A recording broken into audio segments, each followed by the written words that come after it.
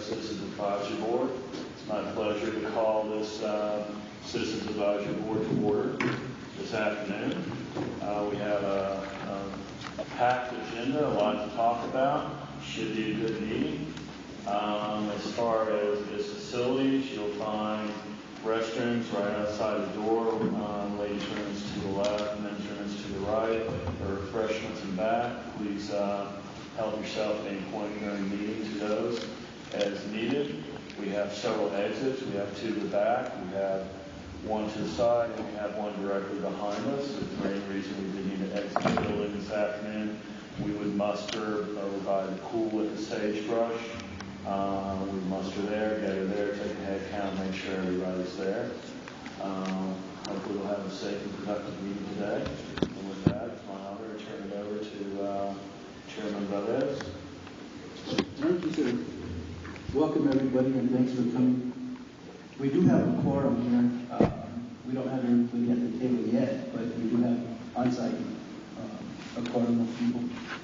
So I guess with that, let's go ahead and start with some introductions for the sake of the audience.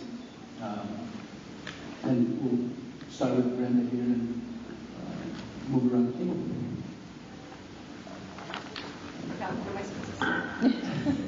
I am Brenda Gallegos, and I'm from Chile, New Mexico.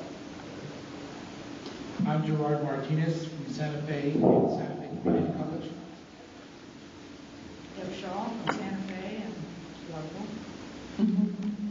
Joey Tiano, CAB member, Santa Fe. And again, Leadership Department of Energy. I'm the Chair, Carlos Valdez, out of Santa Fe. Melissa Stefan, Executive Director. Welcome to Taos. Daniel Pacheco, Vice Chair.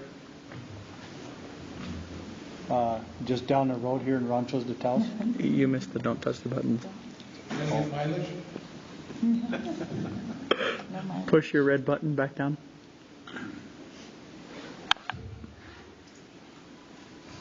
William Alexander, Technical Writer for the CAB. I am Bud Sayer from Santa Fe. Ashley Sanderson from Santa Fe.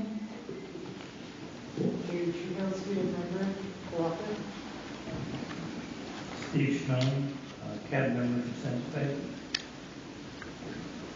Let's go ahead and have the folks in the audience introduce themselves as well. Good afternoon. I'm Patty Jones with Environmental Programs at the lab.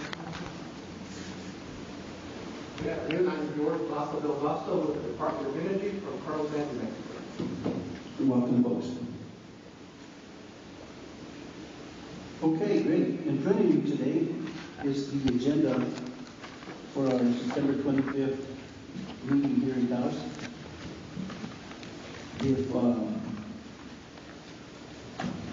If everybody's had a chance to take a look at the agenda, comments, questions, concerns, if not, we'll entertain a motion.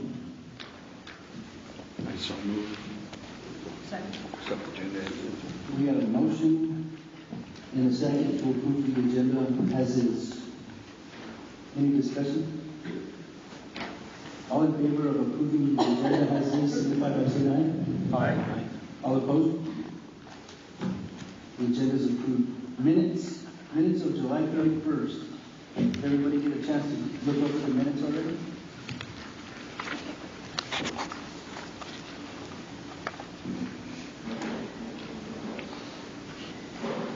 Great job on these minutes, Bill. Thank you.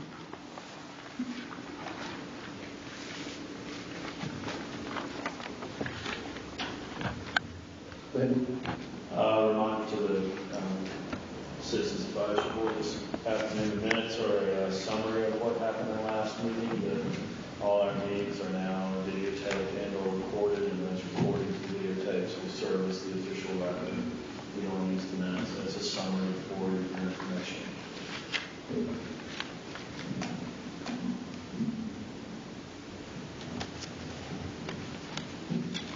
I move that we accept the minutes.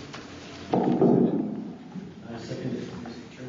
Okay, thanks, Mitch. We got a motion and a second to approve the minutes without changes. Any discussion on that? Everybody's good with that? All in favor of approving the minutes of July 21st, signify by saying aye. Aye. All opposed? Motion carries. We have approved minutes. We're a little early for public comment, but I guess what we can do is get into old business and then come back to public comment in a few minutes. Written reports. We have the executive director's written report, and we have the chair's written report in your packet, and hopefully everybody's had a chance to go over that, read those.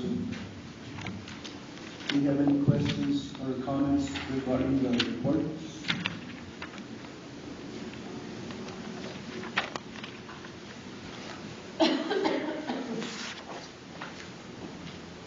Okay. I guess a couple of things that I did want to mention is that I'm not sure if anybody had, if everybody here had the opportunity to attend our September 10th meeting in Milwaukee. We had a real good meeting with New Mexico Environment Department Secretary Designee Ryan Flynn, who talked and presented on the consent order and perspectives coming from the Environment Department as it pertains to that consent order, and what they're looking for is train of thought. And it was a really, really good meeting for Secretary Flynn, and nice to see and hear that he's working real closely with the Department of Energy with almost labs, and it's a regulatory agency that is a good relationship. It's unbounded around the country, but here in New Mexico, it's a really good working relationship between the regulatory agency. We also had the opportunity to hear a presentation from Kate, and I know for at least the last year, a lot of members had wondered how the appointment of membership to the CAB actually worked. So it was good to have Kate come down and make that presentation, and I think she did a real good job of explaining how that whole process worked. There wasn't a whole lot of questions that were asked of her, so I guess that tells me that she did a good job of making that presentation. Again, we have a new employee on the CAB, and welcome. And it's good to have somebody help these good people up there that work hard in the process of employees, so welcome. We were, in terms of old business, we were, or we are in the process of looking at the bylaws and looking to see if there's any changes that the bylaws need or should take. But we're kind of in a holding pattern right now, waiting on Washington, D.C., because apparently headquarters wants to take a look at bylaws of all complex-wide CABs, and so our timing is good on that. As soon as we get instructions and direction from headquarters, what we'll do is go ahead and set up an ad hoc committee to take a look at that, but that's to come still. So I guess that's kind of old business and new business combined. Lee? Yes, Mr. Chair, I just wanted to bring to the CAB's attention, and they find it interesting. Secretary Flynn's presentation, we record all these board meetings, was recorded, and we actually used that presentation. The department used it about a week later in off-site to start planning for renegotiation of consent order. We shared it with many of the key employees that be part of that renegotiation to establish that foundation, and I think the CAB should take credit. It was your original recommendation as the catalyst to open those discussions with the Secretary, and so we should get a lot of credit for that. And then we used it locally to start calibrating our DOE employees as to how or what the expectation of the state would be during the consent order. And since then, that presentation was transmitted to DOE headquarters, and several key undersecretaries in the department have reviewed that presentation by the secretary. So it's a great presentation. You guys should take full credit for that, for being the catalyst of getting that the secretary to the meeting and setting out the expectations for the department to open those negotiations. So I'd like to congratulations to the CAB for helping us start that most important discussion with the state of Minnesota. Thanks, Steve. That definitely is one of our feathers in our caps in terms of accomplishments. It goes to show you that what we do here really is important, and people in DC do listen. I guess with that, we'll open it up for public comment. I see we have some new people that have just walked in. Danny, you want to step up and introduce yourself?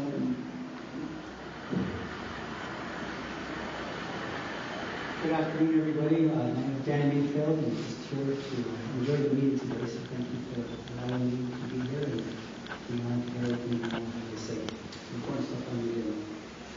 Thank you. And if things go well, by our next meeting, Danny will have his name tag around the table and sitting with us. These are our recommendation to DC as a new CAB member. Thanks for coming, Danny. Appreciate it. Thank you. All right. Go ahead, Danny. Just a point of order, Mr. Chair. I know we're only doing 15 housekeeping, but can we actually go to We do have a quorum. Yes. Yeah, I'm counting 10, but maybe I'm just counting. So, Yeah, Bob is on.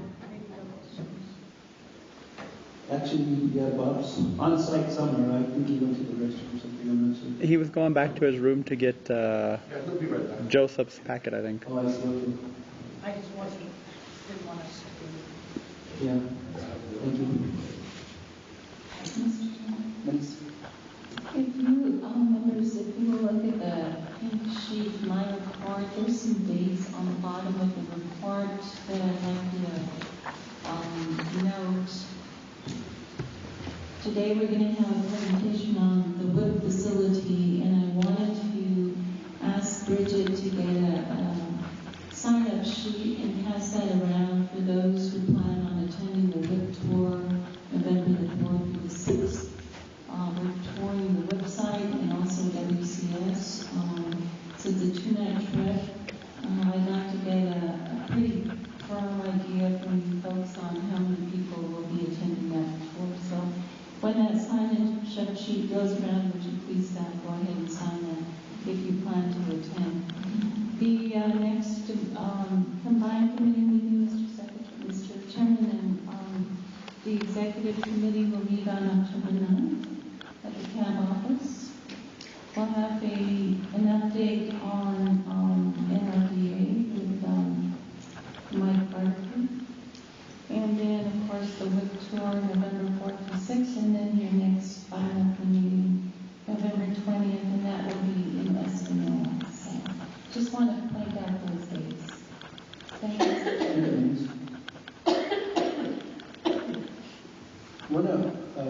I haven't, Danny, heard anything lately on the regional coalition. Is there any meetings planned that are coming up? Mr. Chairman, thank you again, Danny Mayfield, and Santa Fe County, and also a member of the Regional Coalition of Autonomous Communities. We do have a meeting coming up now in October.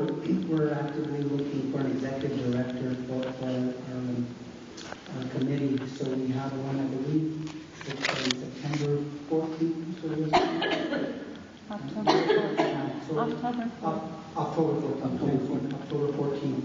And I think right now I haven't seen the full agenda, but I think that might pretty much just be for a review of our executive director on October 14th. But I will keep you all posted on that.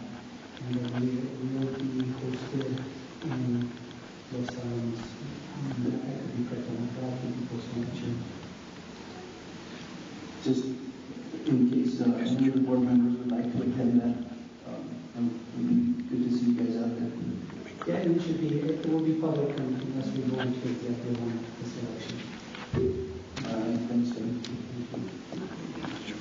Any more people in the public want to address the board? Okay, so with that, we'll go ahead and close the public comment period and move on to new business, unless there's anybody that has any old business they would like to bring up.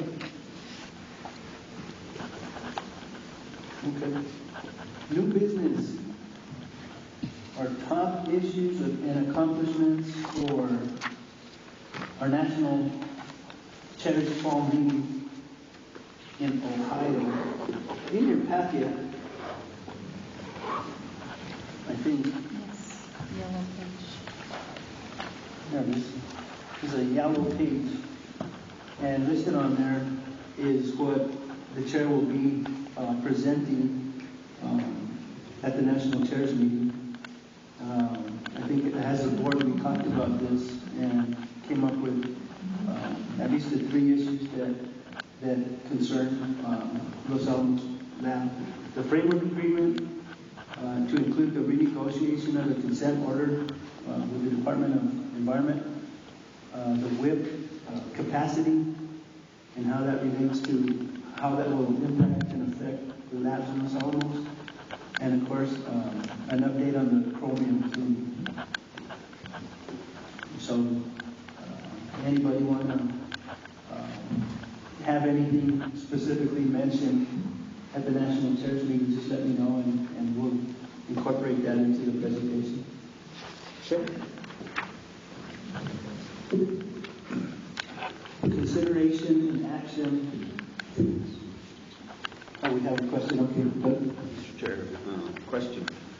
Is this shutdown of the government going to affect some of the things that we're planning on cover, such as, key and non-key or essential employees that are going to be able to do it? Maybe Lee can answer that. I just wondered if anything's going to happen related to this because we have a number of meetings scheduled. Thank you. So I was given a message right before the meeting. If I talk about budget, I will be shot.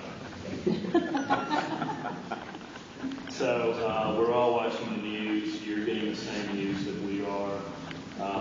There's a House mark for Los Alamos. There's a Senate mark for Los Alamos, and there's a presidential. And we got the presentation that passed. It runs from 250 to 173. With any budget situation, until the House and the Senate resolve their differences, it's an unknown. Typically, I've been in the federal system for 20 years now. Doesn't feel like it, but I have. And this is kind of the soup du jour. This is what we run into every year. They will more likely than not go till midnight. There may or may not be a 30-day CR containing resolution with some kind of funding level. There may or may not be a 6-month continuing resolution with some funding level at some point between close to those numbers. If it is a continuing resolution, typically it's less than the lowest number divided by 12 as a restricting. As far as our schedules are concerned, the November trip and the late October trip, I believe will still occur. I believe, and this is just my personal belief, my experience, they will have some resolution. Operating expense for this board is actually minimal compared to the rest of our operations. So it's not a huge impact. So unless there's a specific restriction on travel, I intend to move forward with these. And of course, the website, if they're available, if they're open to receive the tours, we expect to pretty much maintain schedule is what I think right now. Unless everything really goes wrong in Washington, which is, and I'll let you make that prediction, Doug, how bad it's going to be this year. But I think we'll be able to maintain these trips are far enough out that I think we'll be able to maintain our schedule. Is that fair? Thank you, Mr. Chair, and Lee also. Steve? As a follow-up to that question and then a suggestion for your list. Oh, good. First question was, will Denise and her crew be working if there's a government shutdown?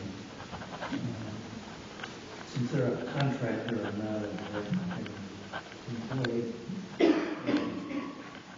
thought you could add to your list something about the 3706 campaign, which I think has been a success for Lee and his group. Not really played an active role. They're doing a good job and they're looking over their shoulder.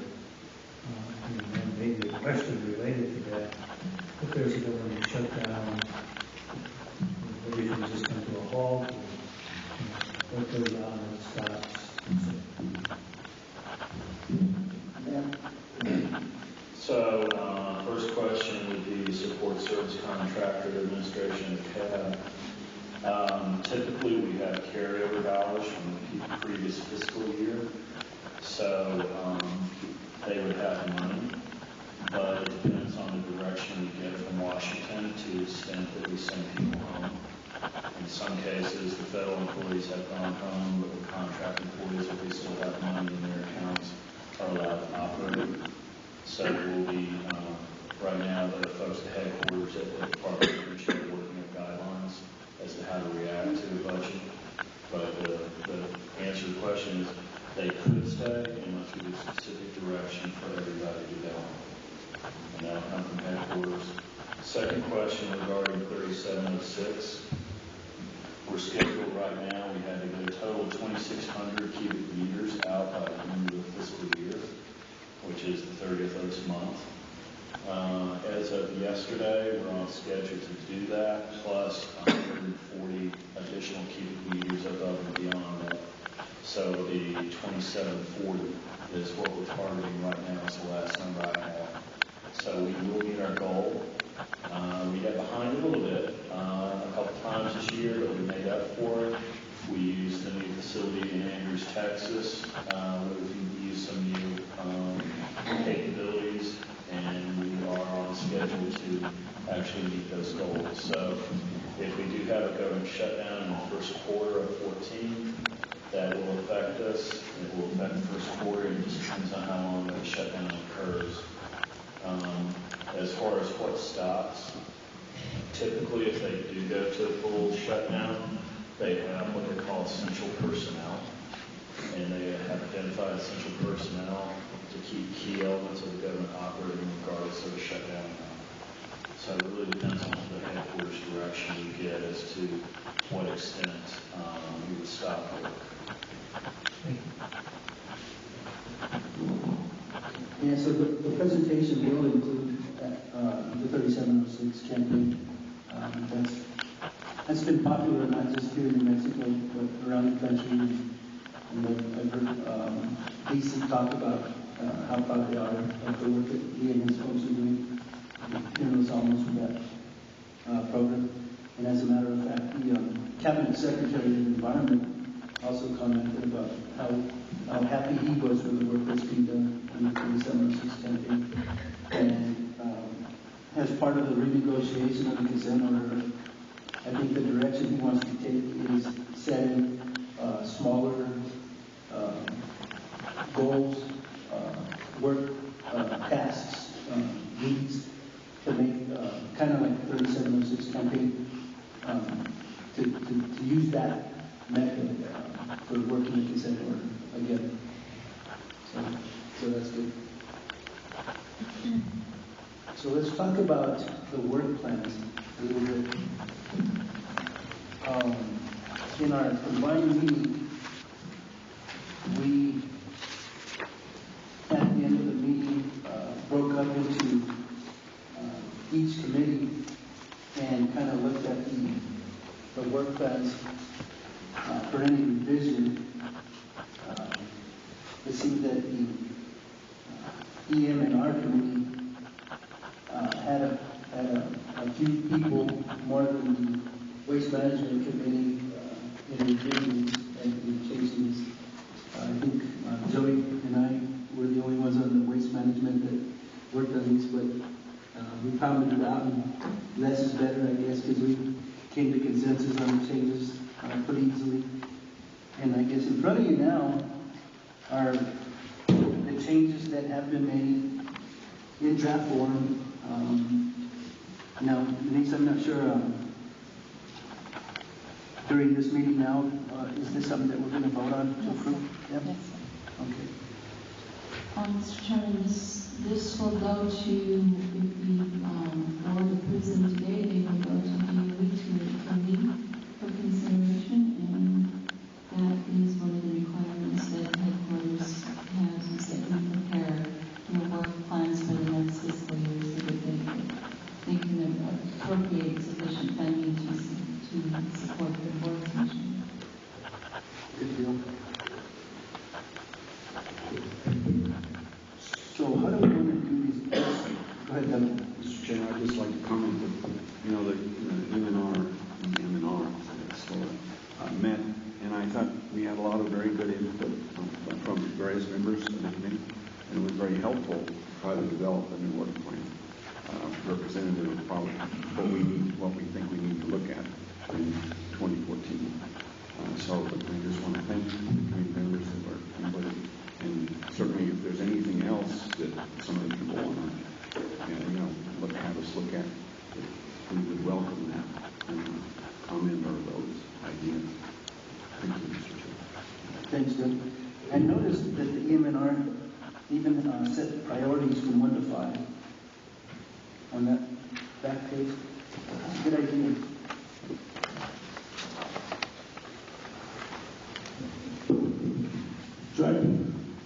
Mr. Chair, I just have consideration for the mission statement on the third line, existing and proposed to remove so as. I'm just going to move to my recommendations. Which one? I'm sorry, waste time.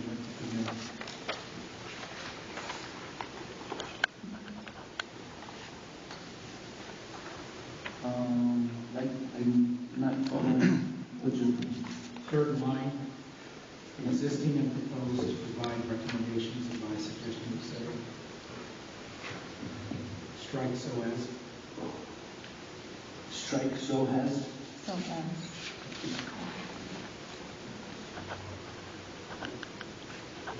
Okay. Go ahead, Bob. Okay, in the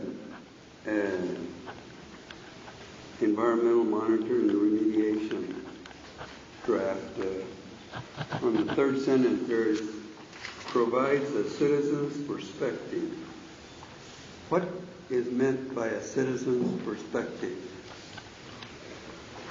Is that relative to a non-citizen, or is it relative to knowledge, or is it relative? What is a citizen's perspective?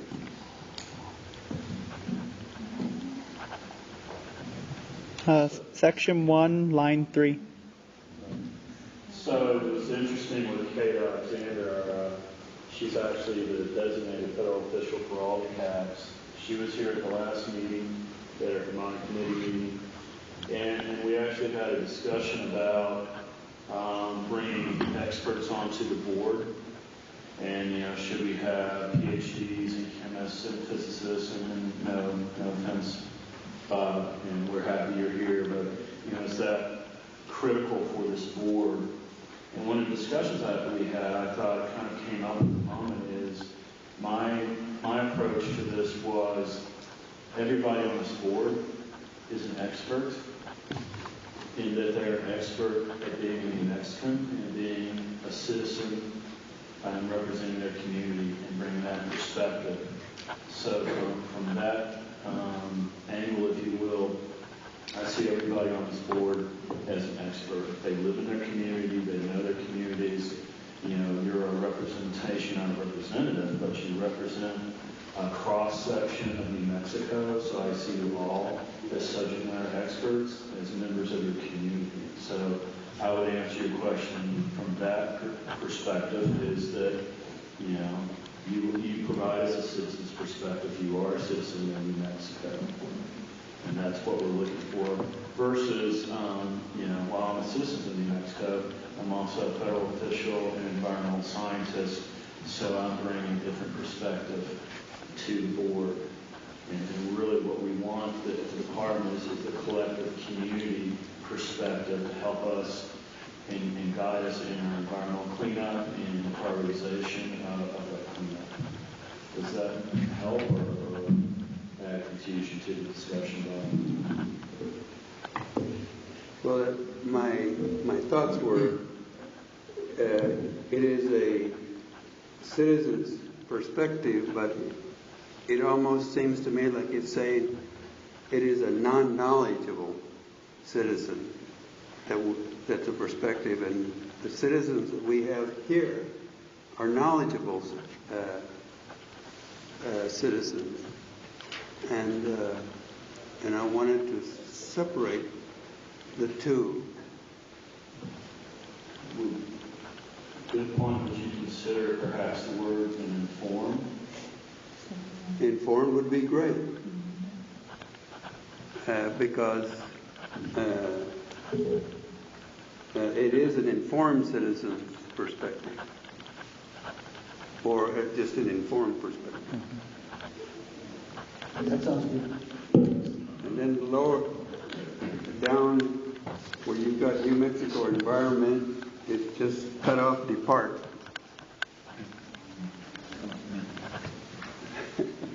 Okay. And then down in section 2 and F, work with BOR. And I didn't know if that's Bureau of Range Management or what. What is BOR? Can somebody from Mr. Chair, comment on that. That's Bureau of Reclamation. Sorry about that. By the way, it was in there, that's who's handling the Milwaukee Valley Regional Water System, EIS, as well as the design of the system to serve all of the Milwaukee Valley. Thank you. And by the way, Mr. Chair, I think Bob has a good point. I think as chair of the committee, that would be fine to add the word prior to citizens. I think that sounds like informed citizens, and then we're going to spell out Bureau of Reclamation. that'd be good. And add MENT after depart. Thank you, Mr. Chair. We didn't want to depart. Cool. Yeah. Allison, you have a... Yeah, I just wanted to bring up that we also learned from our federal designated officer, whose name I can't recall, Kate. Yeah. We also learned there are two kinds of advisory boards, and one is sort of not an expert panel, and the other has expert tests, expert credentials. So she was mentioning different boards that exist in the federal government, I think Department of Health and Health. And so the citizen is also differentiated in terms of commission statements speaking to the federal audience. So anyway, I think informed citizens is a great solution. And we are hiring training and hiring informed. So you're saying that ought to be an advisory board perspective? No, I'm just saying in terms of federal boards, as they shake out, what I learned at our committee meeting was that there are two flavors of federal boards. We're the non-expert flavor, then there's sort of the expert advisory board flavor across the different agencies and departments. So I was just highlighting that point in terms of the mission statement speaking to a federal audience as well as speaking to the general public. If I'm a Fed and I'm reading this and I know about the two different kinds of boards, it's going to help me differentiate this board from other boards. And so I think informed citizens is great. But I believe that's the purpose of having the word citizen perspective. So I just wanted to get that out on the record. And then on the priorities for our committee, I just wanted to mention we had such an ambitious work plan that the reason we came up with these priorities was to give us a place to zero in on. But maybe we'd like like to say priority items for enhanced focus. I didn't want to imply that we would do these in order 1 through 5, like those are our top 5 priorities in that order. These are priority items for enhanced focus. Because our work plan gives us a lot of, a boatload of work to do in a whole year, a lot of freedom if we end up on different projects, but the priority gives us some flexibility. If you agree, Seth? Mr. Chairman, it sounds like a good idea. You know, certainly we're not going to get on all of them at any time, but you know, we want to kind of focus in on certain ones. And I do agree with Alice's point about this. That would be fine to add that in, and we would do that as part of the motion. And hopefully the other committee members agree. Thank you. So, Will, did you get the change? Yes, sir. Okay. Good job. Thanks, folks, for working on these work plans and updating them. I still have a comment to make on Okay, go ahead. groundwater, and that's on the next page. H, be advised and keep abreast of the chromium perchlorate groundwater plume. And they talked about the chromium groundwater plume in both the Waste Management Committee and also the EM&R Committee. But that's the first time that I recognize that there is a perchlorate groundwater plume. Is there one? Yes. Is it associated with the chromium? Yes. So why don't all of them have that? Why don't all of what? Everywhere where we talk about groundwater plume, because it makes a difference on how you treat that. Okay. You have to point out where it doesn't, because everywhere I look at on this work plan, it does have both chromium perchlorate. Yeah, and that's good. If chromium and perchlorate are a pair, or if they're paired in some way, but here we have, it doesn't say chromate perchlorate, it just says chromium perchlorate. So that's chromium 3 plus chromium 6 perchlorate. And perchlorate's an oxidizing agent, and it would oxidize chromium 3 to chromium 6. So I'm concerned about having only this in one place as chromium perchlorate, but I'm very interested in just what that means. I see. You want to shed some light on that, Doug? Well, Mr. Chairman, that was in the plan before what we wanted. We got that update, and I believe at the last meeting, I think there's going to be another update today. So maybe Mr. Longmire could talk to us about chromium perchlorate. But I thought Bob was sort of referring to, if you look at the waste management, it refers to the chromium plume in item 3C and also 7A. And I just thought maybe that's what he meant. Oh. Are these associated? You know, it should be chromium perchlorate. Maybe you can comment about that. Thank you, Mr. Chair. So, I guess that's two different things I'm hearing. I guess chromium perchlorate ought to have something else associated with that. It changes 6 to 3 instead of 3 to 6. Well, if we're going to say that chromium perchlorate is a plume with a common source, is that what we're saying? Is that they're both from the same source? That's my understanding. We ought to, in the other places where we listed as a work for chromium plume, also, and then if it's, let me see, you looked it up in the Waste Management Committee. And we've got it 2 places, monitor the chromium plume. I don't think that they're from the same source, and then we can have Pat elaborate on that, but the chromium, my understanding, is actually from the cooling towers that used to be out at Yes. T3. I'm not sure where you get it from cooling towers. I think it commingled at some point in time, and so now they are commingled. But I don't think they were from the same source originally. I thought the perchlorate came from Omega West. I guess this would be a perfect question for the gentleman presenting on the subject this afternoon. Because I don't, unless somebody on the table is an expert on the subject, I think we ought to save that question for. Well, not on the source of where the perchlorate comes from. Right?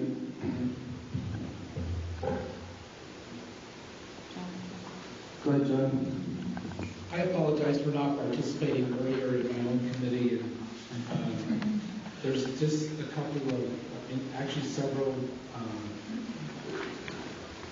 I guess, editorial suggestions. And they're mostly dealing with capitalization. No, okay. So if you'd rather have me, instead of taking up the time, I can submit it to staff. And it's just trying to get consistency throughout. I mean, we're capitalizing chromium, capitalizing plume, other times we're small cap units, so I'll just do that. Yeah.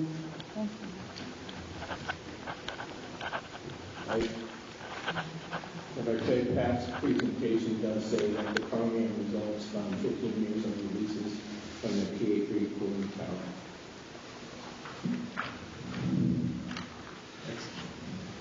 That's chromium.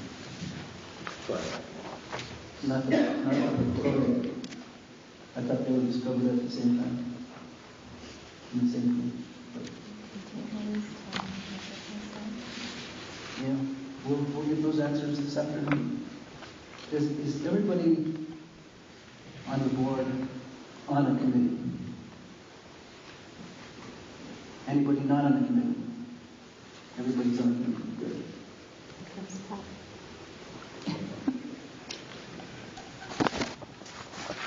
I guess another question that I have on committees is, where to have elections for committees? Yes, sir, they are on the agenda for October 9th. Chair and vice chair of each of the 2 committees. And those folks will also serve on the executive committee as being officers of the committees. Okay, so who do we have as chair and vice chair of each committee? Doug Sayer is chair of EMR and Joseph Villarreal is vice chair. Joe Tiano is chair of waste management and Manuel is vice chair. Currently. Okay. And Dr. Longmire just walked in and anyone else can get this right. Yeah, we'll hold that until this presentation. So, leadership of the committees, you might want to start thinking if you would still be willing to be chair and vice chair of your respective committees. Or if there's an interest on the board to serve as chair or vice chair of either of the committees, now you might want to start thinking about that since now, Steve, I have gotten your word that you're interested in serving as chair or vice chair on one of the committees, so that's good. If anybody else that has an interest in that, let me know. Go ahead. Just to point out to the board members, keep in mind that I know some of us are retired, some of us aren't, but certainly this is, being on the board is an item I would certainly list on my resume. The fact that you are all vetted by the White House and before you're designated to the board, and whether you're a chair, vice chair, or committee chair, I would also note that as a worthy item on your resumes as well. This board has a lot of weight and goes through a lot of review at headquarters and at the White House level. So congratulations for being on the board, and consider that, you know, when you do take these positions, I would encourage you to actually list this on your resumes.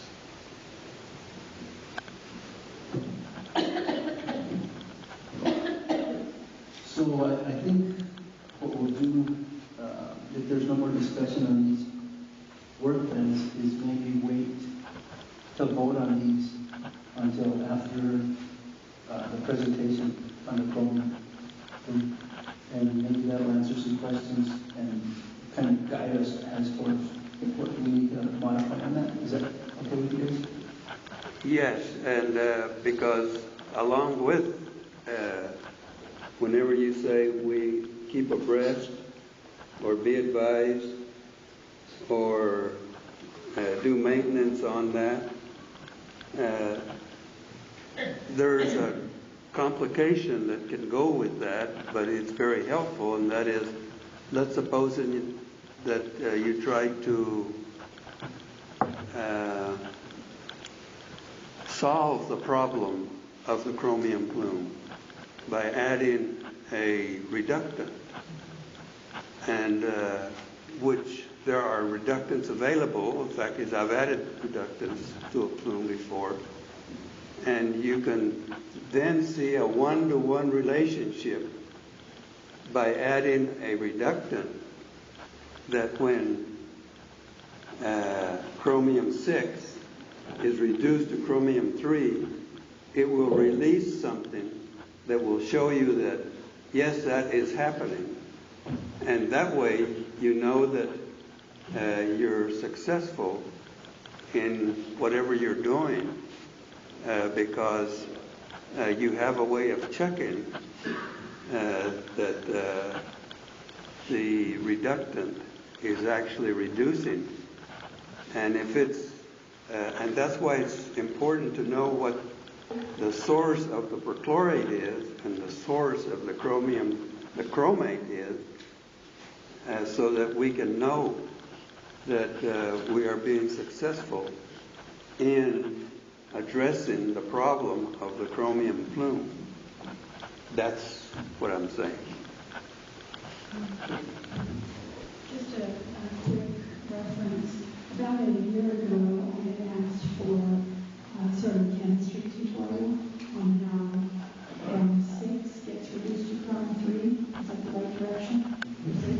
Yes. Okay. And we sort of thought about having that, but never came forward.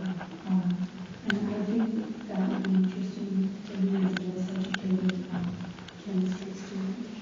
So I had asked if iron in the ground and wetlands is the agent that helps to change it, all the different factors that help to change it. And what I understood from that work is it's a fairly nuanced process, and there's lots of different factors in the field versus in the test tube. And I'd like to understand the difference between those two environments. So just as a background, I wanted to put that out there. So with your permission, Mr. Chair, I'll see if Ms. Jones had action, and we'll put that on the next schedule with the upcoming committee meeting or the last board meeting to have a 10 or 15 minutes quick tutorial on the reduction of chrome. Does that sound like something you can do, Patty? Absolutely. Awesome. For the board's sake, maybe Bob, you might want to explain just real briefly, not in a whole bunch of detail, the difference between 6 and 3. Sure.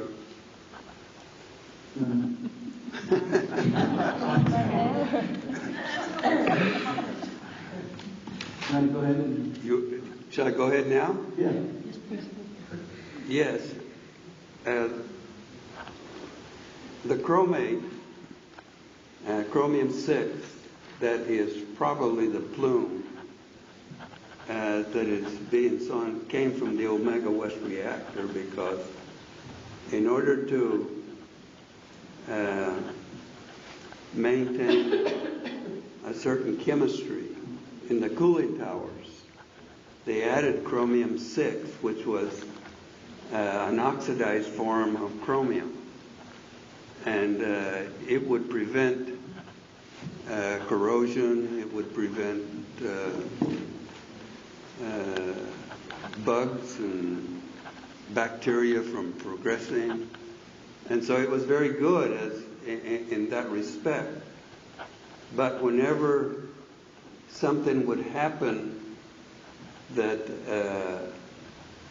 the chromium-6 would run into, say, a biological agent and be reduced to chromium-3, the reduce is when the electrons that were available in one case are no longer available. But it's just a matter of the amount of electrons that are available to be donated to the other chemical. And when electrons are donated and accepted by something and it reduces it, that is a sign that there is a reducing environment.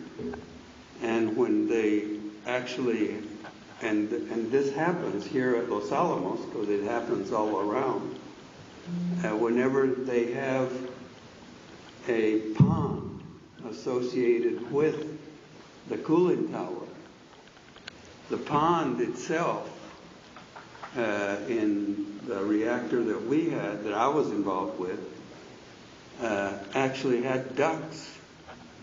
And these ducks, they pooed in the water, and that was a reducing environment.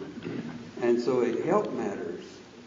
But you don't always have the, like with the Omega West reactor, you don't have that, but you do have a pond. And that pond has a lot of plant growth and a lot of bacteria that reduce chromium-6 to chromium-3. Chromium-3, of course, is helpful. We take it as a food, but chromium-6 you don't, because it's an oxidant, just like peroxide. But it's stronger than peroxide, and because peroxide is pH dependent as to whether it is a oxidant or reductant. And if you have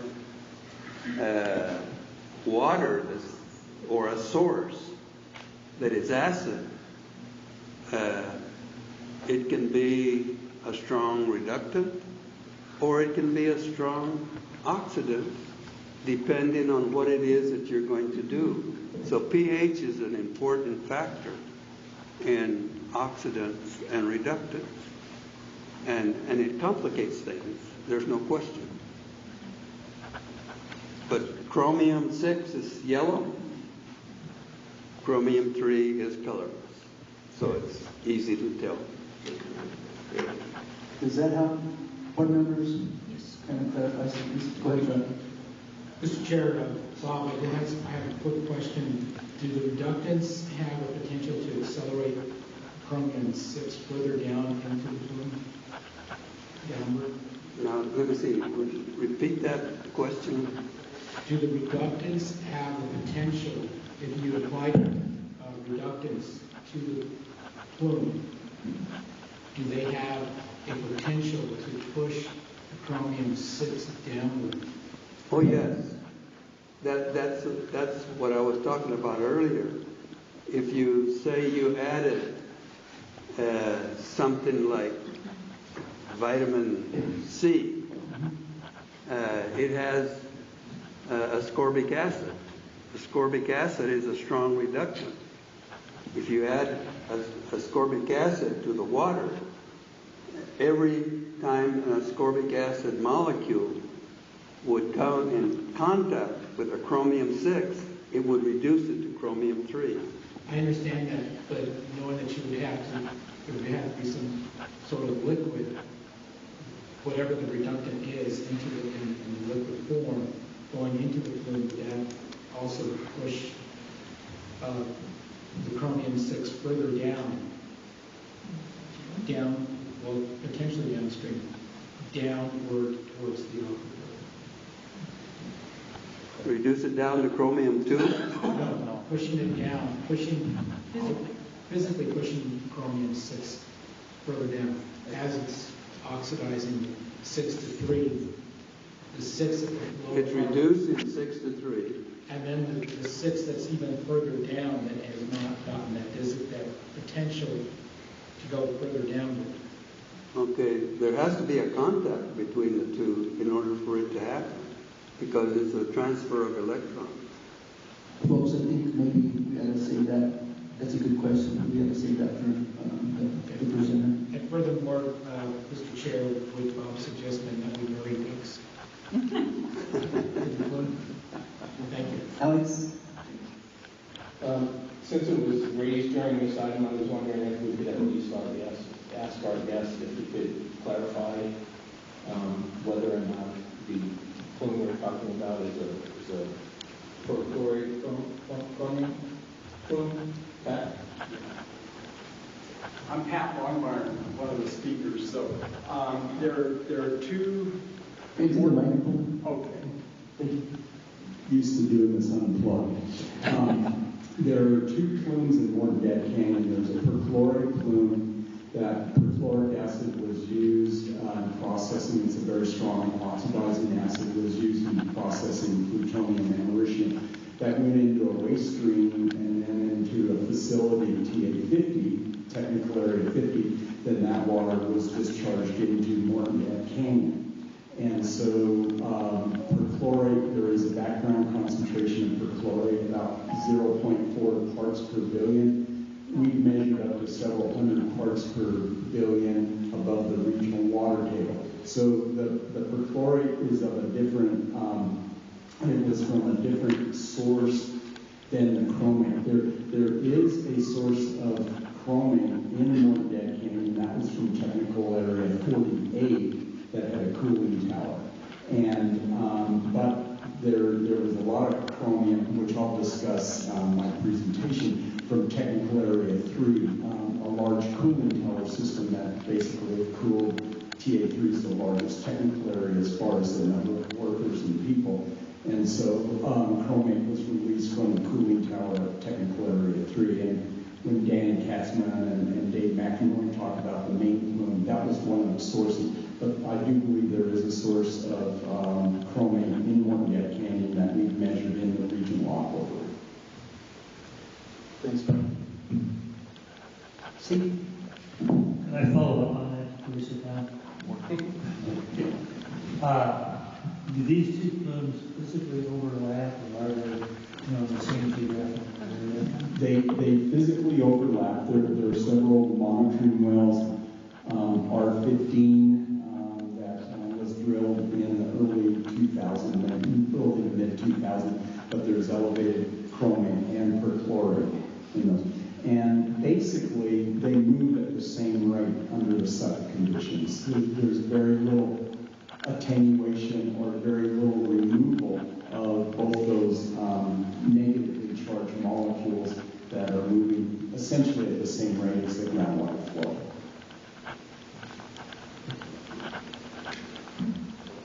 Okay, thank you. Before we go to break, let's talk a little bit about an ad hoc committee for our annual evaluation. And when we take a break, before you guys go out and get some to eat and drink some water, we want to take a board picture. And I guess Denise will let us know where we'll be lining up. Mr. Chair, if the members could just stand in front of the fireplace, we'll take a quick picture and use that on the next meeting. Thank you. So every year, this board grades itself. And over the last few years, we've had the same tool used to evaluate how we're doing. And so I guess at this point, I'll read it straight from the bylaws. The chair shall appoint a committee of members to conduct an annual evaluation to assess how adequately it is representing stakeholder interests and meeting the needs of the public. The board will also evaluate the responsiveness of Department of Energy. The board will help develop the criteria for the evaluation. After board approval, but no later than December 31st, the report will be submitted to the Department of Energy. So I need a couple of volunteers to serve on an ad hoc committee to go over, review, and look at modifications to the tool that we use to evaluate ourselves. Denise has, and Will has the tool to get that to you in hard copy or electronic form and both, but I need a couple of volunteers to serve on that committee to go over it and look at it and see what needs to be changed on that evaluation form. Alex? Ashley? I'll volunteer to be an associate. Okay. We got 2 primaries and an associate. Emmanuel. Well, Mr. Chair, I had a quick question. What is it? Is there an item already targeted in regards to the self-evaluation that needs to be changed or looked at? There's not anything in particular that the board is looking at other than, does the tool still serve the same purpose this year that it did last year, or is there something else that needs to be weighed or evaluated or surveyed that isn't on there? Okay. Okay, I'll volunteer. Good deal. We have our ad hoc committee. If there's no more questions, Steve, you got one? I do have a question. Somewhere on the agenda, is there a place where someone will talk about the impact of the recent storms on the monitoring that goes on in Los Alamos? A lot of the things that we have on our EM&R committee look like they might have been wiped out by the rain. Excuse me, Mr. Chairman. Go ahead, Patty. During our update this afternoon, Steve Venus, our stormwater expert, will be here. That's what these photos are. He's going to address the damage from the system. So very timely.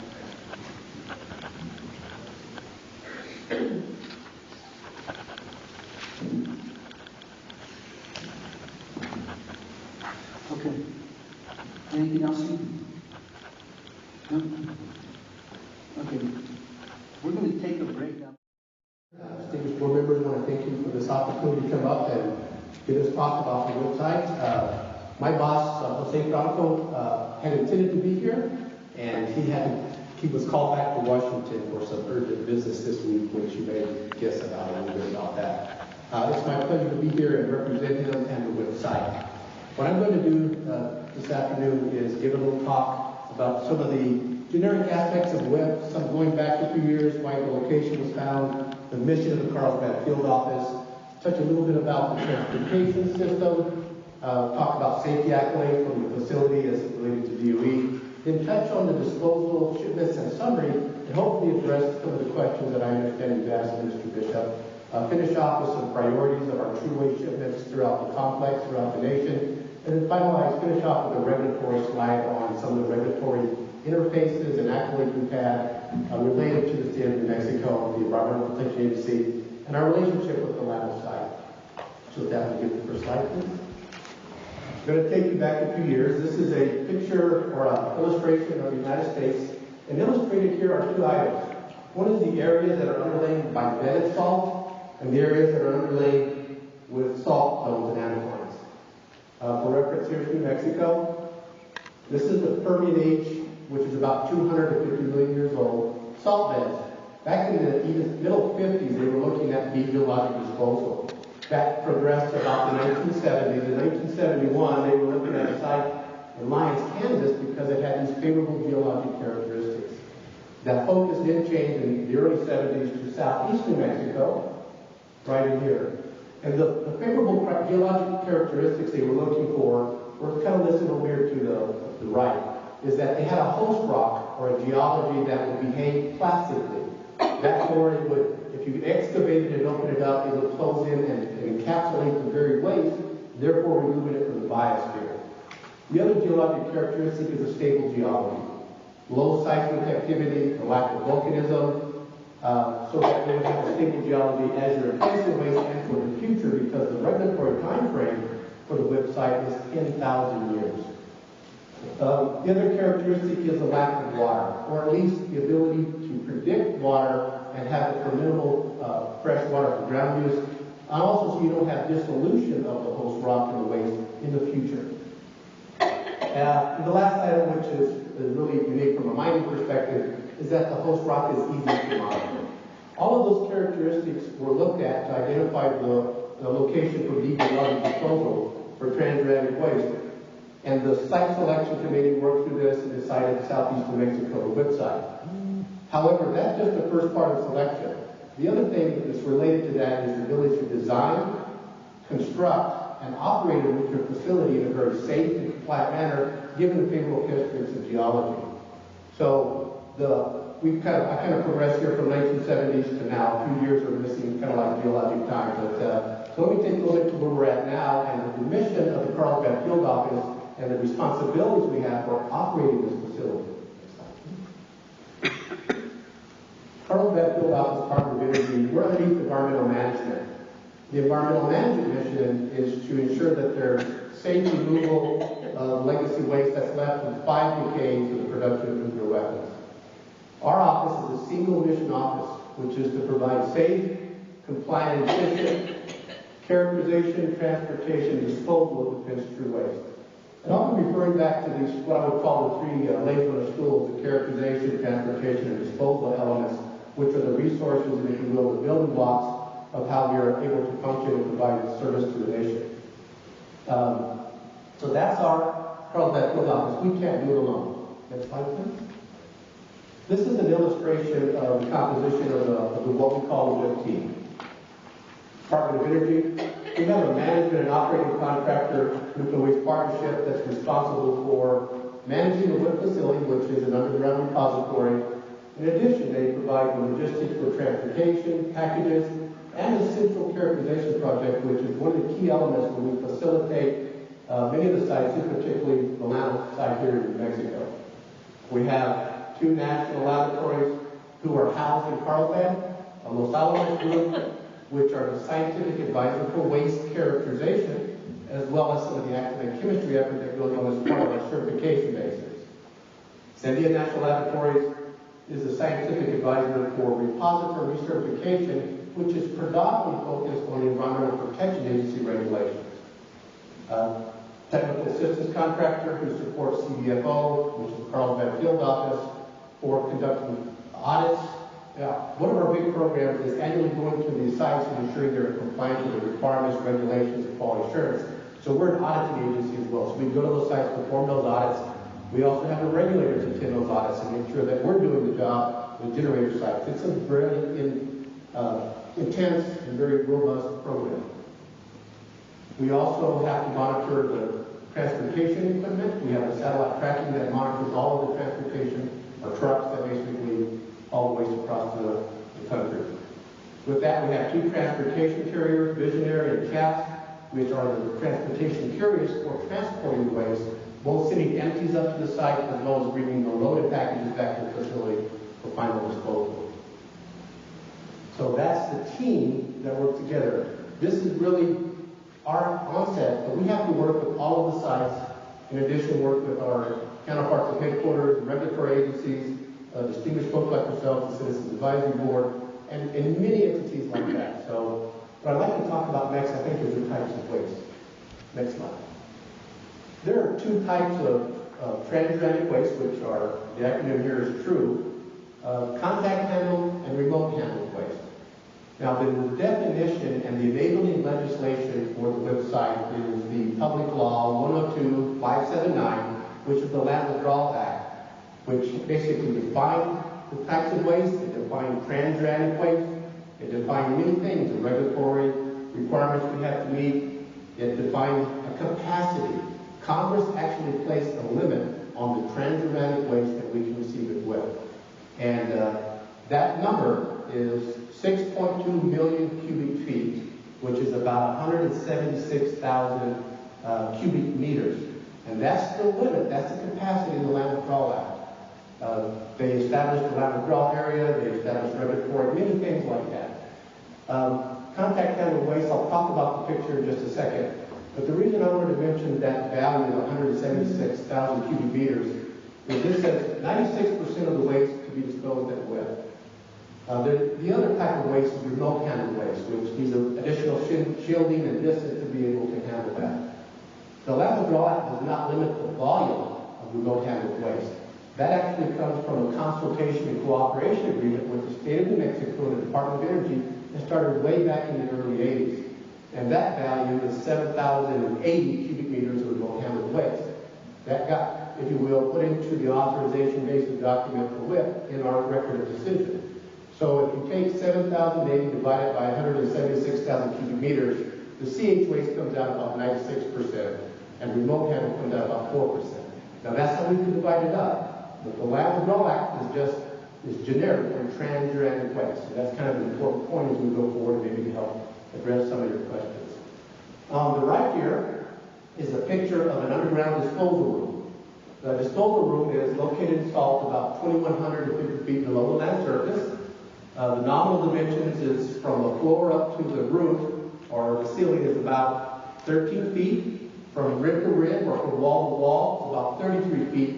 And then the lintel is 300 foot long. What you see here is contact handled waste that is in place on the floor. Some of you may have been to the repository, seen it. Others of you, hopefully you get an opportunity to go in October. You get a chance to see this. It's in place on the floor in the underground, and we stack the containers up to 3 high. Not in all cases, it depends on the containers. What you see in here is a standard waste box stacked 3 high. This is a 10-drum overpack. On top of these black drums are 100-gallon drums in a 3-pack. We also have at the very bottom here our 55-gallon drums which come in a 7-pack. All of those columns are rolled in with the magnesium oxide, which is an assurance requirement as part of the EPA regulations. And the MGO is there, so whenever we back out of the room, the roof comes in, it encapsulated, it creeps closed, it breaks those bags, and magnesium oxide encapsulates the waste. So in the future, if there's ever an intrusion or water comes in, magnesium oxide is basically a pH buffer, like magnesium, and it helps keep this where the actinides may be at the lowest solubility. That's the intent of the magnesium oxide for regulatory requirements. George? Yes?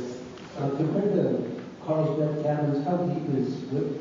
WIP is 2,150 feet below the surface, and Carlsbad caverns is much shallower than that. But from an elevation perspective, the Carlsbad is a little bit higher in elevation. So they're at different geologic horizons and at different horizontal distances. So WIP is much deeper than the Carlsbad caverns and geographically separated approximately 35 to 40 miles. Thank you. Contact handled waste, we started disposing of waste in March 1999, and the first site to ship us waste was Los Alamos National Laboratory, the first shipment. So accolades to them for doing that. Yes, sir. In the contact handled waste is plutonium-239 contact handled waste. Yes, sir. The contact handled waste is based on the surface dose rate on the outside of the container. The remote handle typically has more cesium, strontium, and cobalt, which is a higher gamma emitter, which I'm sure you're aware of, for the remote handle waste.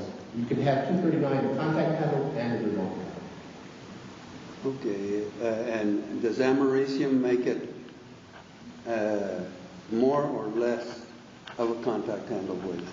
It depends on the concentration and the location with the drum when they do the surface measurement. The contact handle is basically a definition in the Land Withdrawal Act. It's the surface dose measurement on the outside of the container.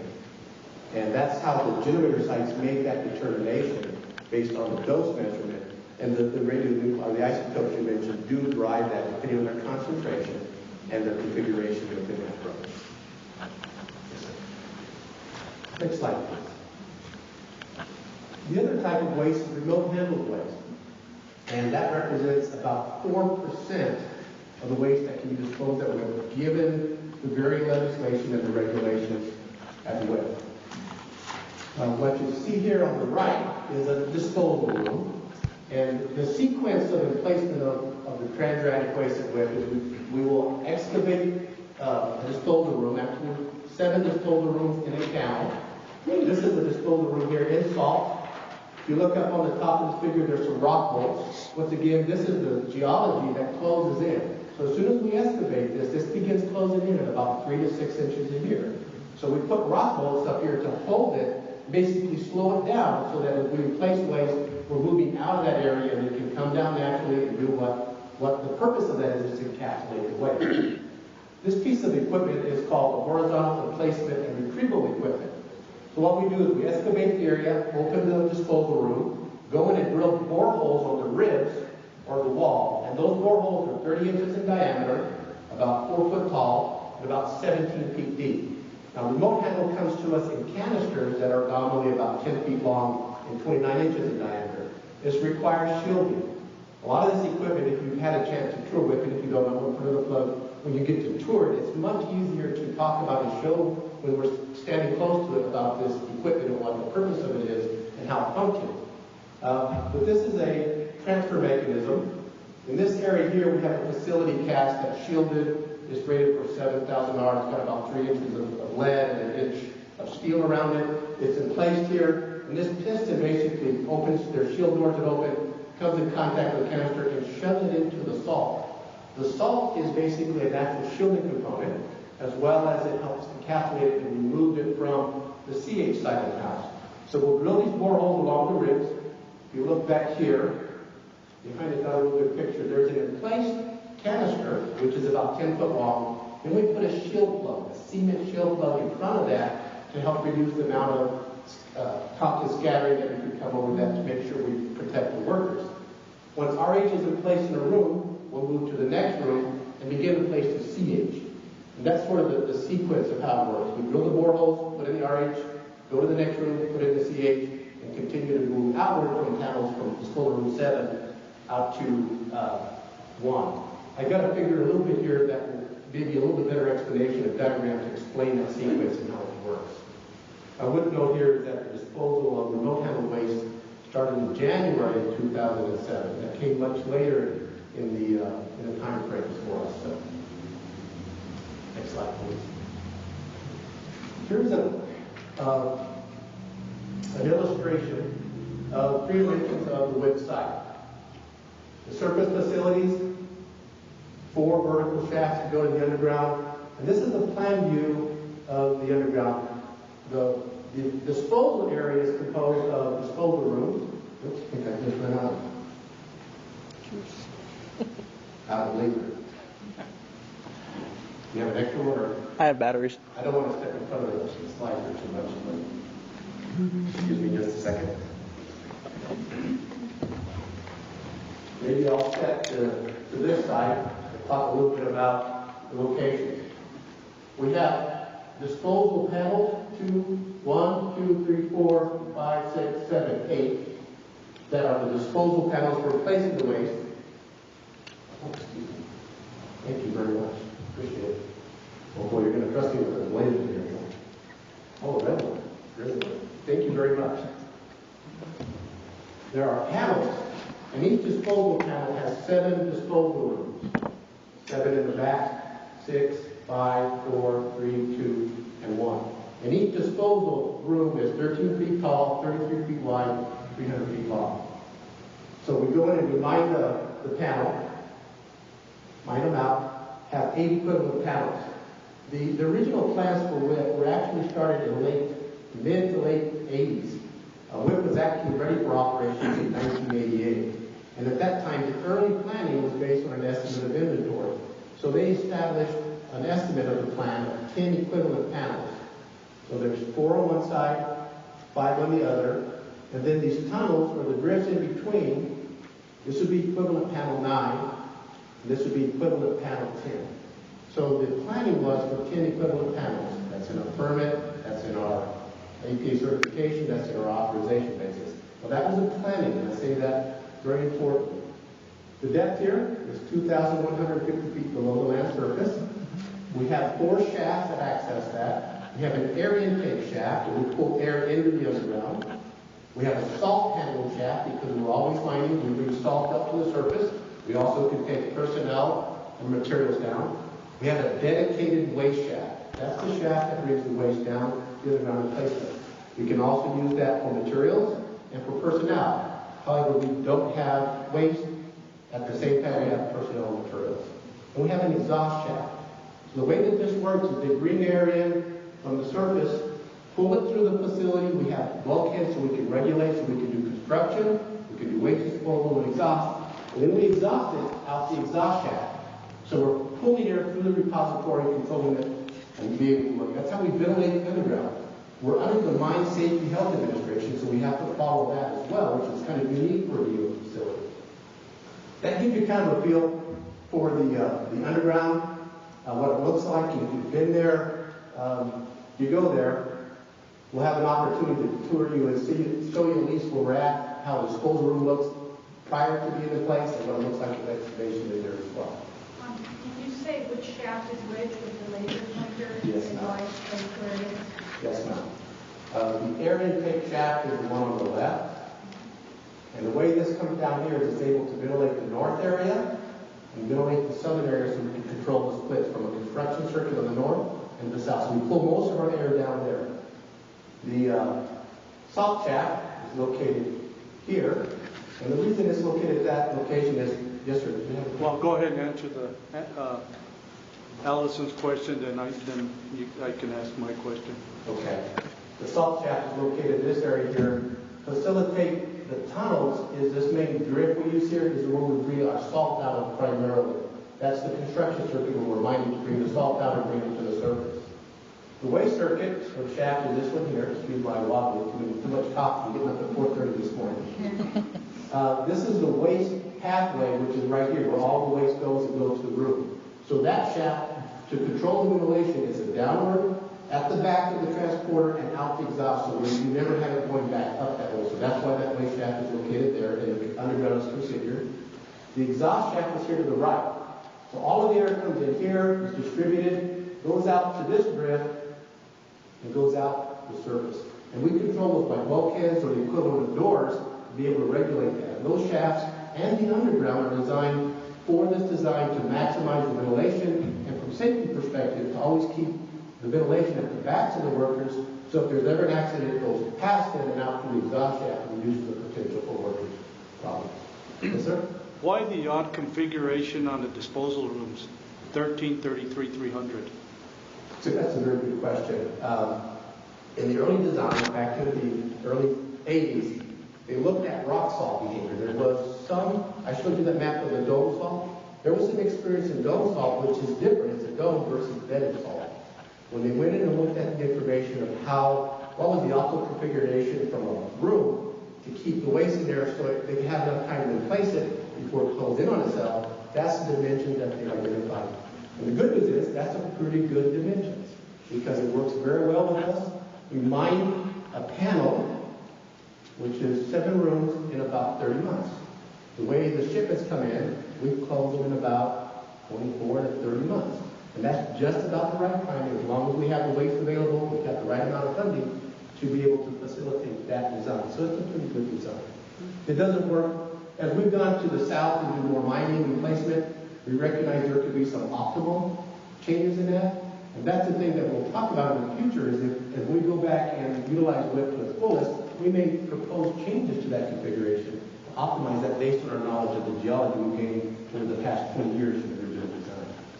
Question. Yes, sir. George, what do you monitor in the shafts for gases? What kind of gases do you monitor?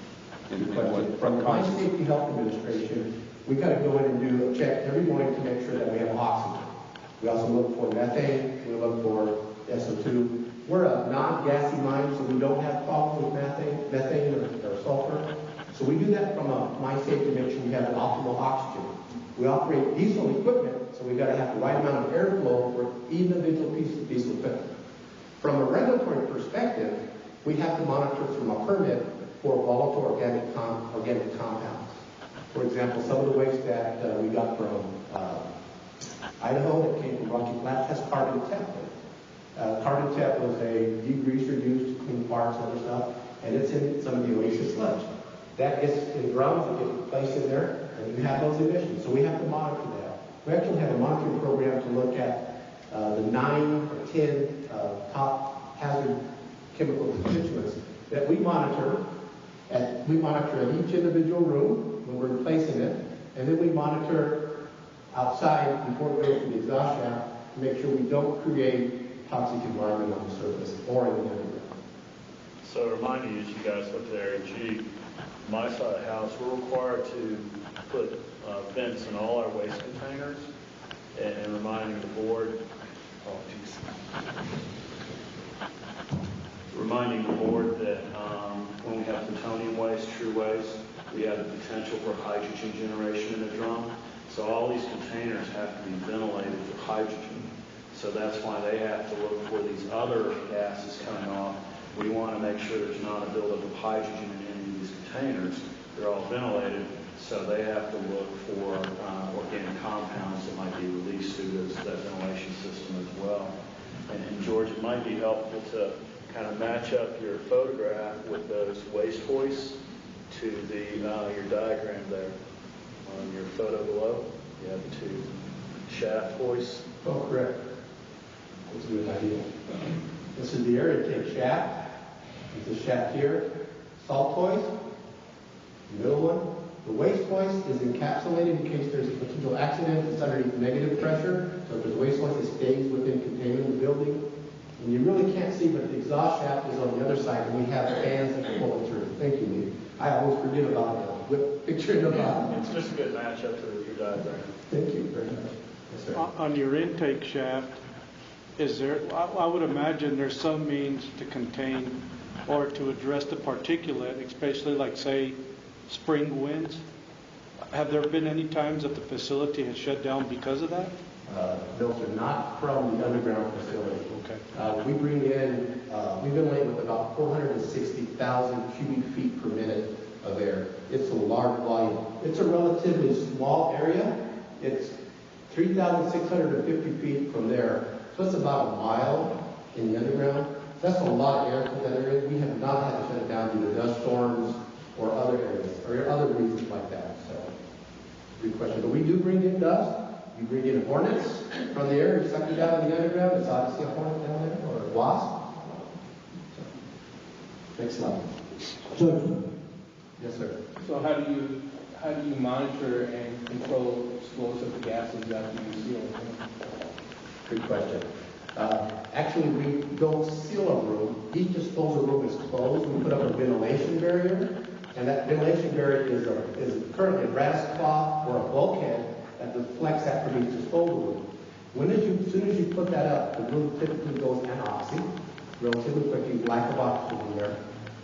Based on the drum vents, we don't have that buildup of explosive gases. Every drum or container has a vent in there. The biggest concern is the radiologist producing hydrogen.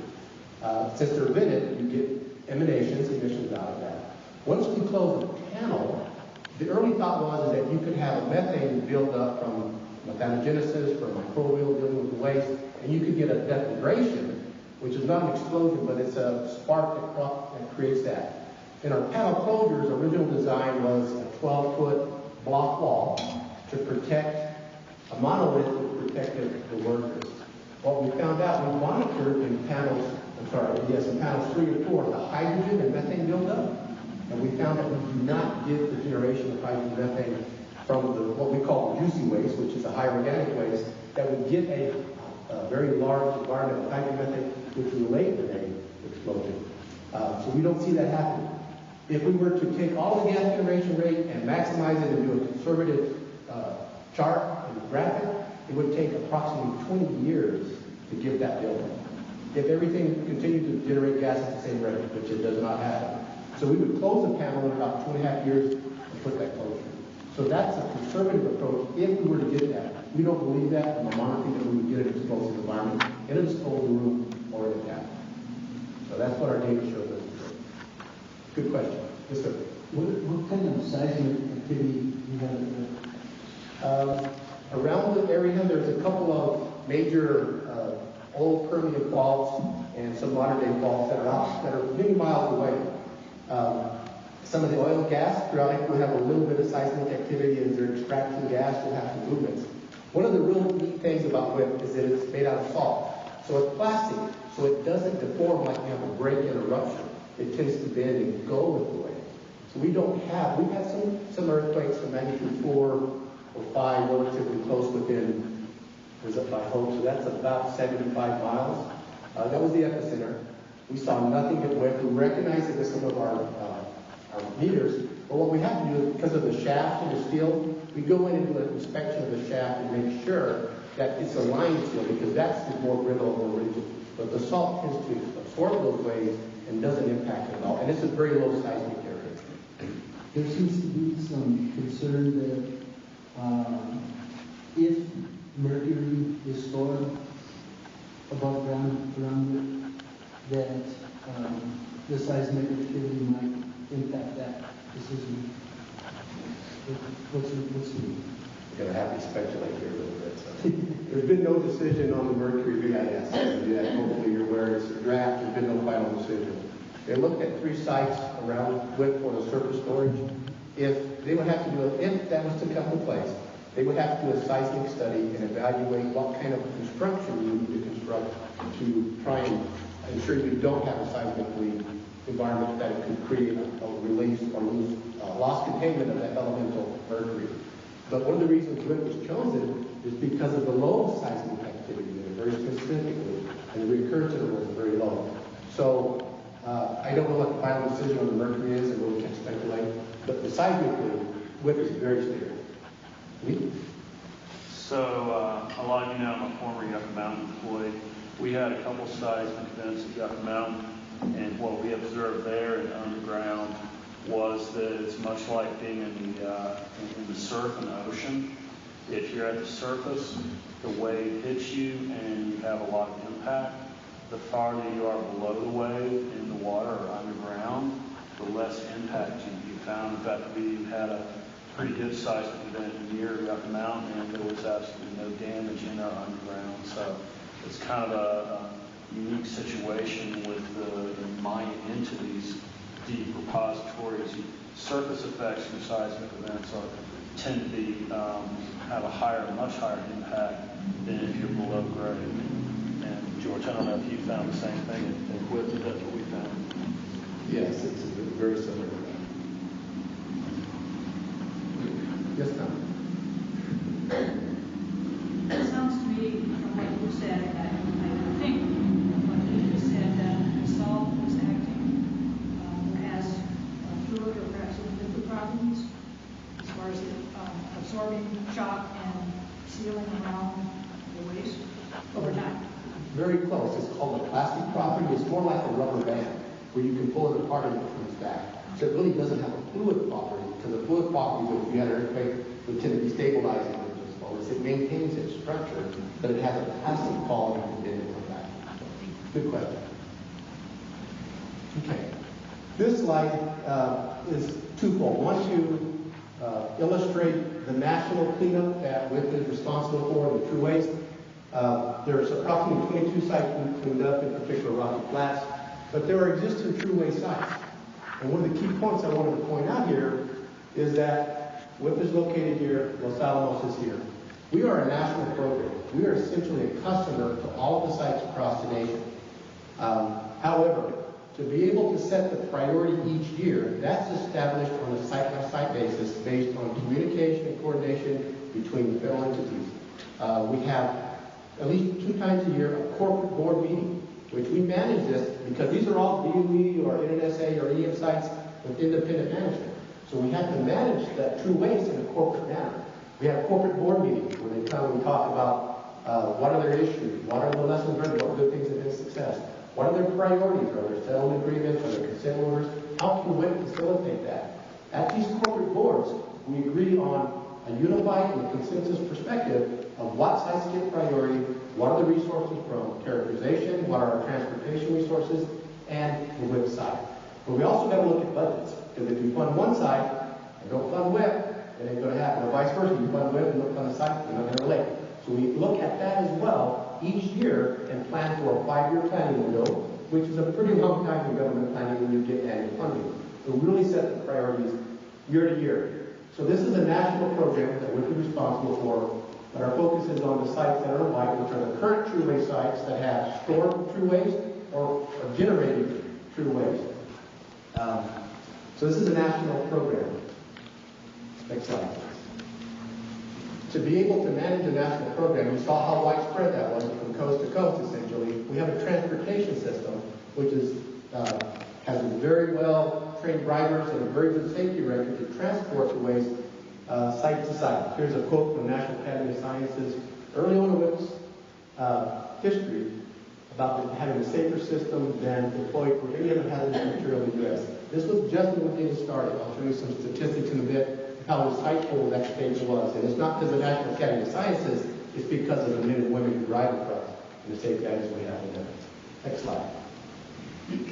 Once again, the three legs of the stool I talked about: characterization, transportation, and disposal. Transportation is probably the most visible. A lot of the public sees that it traverses the highways in New Mexico as well as the nation.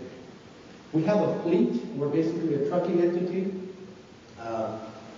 According to the Land Withdrawal Act, the certification of the packages that we use to ship the waste in has to be certified by the Nuclear Regulatory Commission. DOE can't self-certify that. That's a requirement of the Land Withdrawal Act.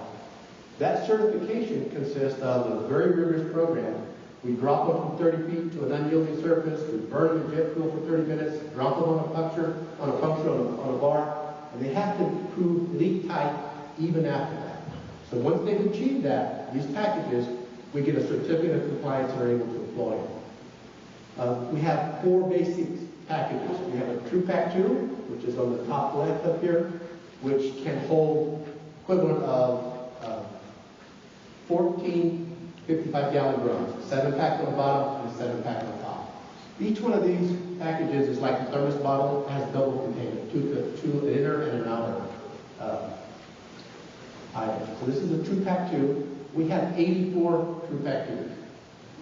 True Pack 3, which is this rectangular box here, which is primarily for large pieces of waste. If you have a large piece of waste and you go to cut it up, you create 2 things: a potential risk to worker, and you create more waste. So if they can package it, put it in a standard large box, ship it to WIP, we're able to replace it without a lot of work at the generator site. This is a very efficient package. We have 6 of those True Pack 3s. We have a half pack, which is half the size of a True Pack, and that is for efficiency. That will hold up to 7 55-gallon drums, and that's for weight. A lot of these wasted soils or gravels can be very heavy, so we don't have to have overweight permits, and we can efficiently transport the waste. Each one of these 3s is for contact handled waste. We have one shipping package for remote handle called the RH72B, which inside here, it looks like, inside here is that canister I talked about 29 inches, about 10 foot long. It can hold up to 3 equivalent 55-gallon drums within it. We have 12 of these in our fleet. So we always have trucks, either empties going up to these facilities and loaded coming back. So we have to look at this very closely in tracking satellites and a safety system. So, next slide. Before you go, Yes, ma'am. describe for me how you team with the site you're packing waste from. Do you go in as a complete subcontractor and manage that, or do you have one WIP guy, one NRC guy, and 10 guys from the lab getting that package together and certified? What's the ratio sort of like of labor? Who does what? Let Dave and I kind of tag team that one, because there are 2 models that we have currently. We provide central characterization services to most of the sites, with the exception of Idaho, who has a lot of their own. So we send people to go to help with the certification and the characterization. They provide us the drum. The host site provides us the drum with the box on it, and we characterize it. We also have some officers to do the transportation certification for vouching for the WIP. And the WIP driver driving to the WIP site. The NRC is not there, Because once they've given us a certification, it's our responsibility and license to manage that. If we have an inspection which is separate from the true waste characterization, we might have the environmental department or the EPA attend an audit or inspection of the characterization services. That's kind of and that's a different time than, we're actually characterizing waste, we come in and evaluate the site to make sure it's all meeting requirements. So that's when we'll typically have a regulator show up for a true waste program. So you use the word characterize in terms of packing? In terms of Basically packing the stuff? characterization is a process to ensure that the waste meets the requirements, which includes non-destructive assays, non-destructive examination like x-rays, visual examination, any kind of review of records. You're characterizing the waste that it meets the waste acceptance criteria so it can come to them. So a lot of the characterization is, all of it is performed at the generator site. Okay, so it's the host who hires the locals or has the staff that does the physical packing. So exactly right. So what we do is they provide the brains and we provide the brawn. So all of our, so it's true statement. All of our folks that, the package itself, if it needs repackaging, it's non-compliant, which most of our waste is because they're not certified for containers. So we either overpack them if they don't have any prohibited items in the drum itself in a certified container, like a solid waste box, which we just saw photos of a little while ago. Or if it does have a prohibited item, then my folks would go in a containment tent in fresh air, in their NNMCAB outfits and triple gloves. They would open the container, and I always kind of joke that all the waste at Los Alamos is handcrafted. We don't have a lot of automation, so we would make it compliant. His central characterization program would watch us and sometimes do a visual certification, or what we call visual examination, to ensure we've repacked it to the waste acceptance criteria. Once we seal up that container and release it from containment, his folks would do all the assaying as an independent group to say this certifies the waste acceptance criteria. My folks would provide the labor in getting it to and from their different assay equipment, and eventually we would work with them to develop a payload. And the payload would go into one of these true packs to be shipped. And what we try to do is be very efficient, and we've done a great job this year, is we try to maximize at least the volume, the weight, or the total activity any of those containers can have. So I refer to it as the pantry. We try and get a mix inside those shipment containers that we're getting as efficient load as possible, so we use less trucks. We don't have, in some cases, we actually have to put in a dunnage drum, which is an empty drum or empty container, to fill the space in the wood transport, because we don't want, a handful of drums just inside. We have to fill each one of those transportation containers. Okay, so I understand, I think you called it the picnic basket a few meetings ago, now you're calling it the pantry. Well, you go to the pantry and fill your picnic basket. You optimize what's getting packed. Right. And then on the assaying that WIC does, do you all do that on every single box or random credibility vote? We do assay on every container. And we have, and CCP folks are audited by the state of New Mexico, by Secretary Ryan's office, the hazardous waste bureau. They have permit controls over them, and they audit all the facilities that ship it to it. And EPA also audits them and updates and looks at those on a daily basis. So it's a very regulated process. Okay, I just want to thank you for clarifying how characterization dovetails into the packing process. It really helps me visualize and understand what's going on. Thanks, Steve. Yes, sir. Your jet fuel testing, have there ever been containers that have failed? There have been any tests that have failed? In the characterization process? Yeah. Character containers can be rejected if they don't meet the requirements. Hold on, these packages, previous ones there? Yeah, your jet fuel test. Actually, they had, when they did the original test on, I believe it was the TruePack, the TruePack 3, for example, the first test, it did not pass on the drop test. We had a little bit of re-release the container. So they went back and reworked the the closure on the door and the inner lid of that, and then they tested getting dropped it again, and it passed. So there was an original minor failure on the TruePack 3, but the other ones, they have to pass so we can get the certificate of compliance. And what we do is we test a package, and then we have to build them all to that specification. So not each package is tested that way. It's just a testing program to get the certificate and make sure our construction, our manufacturing goes is consistent. George, have you ever rejected any containers when they got to Carlsbad? No, sir, not containers. We have had to overpack containers because we were concerned about some of the integrity. One of the regulations that we have to follow is the Department of Transportation has a certification for containers we call a Type 7A, which is an integrity test. So when we get containers out of the TruePack, for example, we look at them. If there's some concern with integrity, we can overpack, for example, a 55-gallon drum into a standard waste box. So we have done that early in about 2 years, probably 12 now, 2000, 2001. But the sites are very good about sending us containers that meet that certification. So it's not that those didn't meet it, it's just early in our history we were very conservative in overpacking. So we haven't rejected any containers. If one didn't meet your criteria, is it sent back? No, sir. It depends. Likely we can overpack it, which means we would put that drum or into a standard waste box. If we had a standard waste box that wasn't compliant, we could put that into a tin drum overpack. If it doesn't fit into one of our configurations, and depending on the nature of it, if we couldn't decontaminate it, we might consider shipping it back. We haven't done that. Good question. When I looked at this slide, I want to give you my assurance that the trucks of it do not levitate. They reside on the road.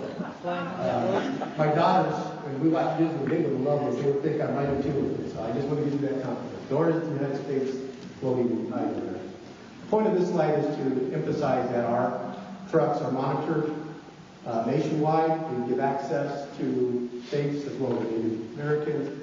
Passport protected website, and we're in constant communication with our central monitoring room at the website. We have people 24 hours monitoring empties going up and loaders coming back. If there's a deviation, we get a notification, we notify the states, and try and get them back on route as quickly as possible. Yes, sir. Why the 5-minute updates? Predominantly for security purposes, but that's the frequency we've chosen as part of our tracking. Next slide. I wanted to emphasize a couple of the safety accolades. I could probably spend the next 3 hours talking about the history of WIC and the multiple safety awards that it has, but I won't. So I will pick 2 here.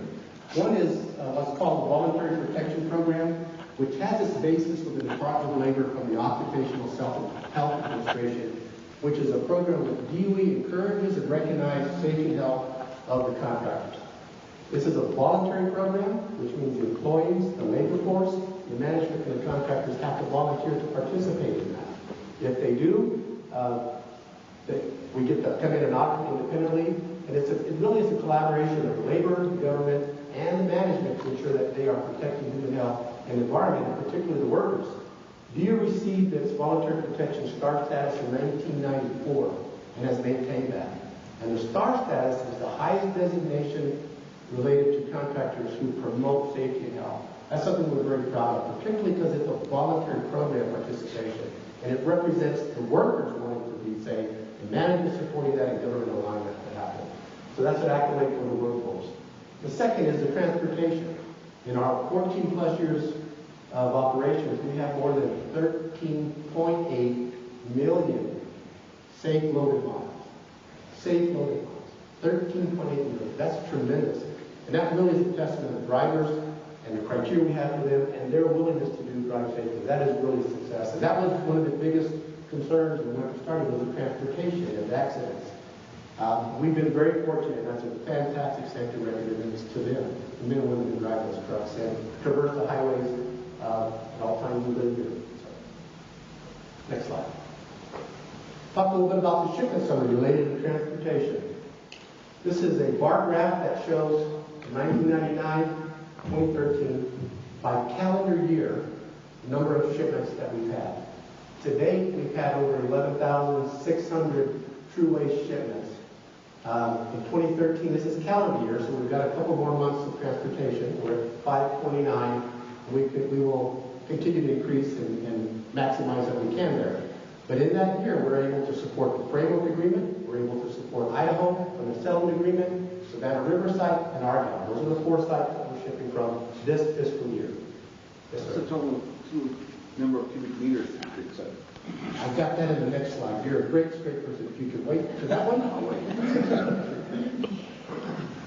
Just a couple points on this slide is 2007 is when RH True Waste started, our shipment started, so the first few years was CH Waste only.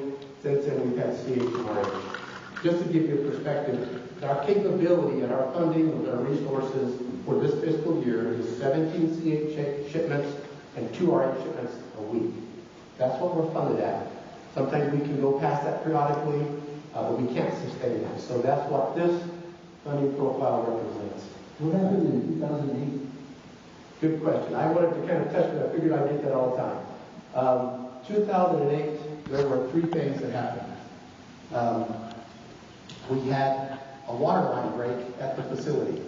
Remember, in 2008, WIP was constructed and ready for shipments in 1988. This was ductile steel pipe in the underground, 20 plus years old. We had a break in it. We were down for several weeks at that time. We also had to take a standard waste box, which was in the underground, from a compliance order and ship it back to Los Alamos and get it repackaged because there was a non-conformance in there. We didn't think it was a violation, so we voluntarily did that and got the compliance order. And to go in and take a standard waste box out of the underground and reverse that stuff took several weeks. We had that water line break. We also started what is called a long maintenance outage, which went for about 6 weeks. So we had those 3 main items that happened there that reduced the amount of shipments that particular year. So that was a tough year in the way of shipments, but it was a good year in the sense of recognizing the aging facility. One of the things that we have to do is reinvest in that facility. It's 25 plus years old. We have salt, high corrosive environment. So a big part of our funding goes into maintenance, upkeep, reliability, replacement, and repair. So it's more of a plea for help than anything else. What's the water used for in the facility? You have a big pipe like this, got the line. It was in the facility with the water line? Yes, sir. We have 2 purposes. We have it for domestic. We have to have drinking water showers. We also have to fire water. We have fire water suppression in all of the buildings, and also the buildings where we have the staff house from the NFPA National Fire Protection Code protection. But was the water line break below ground? Yes, sir. Down in the shafts? No, sir. The shaft, actually the fire water loop goes around the facility, and we have close indicated valves. It's buried about 7 to 9 feet. So that's where that came up to the surface. It didn't go down into the facility. But I understand the perspective. Yes, sir. Thank you. Yes, ma'am. How long are your regular maintenance outages? Are they annual? Yes, sir. We have had annual maintenance outages our entire history here. In 2008, we went from a couple of weeks around Thanksgiving to maybe 2.5 weeks around Christmas, about 4 weeks, to a dedicated 6-week outage to address some of our aging facility to be sure we have that kind of things. So each year, since 2008, we've had a dedicated 6-week outage that oftentimes we stretch to the 7th week. We also may have a mini outage on the weekend to be able to address fixes. So they're 6 weeks standard? Yes, ma'am. Okay. So we have approximately 52, take away 6. Can you do that? 56? 44, 46. There we go. 46 shippable weeks. We also have other items. We have holidays that we don't ship on. So as you take all the days from holidays and to outage, we have about 44 shippable weeks. That's a nominal time frame we put in our planning purposes. We have weather that comes up, and we won't ship when there's ice or wind or certain things on our route, so we'll have to hold off shipments. Typically, Idaho in the winter is a difficult one. Sometimes Lamo, but not very often. We do have some weather-related items, and we will either stop shipments or delay them and then reschedule them. How many shipments is WIP able to accept per week? Could you please repeat that? How many shipments per week can WIP accept? Currently, this fiscal year, we're funded at 17 CH and 2 RH. Total of 19 shipments per week is what we're funded. And Lano has taken typically at least 4 of those a week, and this last month of the fiscal year, we're upping to 5, so we're taking almost a third of the shipments as a priority for 3706. And we work collaboratively to ensure that they have the resources to be sure that they support those. Just a couple other points. The big increase here in 2009 to 2011 was the Recovery Act. The sites got funding, we got funding. We had a lot of more funds and resources. Currently, we're at 4 sites. At that time, we were up to as many 8 sites. A lot of small quantity sites. The sites had money, we had more money, and we could maximize our resources. And you can see as the Recovery Act tailed down, funding went down, we were in continuing resolution, our funding went down. Our throughput is typically tied to that. There's other factors, but that's a major item. Next slide, we'll get to this during this question. This is disposal summary. Another bar graph, look again from 1999 through 2013, by calendar year. Disposal summary. Up here on the top left, the true waste container volume disposed to date is 88,642 cubic meters. That's the container volume. I mentioned earlier that the Land Withdrawal Act, the Congress set our limit at 176,000 cubic meters. We're just about 50% of that capacity. From our legislative limit item there. Once again, you can see the curve represents the increase. A lot of this waste here, the sites, going back to some of this curve here, when we first opened, people didn't believe it. They thought we were going to get shut down, we were going to regulatory. We went up, we had a manager come in at SBI. She was very focused on this, and she helped drive this program very much in the shipments.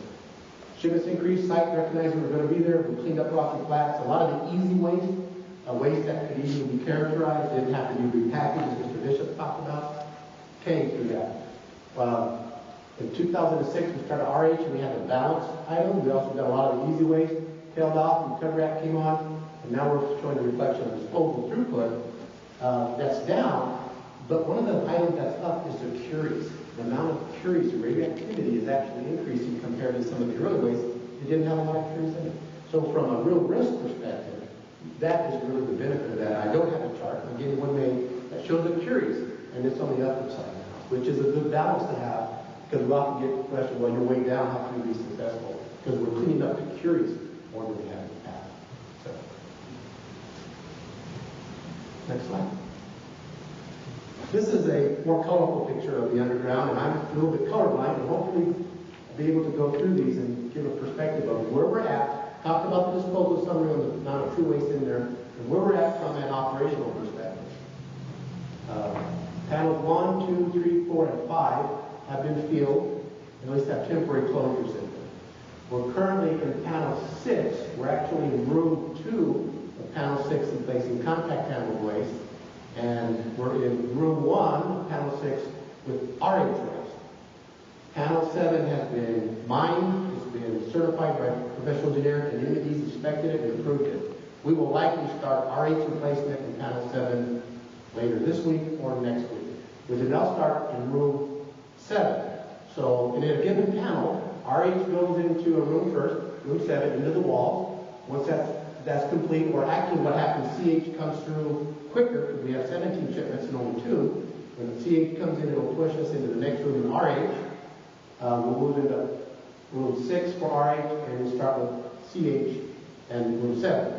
At the same time, we're drilling boreholes in room 5. So there is a bit of a lot of activity underground in a very small space, and we have to choreograph that while safety conduct of operations, very much so. This looks like a little more than 50% full. Yes, sir, in the volume. Yeah.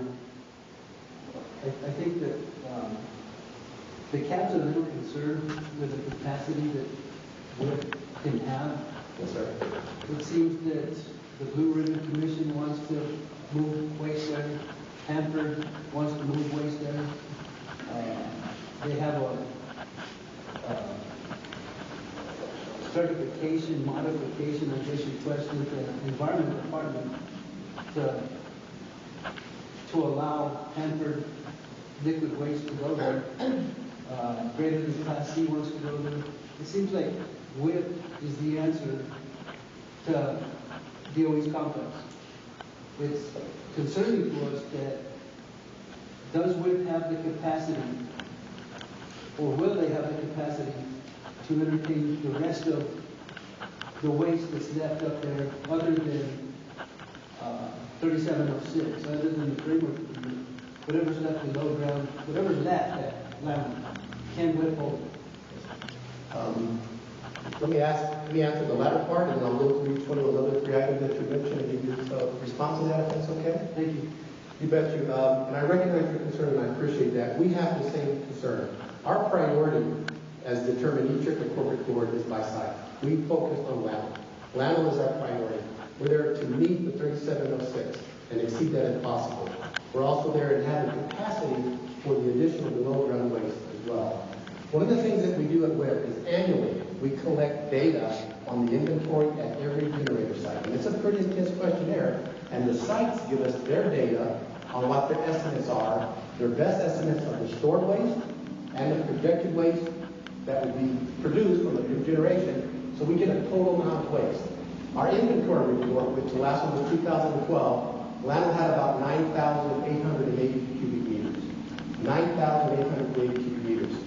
We're only halfway full, and we have 88,000. So we have, capacity-wise, we have the capacity for LAML. Now, we will manage and look at all the sites' needs, but based on the priority, our focus is LAML. That's where I give you my commitment that our goal is to take every cubic meter of LAML and replace it at the weight. Now, we have 8 panels. I want to mention that the design was 10 panels. That's not a limit. The limit is the capacity. So if we don't reach that capacity, we can mine additional area. So we can have real estate there from a real estate perspective. From capacity, that's the question. So my commitment is that we will commit to that. Is there any, at this point, conversations being had in terms of expansion for WIC yet? No, sir. Our true waste, the Latin Withdrawal Act, limits us on our capacity, and that is our true waste mission is defense-generated transuranic waste at that 176,000 cubic meters. That is my mission. That's what I'm focused on. Now, there are discussions outside of the Department of Energy about WIC.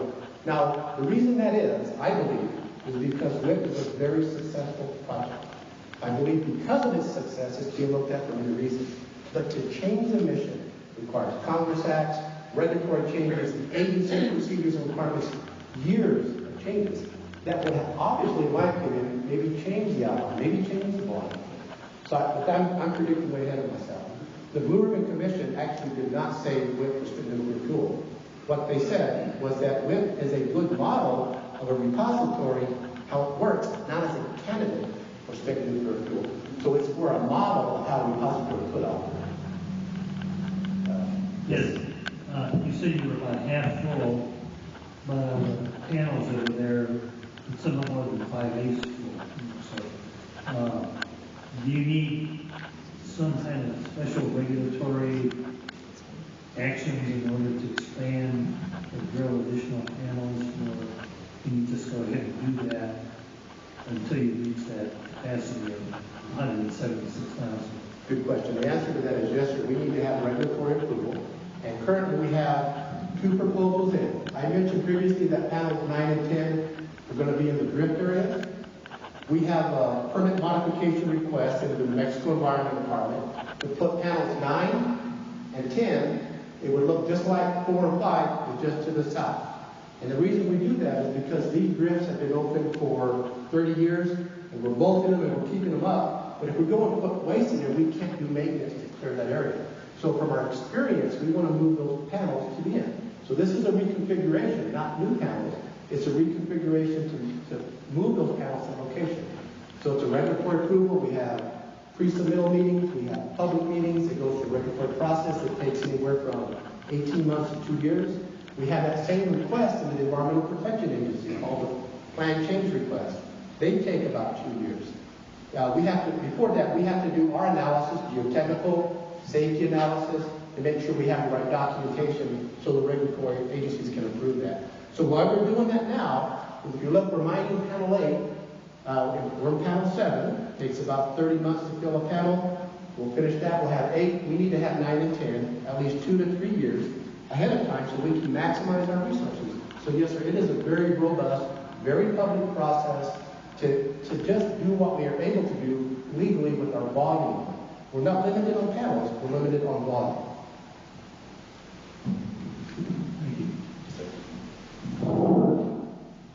Okay, so the approval for your volume, for your panels, you can go 2 more panels or 4 more panels? And what you're approved for right now? What we have in our authorization basis is 10 panels. 10 panels, okay. Yes, sir. When we submitted our permit back in 1991, the plan back then was 10 panels. Okay, so that's what Congress has approved at this point? No, sir, Congress is not. Congress, the only thing Congress approved is the volume limit. Okay. What we put in our permit that we can change is the number of panels. Okay. Some panels can go to the north of 1 and 8, right? You probably put 2 more panels there? I mean, 2 more panels on each side of those corridors? There are many options, yes, sir. And then you've got if you chose to, you've already got the north experimental area that you can use to store waste also, right? Yeah. One of the things, if you notice this area kind of around the shafts, in mining there's a term called the shaft pillar area. You want to have the extraction ratio no greater than about 14%. You don't want to put panels in that area. The land of drawback withdrew 4 square miles. This takes up about a mile. We have a lot of area if we ever get the authorization to continue to grow. Also, if you went to 2 extra panels, 9 and 10 on the south side, was there any thought about using the central corridors, those 3 corridors that were right down the center of those panels Right down there? to store? Yes, sir. That was the original plan. Is what we would do is fill up panels 1 through 4, 5 through 8, and then start putting waste in each one of these drifts as we back out. But the drifts are very narrow because of our haul equipment. That remote handled piece of equipment that I showed you, we have to widen the drifts to 33 feet. When you do that in the underground and you have the other open area, it transfers the stresses. So that area wants to creep in very fast. It creates a very hazard area. So instead of opening those areas, those 3 areas that you mentioned in the middle, and creating a safety concern, from a geotechnical, we want to move them just to the other area to protect us so we can extend the life with maybe another 15 years. Okay, so there's plenty of storage space down there at what you're approved for right now. Yes, sir. That's but volume and capacity. And each year, we'll sit with LANO and all the sites and establish the priorities. And our priority is LANO. Good question. Thank you very much. Appreciate that. This is what I revel in, is the opportunity to show this particular slide because that draws so many great questions. Thank you all. Those were the main points I wanted to talk about here. Any other questions? Yes, there are a couple. Yeah. One of the things that's come up is the question about accepting waste from Hanford. And Hanford has a lot of waste currently at the forbidden period for taking it. But there's been very little information on how much of that incredible volume of waste at Hanford would actually qualify as true waste that could go with it. Can you enlighten us at all on what we're talking about there? I have a little bit of information, and when I don't have any more, I'll stop. But have looked at that a little bit.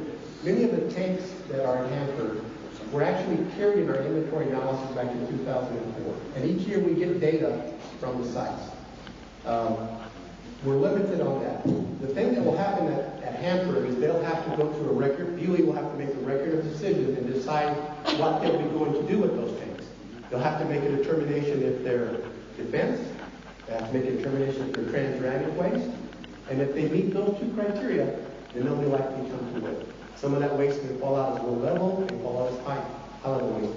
I really don't know that. That's the process that they're going through and determining as an agency, as an entity, how to handle that.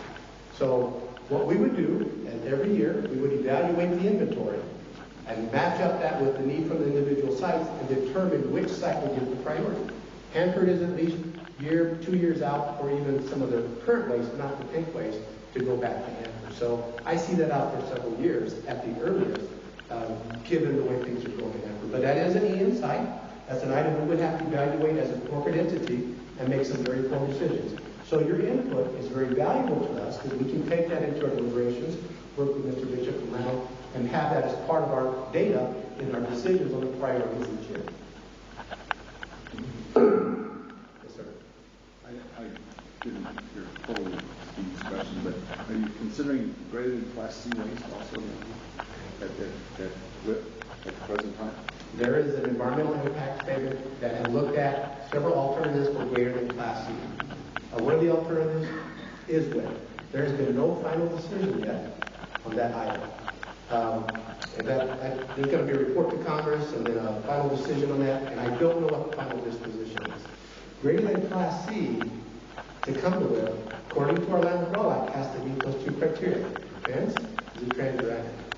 If it doesn't, the way we're structured from Congress would not cover it. But it's an alternative. Remember, an alternative may have to have some other changes to make it viable. And there's several alternatives and different configurations. If you look at the documentation, rooms all over the place that are alternatives, and we don't have a decision yet as an agency. As soon as we get that, I can probably better answer that question. Now, all of these EISs, like on the Hanford and Greater Class C, are all managed out of headquarters. And those are the folks who really have the answers or can provide you better answers and more informed than myself. I'm a sort of an intuitive or a inquisitive, curious George because of the WIPs. I like to get a little bit of information, but I know my limits, and I've reached my limit of Greater Class C and Hanford Takeaway. But those are great questions, and I think that answered your questions, Mr. Chairman, on Hanford, Greater Class C, and the Blue Ribbon Commission. I tried to touch on all three of those elements as well. And if I need to address those more, please let me know. Yeah, it kind of does. Hanford, if you say, is years out before we even entertain things. I know Savannah River's chomping at the bit wanting to move where as best as they can to WIP. We're just concerned that looking at these panels that are filled up already and looking at the horizon of all of these agencies around the country wanting to push as much as they can into WIP, that there is going to be capacity available through the next 5 or 10 years for land. My commitment, we fully believe that. I see that. I'm excited that they look at WIP, but it's our responsibility to manage that in a way. And since we stewards in New Mexico, particularly myself, I grew up in New Mexico. I believe the priority ought to be in New Mexico and focus on the land side. And that's where we're at. We work very well with the New Mexico Environment Department, LANO, and you all. And that is the current goal and our commitment to continue to work that as a priority. So and each year we'll continue to revisit that and make sure we can address those items. Lee, did you want to say something? Yeah, I did a little back envelope. I had my folks pull the current inventories above and below grade, and according to my folks this week, we have about 4,544 cubic meters left, which is a little less than 6% of the existing capacity. So all the retrievable CH and RH waste that we had would be a little less than 6% of the existing capacity at WIP right now. That helps put things in perspective. Now, that certainly does not include the newly generated from NNMCAB, from ongoing programs, and it doesn't compensate for what the actual volume is after repackaging. And I think a lot of you have heard me state that drums multiply, that when we repack drums, we may have 5 or 6, one drum may become 5 or 6 because of the curie content, the total activity in the drum. And then we certainly found with the 3706 project that boxes reduced. We actually, in a lot of cases, when we place those boxes, we are using 10 nanocuries per gram. What's the definition of true? Since then, especially with the underground waste, they've changed the definition to 100 nanocuries per gram. So when we retrieve these boxes, whether they're from domes or eventually from the underground, they may or may not be transuranic. We've had a huge success rate this year with reevaluating those boxes and declaring low-level waste and using the commercial facilities, including the Neve Andrews facility in Texas. And also we've had a huge success with kind of using the Rocky Flats model, decontaminating those large items in the boxes to low level. So we have a very small volume of true waste, a little more concentrated going to the WIP facility, taking advantage of that real estate, not using it up inappropriately. And so we separate the transuranic component as we can, decontamination, into one single drum. So you may have a very large box, it turns out to be one single drum of transuranic waste, and then the balance of that waste is low level, and that will go to a commercial facility. So the numbers I gave you are based on current volumes. Just realize those current volumes adjust as we process and create equipment-compliant waste. Does that include the milk? Yes. And every year we get data from them, make sure we get the right estimate inventory so we can adjust our plans, our workout plan, to support his needs, our allowance needs, the allowance needs. Next slide. Ms. Kessler. I know our time's beginning to run short, so I just want to get this question in before we wrap up. And I know we could go in a lot of different directions on this, but I am extremely fascinated with this corporate board that is able to mitigate between 22 different sites. And it's lovely to hear that right now, now is a priority, and I'm sure that someone's bylaws, it's a data-driven decision, that we all have rules and regs for how we prioritize. But can you tell me, A, about the makeup of this board, how often they meet, and B, if I'm, I don't know, Brookhaven, Missouri, or someone that has been told, no, you can't send your stuff to WIC this year, how do you queue up the ones that are lower priority? Excellent question. They're actually, the corporate board is made up of the generator sites or storage sites that are currently shipping or that will be like to ship in the future. So currently we have Oak Ridge, Lanos and Atlanta River, Argonne, and Idaho as the shipping sites. Oak Ridge and Hanford is there, and other sites, small county sites would like to be there. They're federal and contractor composition. So all of those sites would attend a corporate board. They meet at least twice a year, and they establish the priorities. The other thing is it's a consensus group. It's exactly like here. You all have to agree as a unified entity that you're going to go through that. That's the same way we work. We've got to have a unified and consensus building. If we don't, we just continue working. But we actually come out with good agreement and we work on those things. Typically, it's not so much, it is data, but it's compliance agreements, settlement agreements, other high priority risk items that come up there. So there's different criteria. But it's a very good, it's a corporate entity, and I believe my experience is we can respond. It works very well in looking at the National True Waste Program, which we're ultimately responsible for.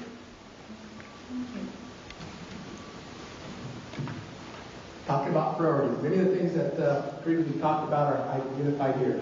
Top priority is the framework agreement. We sit, and I say we because WIP is very proud of what we're doing as well as Lano is. Exceeded the goal by more than 100 meters, and WIP is on track to meet the FY13 goal framework agreement. As we heard Mr. Bishop mention earlier, we even be ahead of that. The other priority is the Savannah Riverside, Idaho National Laboratory, and Argonne West. FY14 is coming up. We're also going to be looking at the same priorities with the framework agreement on top to meet the June 30th, 2014, or earlier if possible. We may look at Oak Ridge from a WIP perspective to see if we can go there. They have some waste. If we get the right amount of funding, we might be able to do that. If we don't, this is going to be our priority. Next slide. I know we're running short. I'll just touch on two quick things. I'll talk about the regulatory agencies. The Environmental Protection Agency recertifies us. They look at the long-term disposal. Their time frame is 10,000 years. So we have to prove that WIP is safe, according to their criteria, for 10,000 years. Their main emphasis is after we close the facility. They do look at audits and inspections and do an annual inspection at the WIP site. In the Mexico Environment Department, the Hazardous Waste Facility Permit, they're primarily an operational perspective. When we're in operation, we're responsible for the hazardous waste component, for groundwater discharge, for air emissions, for many of the record facility items, satellite accumulation areas, the containment, those kind of things that are record facility. The permit does have, after we close, a 30-year time frame for monitoring. So that's some of the biggest difference in the regulatory agencies. What I did mention, the Nuclear Regulatory Commission, the Department of Transportation, Mine Safety Health Administration. If you look at our regulatory arena, it looks a lot like the road back to Cleveland or Cincinnati. All the roads coming in, we have a lot of oversight, a lot of help. The NFSB, the site citizens. So, but that's good because we get a lot of transparency. It's a very, very outward and visible program. So I'm real proud of that, and these are some accolades that we have. We're regulatory moving forward, and yes, sir. Just real quick question. The 10-year renewal, was that, that renewal, was it 10 years? Yes, by sir. NMED? Record regulation hazardous waste permit out for 10 years. Yes, sir, so we got that renewal in 2010, so it's good for another 10 years. We have to back up 180 days and submit an application of any changes before that, so we don't get in that follow regulations. EPA is every 5 years. We've got to demonstrate continued compliance. And we're currently preparing an application to go in March 2014 with EPA to demonstrate we continue to comply with the long-term disposal regulations for the Environmental Protection Agency for the website. I think that's my last slide. Thank you very much. Any questions? I've got one last question. Yes, sir. And that is web campaigning either secretly or silently to receive Yucca Mountain waste?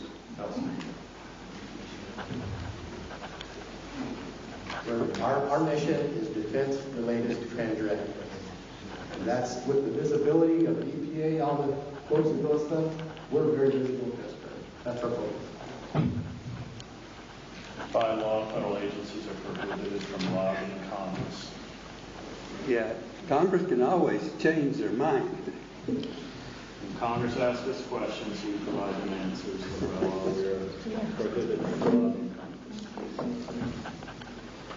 Great presentation, George. Thank you very much. Hopefully, board members, you had all your questions answered. We do have a tour coming up early November. I think a sheet was going around the table for sign-ups. I've been there once, and it's amazing. It's an amazing tour, so we try our hardest to make that tour. So, Mr. Chairman, point of clarification on the web tour. It records everything I write and everything you say. Versus seats on the bus, and we want everybody to be comfortable. But if there are I think they're like on the bus, then these will contact folks to see if they would like to sit on the bus or not. This is but it's a black stripe. Because of regulations, but all our tours are public, and we will give first right of refusal to the cab members to +1 if they want to. Am I correct? Google that. Cool, thanks. Good info. John? I want to thank Web for the presentation. I also wanted to point out that despite their 2008 closure with the water, they did recently from the Green Chamber of Commerce receive an award, particularly for the water division area for sustainability. So Thanks, John. There's little dots on the page that tell the filter where I'm writing. A draft recommendation that pertains to it, and I'm not sure if we want to entertain it now, after dinner, next week, I'm not sure what we want to do with that. Having heard the presentation, do we still want to move forward with that recommendation? Do we want to reconsider it? Think about that. Take a look at that recommendation and see what we want to do with it as a board.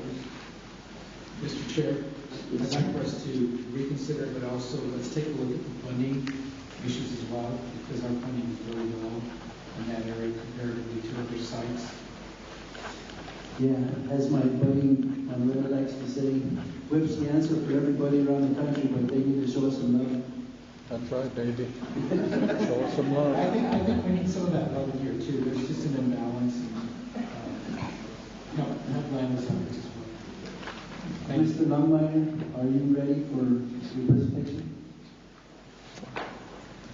Next up is an He needs to go see Dave to get hooked up first. Okay, you need to get hooked up. Okay.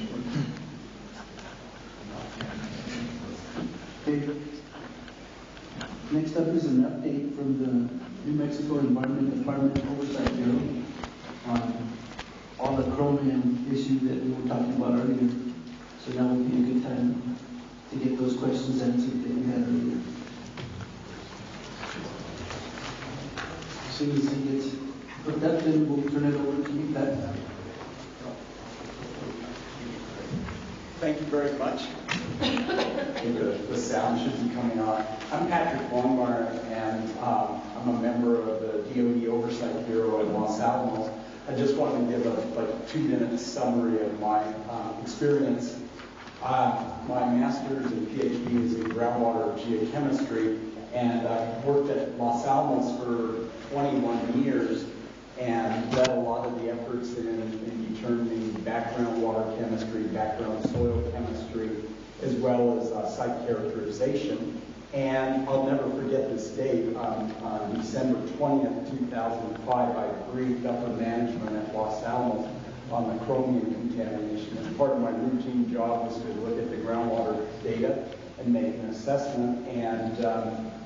And so I was involved with the team up to about 2 years ago, quite a bit with designing the characterization studies, looking at the drilling of the wells, and defining how is the aquifer system responding to the chromium contamination. And part of the Oversight Bureau is we work with Los Alamos and with DOE and with the Hazardous Waste Bureau. So it's kind of a unique position where we can provide an independent evaluation and try to bridge the gaps in certain areas. So this afternoon, what we'll do is look at some of the sources of the chromium, how it migrated to the regional aquifer, what's the distributions, how is the system responding to this, and then look at what can we do about it. Okay, so I've talked to Justin Marvel, a good friend of mine who's at DOE headquarters. He's a hydrologist. And the chromium contamination at Los Alamos is one of the most significant contaminant issues within the DOE complex, mainly because there's 1,000 feet to the regional water table, and the complexity. Water flows through fractures, it flows through a porous media like a sandbox, and just defining the pathways, and then the issues with remediation where you have contamination 1,000 feet below the ground surface. So in this presentation, we'll look at we'll raise the pointer. We'll look at just a summary of the chromium contamination, the sources. Then we'll look at some of the groundwater hydrology, some of the aspects of that within the regional aquifer. And then we will look at the concentrations of, see, I'm trying to find it. There we go. We will look at the chromium distribution within the regional aquifer, how fast is it moving within the regional aquifer, and then natural attenuation. This deals with the physical, chemical, biological properties of the aquifer material in reducing the concentration, the mass, and the volume of the contamination. Then we'll look at several remediation options and then provide a summary and conclusion. So here's a view to the west of Los Alamos, the Sierra de los Valles and the Jemez Mountains. And here's the town site. The laboratory is part of the laboratories here. The main source of the chromium was at the technical area 3, the cooling tower, that had discharged from about 1956 to 1972 between 32,000 and 71,000 kilograms of potassium dichromate. There was another source of chromium at TA2, the Omega reactor, where Enrico Fermi was working on plutonium chemistry, and then another source at TA48. And TA48, that canyon, that's part of Morgan Canyon, and so part of the chromium that was released was entered into that canyon.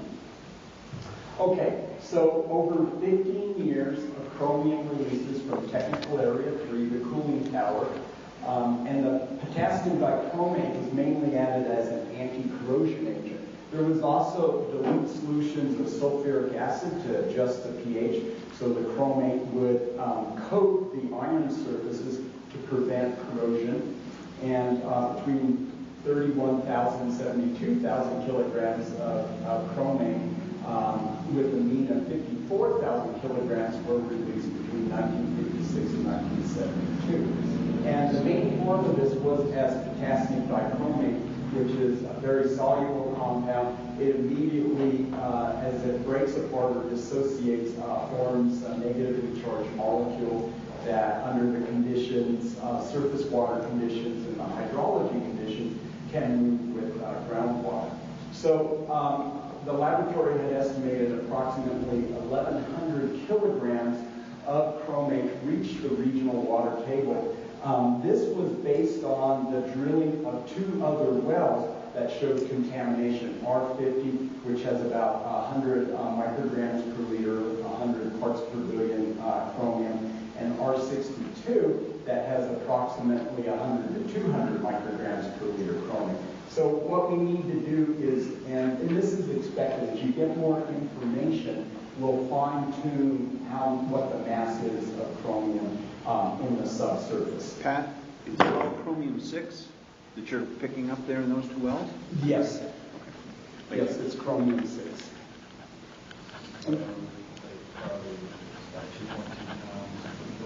Yeah. So, get it in perspective, you're looking, how much it really is, 2.2 pounds per kilogram. So if you want to multiply that basically by 2, that's how many pounds was actually released in the well. That helps put it in perspective. Right. And Pat, how was that calculated? Was there an assumed concentration for so many gallons of water discharged? So what Kate Birdsell did, she did a very thorough evaluation going back through the records at the TA3 cooling tower, looked at their daily amounts of chromate, potassium dichromate that was added. And what we did, where we had access, is drilled a series of core holes down maybe 100, 200 feet in Sandia Canyon, and then looked at the amount of residual chromate that was tied up, in the geologic strata in Sandia Canyon. Tried to estimate the amount of chromate. There's a wetland in Sandia Canyon, and that's good news because that is sequestering a lot of the chromium in that wetland. And then where the biggest uncertainty is, it comes into the nature and extent. Because of when R62 was drilled, it was anticipated that was going to be a background well that might show between 3 and 5 parts per billion chromate. It ended up showing 100 to 200 parts per billion chromate. So where there's an uncertainty is where exactly are all the places, what the lab has called drip points, where this chromate is actually entering the regional aquifer. And that needs to be determined in order to do the mass balance and determine more precisely the numbers. And that information only comes with the drilling of more core holes or wells. We can try to model that, but it's a complex system. There's fracture flow and there's porous media flow. Okay, so here is a water table map for the regional aquifer, and this is analogous to a topographic map. Groundwater generally in this portion of the laboratory, here's the laboratory boundary. Morton Dead Canyon is in this area here.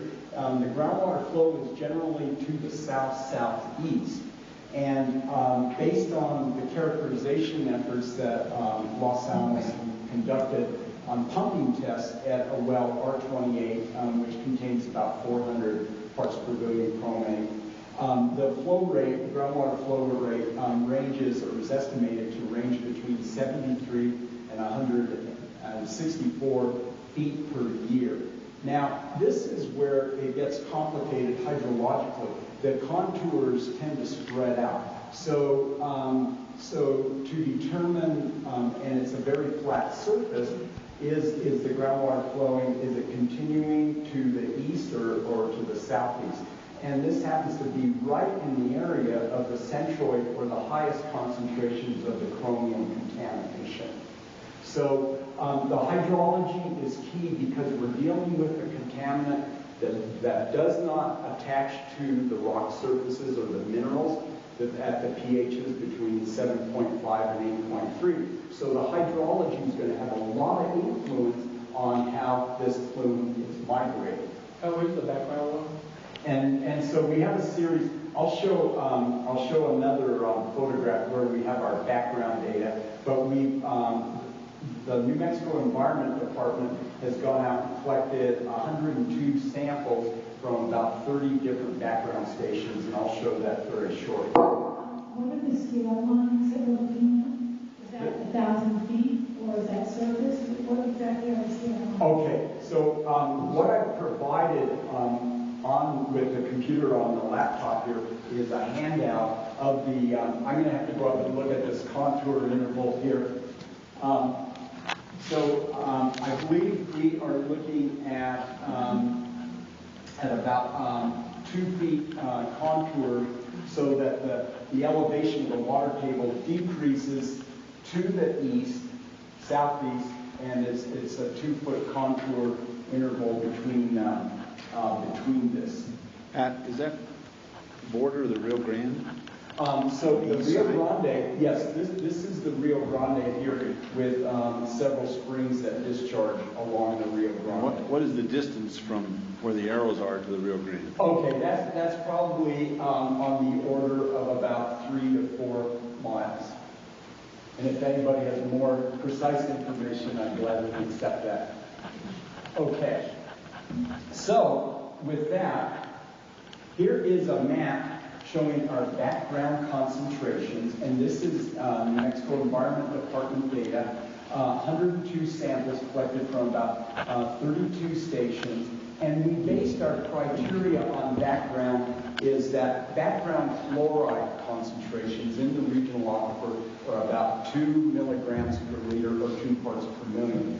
Chloride moves at the same rate as groundwater. And then we also looked at tritium. There is natural tritium that's produced in the atmosphere. That's about maybe between 10 and 20 picocuries per liter. And there's contaminant tritium that's been released from the laboratory. We had another criteria that if the water samples we collected from these locations did not detect tritium at less than 1 picocurie per liter, we deemed that to be background, that it was not impacted from laboratory discharges commencing in the early 1940s. So we also use high-resolution mass spectrometry. This is an EPA method, but the detection limit, and this is a typo here, our minimum detection limit is 0.05 micrograms per liter.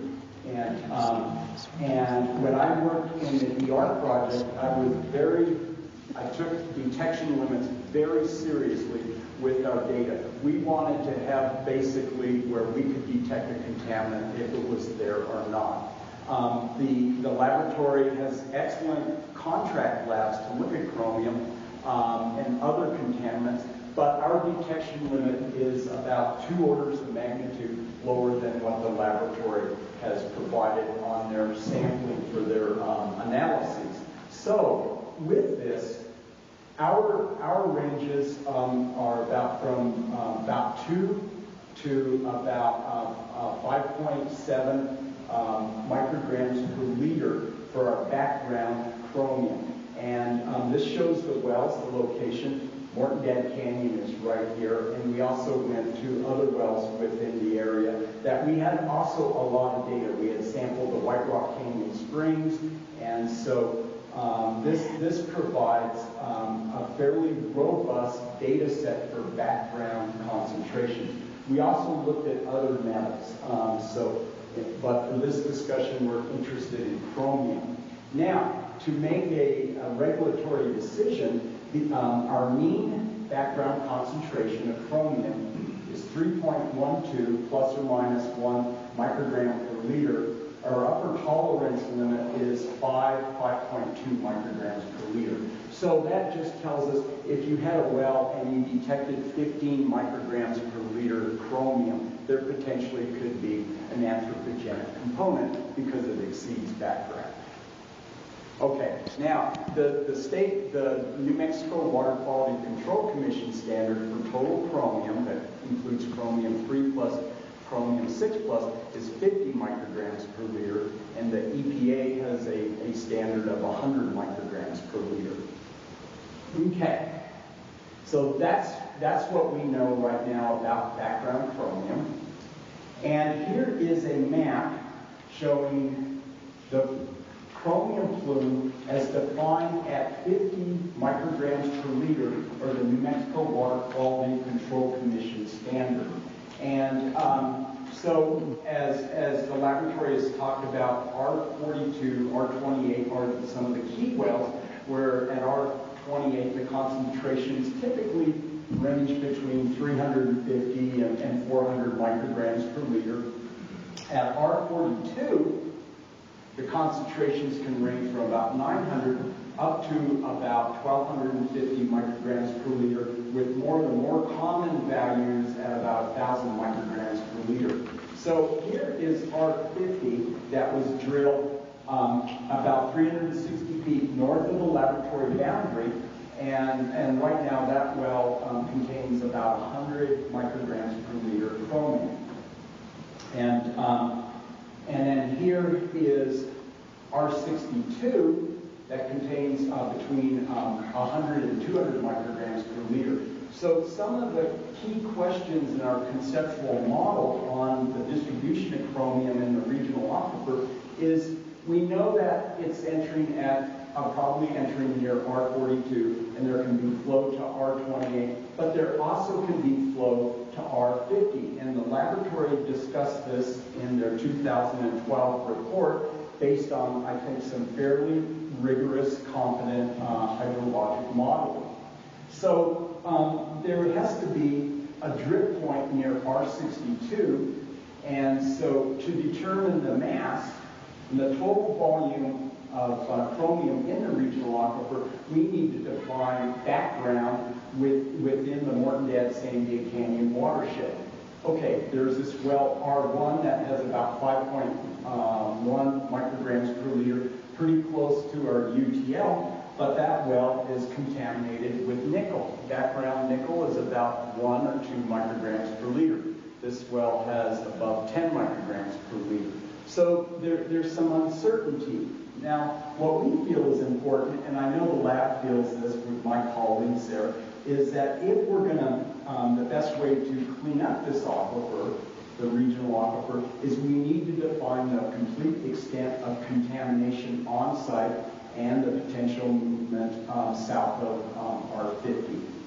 And again, the laboratory had determined through hydrologic modeling that west of R42 and R28, the plume generally is migrating 20 degrees south of east, and then south of R42 and R28, about 65 degrees south of east.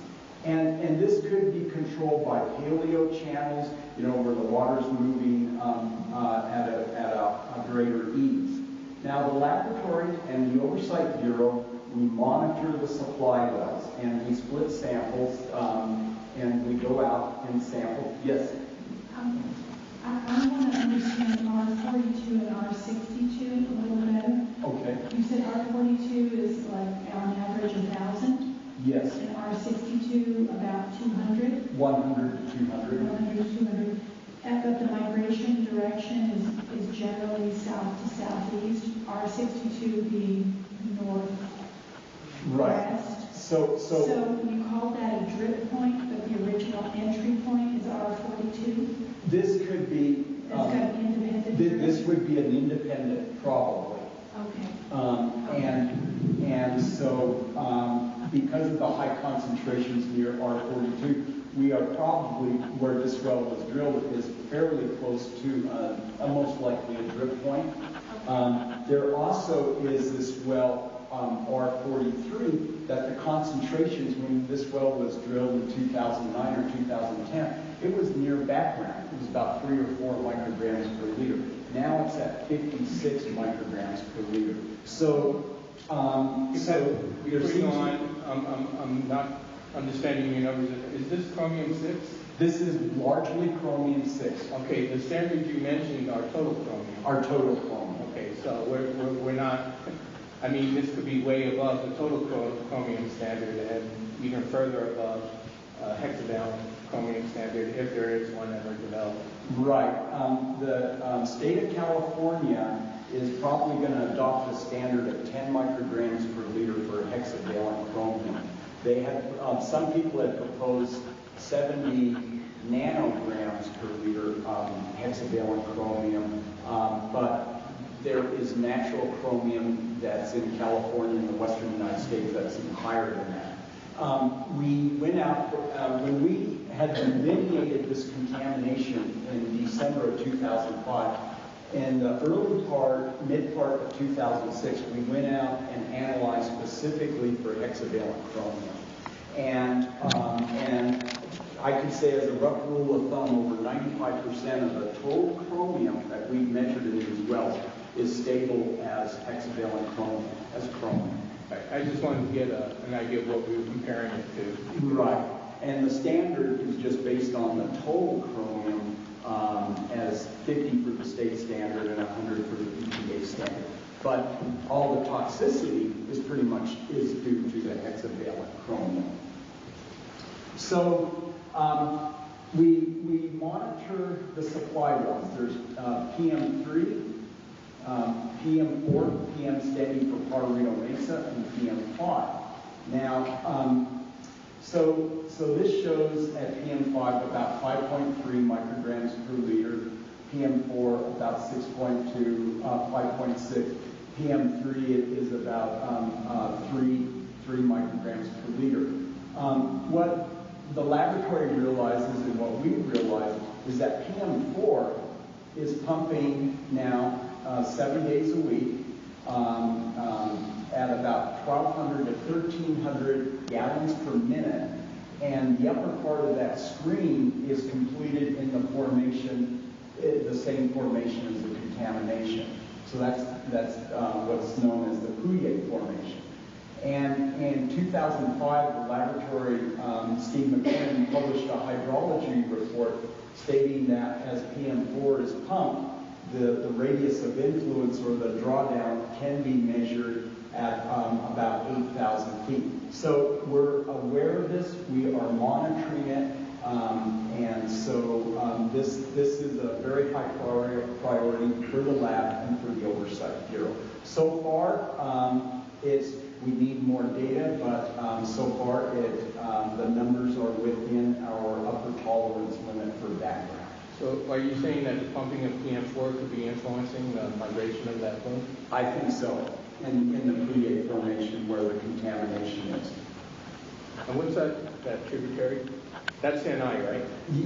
Yeah, so San Ildefonso Pueblo, this is the boundary between Los Alamos and San Ildefonso Pueblo. This is just the boundary between Los Alamos County and Santa Fe County. So we do have, and a question came up earlier just as a supplemental note, there is a perchlorate plume that is roughly on this portion of the laboratory. So wells R15, R50, so these also have chromium and perchlorate.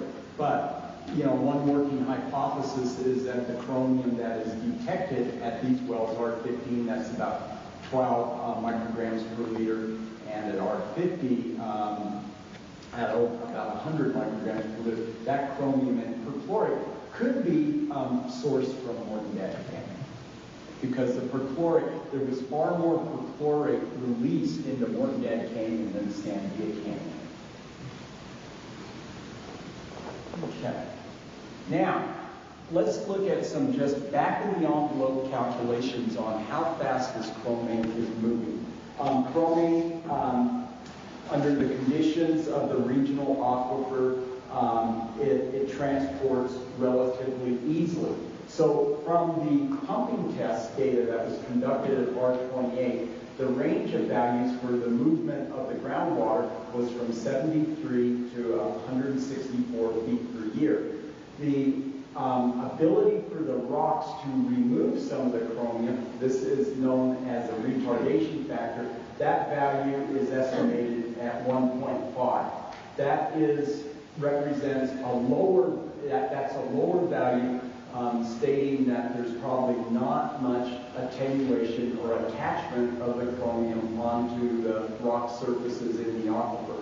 If the retardation factor was 100, that would indicate there's strong attenuation. So what this retardation factor tells us, basically, it gives the relative movement of groundwater, the groundwater flow rate to the movement of the contaminant. So the groundwater is predicted to move 1.5 times faster than the chromate is moving. So the rates of movement of chromium range from about 49 feet per year to about 109 feet per year, and the more likely ranges is 83 to 109. The laboratory in their 2012 report said this could even be higher, and so everybody's in agreement that the chromium is mobile in this part of the regional aquifer. Okay, so why is chromium mobile in the regional aquifer? There's other rocks like basalts where chromium can be attenuated. If you have a wetland environment with all this organic carbon, it gets reduced, chromium 6+ to chromium 3+. It's a wonderful system for remediation, the wetlands. Well, what we observed, this is a conceptual model of part of the regional aquifer beneath Dead Canyon. And when we consider an aquifer, we've got to look at the groundwater and we've got to look at the rocks that make up the aquifer, because the geochemistry that takes place is at that interface between the solids and the groundwater. So we know from extensive monitoring data that the pH in the regional aquifer ranges from about 7.5 to 8.5. The dissolved oxygen concentrations range from about 4 to 7 milligrams per liter. This indicates that the groundwater is moderately to strongly oxidizing. Okay, you can measure dissolved oxygen. Two key metals that are important in chromium transport are iron and manganese. If you have reduced iron in a system, iron 2+, that is a great reductant for chromate. That will really enhance converting chromate to chromium 3+. On the flip side of that, if you have manganese 4+, like desert varnish, the dark stained materials on some of the rocks, the chromium 3+ can oxidize and reduce the manganese 4+. But fortunately in our system, there's a lot more iron than there is manganese in the rocks. So the chromate, say like at R42, where we've measured up to 1,250 micrograms per liter, it's stable because there's dissolved oxygen. All the iron is oxidized. There's just no reductive capacity of the natural system. And if we looked at that, this represents some of the solid minerals, manganese dioxide, ferric hydroxide, that are known to occur in the aquifer. So under these conditions, there's just no reductive capacity of the solids, and so chromate is just stable as chromate. Okay. Now, if we had a system like in the basalts, and this is part of the good news, that the basalts have a lot of reduced iron, iron 2+. There's a lot of iron, magnesium, silicate minerals that make up those rocks. And so in a basalt, say if we had like iron sulfide minerals such as pyrite, solid organic matter, then these phases, the iron 2+ phases, solid organic matter, have the ability to reduce the chromate to chromium 3+.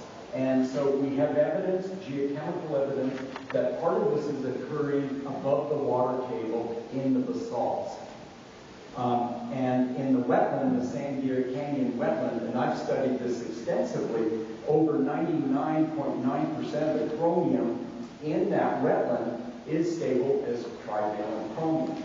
So we want to keep that wetland wet, we want to keep it thriving, and that will be a very good remediation for the chromium that's in the upper part of Sandia Canyon. Okay, so we get this information from drilling wells, looking at the water chemistry, collecting core samples, looking at the mineralogy. Okay, now, a word on redox, a photograph on redox is worth more than 1,000,000 words that I just told you. Here is an example of a sedimentary formation where this is a redox interface between iron 3+, the brown staining, and iron 2+, where the iron has been leached out of the rock. Note the lizard for scale here.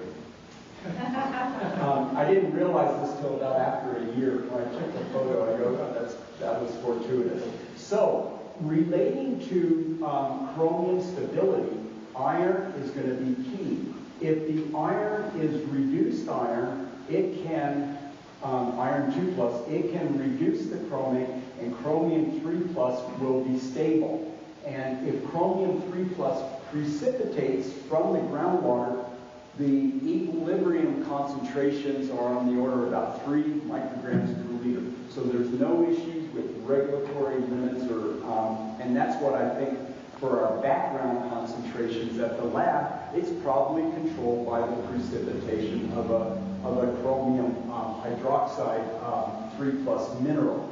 Now, if, say, at some point this sandstone was an aquifer, because to get this iron to precipitate out this iron oxide, this sandstone had to react with water.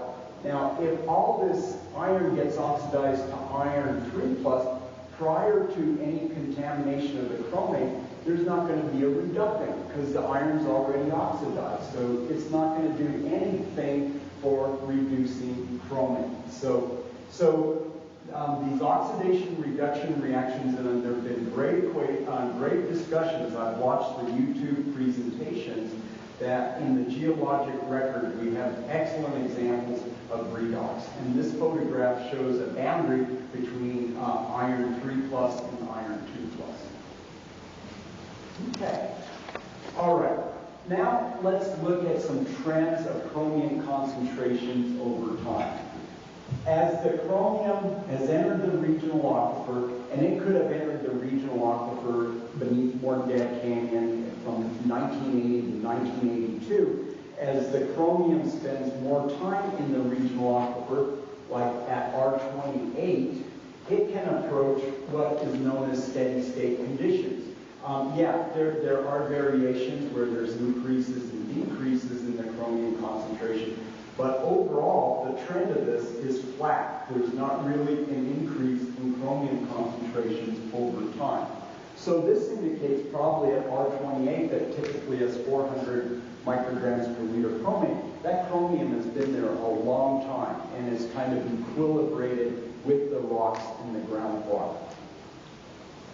Okay, if we look at R50, that is south of R28, we see here an overall increasing trend. When the well was drilled in 2010, the concentrations were about 70 micrograms per liter, and now they're up over 100. And we see some valleys and peaks in this, but overall the concentration's increasing. To me, that indicates the plume is migrating. It's not stagnant. If you have a point in space and you have a contaminant moving through to that well, and the concentrations are increasing over time, that plume is migrating. Okay. Now, here's just two slides. This is for well R45 that is east of R28. When this well was drilled, the chromium concentrations were about 10 micrograms per liter in the upper stream that's closer to the water table, and about 3 micrograms per liter in the lower stream. But what we see here from 2009 through 2012 the chromium concentrations have increased. And so what's significant about this screen here, screen A, is closer to the water table, maybe about 40 feet below the water table, and screen 2 might be 100 feet below the water table, that the concentrations are increasing in both streams. And so as this plume is migrating, it's displacing the native groundwater, and so now we're starting to see a vertical component to that. Okay, now our background, the mean is about 3.12. Our upper tolerance limit is about 5.2. Okay. All right. This slide shows we have great tracers from a geochemical perspective. A tracer is a chemical that will move at the same rate as the groundwater. So this shows a plot of 1 over chloride versus sulfate. And sulfate, background chloride is about 2 milligrams per liter. So if background would plot over here at about 0.5, and then background sulfate is about 5 milligrams per liter. When we plot the 1 over the ratio of a tracer, we see a nice mixing curve here, okay? So this shows R42 and R28, and the sulfate concentrations at R42 range from about 60 to 75 milligrams per liter. Background's about 5. Okay, at R28, the sulfate ranges from about 38 to 55 milligrams per liter. So we can kind of track how this plume or plumes, how this is tracking through the system by looking at chloride and sulfate. And we see there is kind of a split. The triangles here, this is for R43, and then the squares here the diamonds here are for R50. And these two wells, R43 and R50, are near the fringe of the plume. And so where we see more chromium contamination, it relates to where we have higher sulfate concentrations. Okay. So we know groundwater mixing is occurring. The plume is migrating through the aquifer. It's displacing native groundwater, but it's also mixing with that water. And this just shows another example of mixing by looking at the ratios of sodium over sulfate and boron over chloride.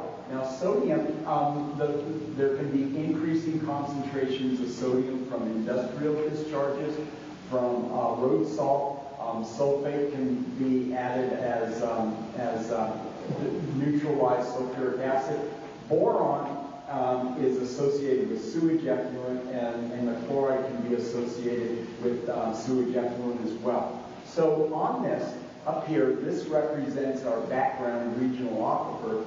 And all these different wells that are shown can be mixing with native groundwater. They're contaminated, and so there can be a varying amount of mixing as this plume is migrating through the regional aquifer. Yes, sir. What is the depth? Are all these wells at the same depth? What is the depth? Depths. I haven't seen anything that says Yeah.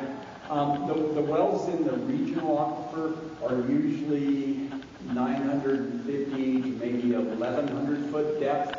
The wells above the regional water table, but in these perched intermediate zones that Dan Katzman has talked about, 500 to 700 feet depth. So there is a depth component with this. Okay. So how this information is useful if we're trying to figure out, well, if you had a well like R42, as we look at this, R42, R28, which are the most contaminated wells in the regional aquifer, and this intermediate well, Sandia Canyon Intermediate 2, these wells always tend to plot fairly close together, and that would imply that there was the same source of contamination affecting those wells. So we kind of use this as a forensic tool to sort out, could there have been more than one source? Could there have been more than one drip point where the contaminant is entering the regional water table? All right. Now, with that, what I'd like to do is focus on monitored natural attenuation. The EPA, other regulatory groups have realized that if there's certain biochemical, geochemical properties of the aquifer material, the solids, that could lead to a reduction in the concentration and volume of contaminated groundwater in a given aquifer. So with this, we'll just look at the inorganic. Here is a plan view map of a hypothetical plume, and this is the source. And it's migrating in this direction to the lower right. Now, if this was a contaminant that could undergo natural attenuation, the contaminant would attach to the mineral surfaces either through adsorption or precipitation, and ultimately there would be a decrease in the actual volume of the groundwater that was contaminated. There is always that contaminant present in the groundwater if it's not pumped out. Okay, so if we're going to look at natural attenuation, we would want to know, well, what's the mechanism causing the natural attenuation? Is this process effective to decreasing the contaminant concentrations to values less than the drinking water standard or the groundwater standard? So I think this is a viable process. It's not going to be applicable to all areas of the contamination at Los Alamos, but in some areas, such as in the basalts, it could have some applicability. Okay, so the EPA has developed criteria for evaluating this natural attenuation, and if there is natural attenuation, say of chromium in a groundwater aquifer system, we would expect decreasing concentrations of hexavalent chromium over time. We would expect a decrease in the volume of contaminated aquifer material over time. And we would hope for that there's abundance of, or a high reductive capacity of the aquifer material to reduce the chromium 6 plus to chromium 3 plus. And in our systems here, most likely that would be reduced iron 2 plus. Also, we would want to look at, say, if it was oxidizing, could the hexavalent chromium attach to the solid surfaces, and would they stick on there and not easily come off? So they attach to a surface, they're firmly attached, and over time they would rapidly be released back to the groundwater. And if minerals had precipitated out, if chromium 3 plus minerals precipitate out, we would hope that would be a very fast process. Now another aspect is too, these geochemical reactions that we hope to take place to remove chromium from groundwater, they occur at different rates. Some might be on the order of weeks, others might be on the order of decades to 100 to 1,000 years. And if the groundwater moves slow enough for those reactions to take place, then there's a good chance for this to happen. If the groundwater is just zipping through and it's moving faster relative to the rates of these reactions, there's not going to be much attenuation. Okay, and then we hope from a regulatory perspective that if this natural attenuation is occurring, that the end product would be, the total dissolved chromium would be less than 50 micrograms per liter. We'd all be happy if that was the case. Okay. Speaking of be happy, Pat, it seems that the plume has breached the Sinai boundary. Are they happy about that? What have you heard from them? Well, this is an important aspect. I think there's a very high probability it is past R50, and San Ildefonso Pueblo is aware of that, and so I think that just needs to be sorted out. I think, and I hope that, both parties, everybody's interested in determining that question. Because we would want to know that if we're going to, where the lab is starting to remediate the aquifer, and if it's this pump and treat method, you've got to know the nature and extent. So are they happy with what's going on and that this almost is working at a fairly decent? I guess I've been involved in one meeting with this, and I don't know if other meetings have taken place, so I don't have the most up-to-date information. So I can't answer that. You kind of fit your plume to the information you had, but in reality, it could be a lot further down on Santa Alfonso than that indicated. Right. Based on the increase in chromium concentrations at R50 and the mobility that we see there, it's a reasonable working hypothesis that it's migrated south of R50. And with what you said, it doesn't seem like natural attenuation is occurring on the front lines of the plume. Alex, that's a really good question, because initially it could, to a small scale, say like at that leading edge of the plume, if it was like 10 or 15 micrograms per liter, the rocks and minerals probably could react with that. But I think what's happening is that the chromium, the mass of chromium moving through is just saturating or overwhelming that system. And then the empirical evidence for that is given well like R50, you plot chromium concentrations versus time, and they increase. They're increasing in one well?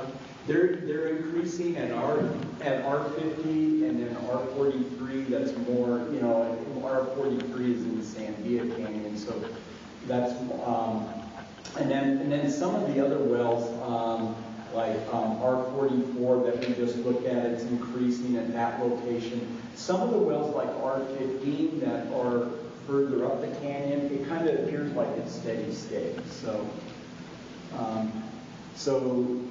initially there probably is some attenuation, but because of the mass that's moving through, the system just gets overwhelmed. Hey, so Pat, this is great. I think you really have given us a lot of information. We're running a little behind schedule, so maybe we can go ahead and transition, spend about 5 minutes in question phase, and then Steve Venus will brief us out before getting ready to. If I could just show you summary conclusions. Absolutely. Okay. Absolutely. Okay. So basically, from the empirical data, chromium 6+ is stable in the regional aquifer system, which is characterized by strongly oxidizing conditions with some of the key elements like iron, manganese, and dissolved oxygen. Based on some initial calculations, the chromium appears to be migrating nearly at the same rate as groundwater flow. There's some uncertainties about the mass, the nature and extent of contamination in the Betos zone, which overlies the regional water table and the regional aquifer. And this is based on R62 initially being drilled, thinking it was background, but now has between 100 and 200 micrograms per liter chromium, and then R50 that now has 100 micrograms per liter. I believe, based on a geochemical analysis of this, that natural attenuation is not an effective process for removing chromium below regulatory standards. And this is the key, that the successful remediation of chromium in the regional aquifer is going to be dependent on our understanding, and I emphasize the laboratory, the New Mexico Environment Department, the CAB, how well we understand the system. And the key components of that are the nature and extent of contamination. Secretary Flynn has emphasized this point at the last CAB meeting, and the geochemical, biochemical, and hydrologic characteristics. Thank you much, and sorry I overran.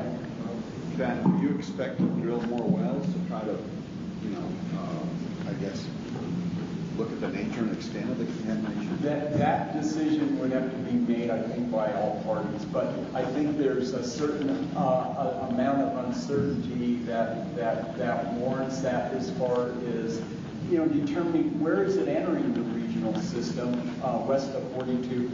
Has it gone off laboratory property? Yes. If you, I think they sort of cut off the source here, but then they're going to pump and treat, which is kind of the aquifer.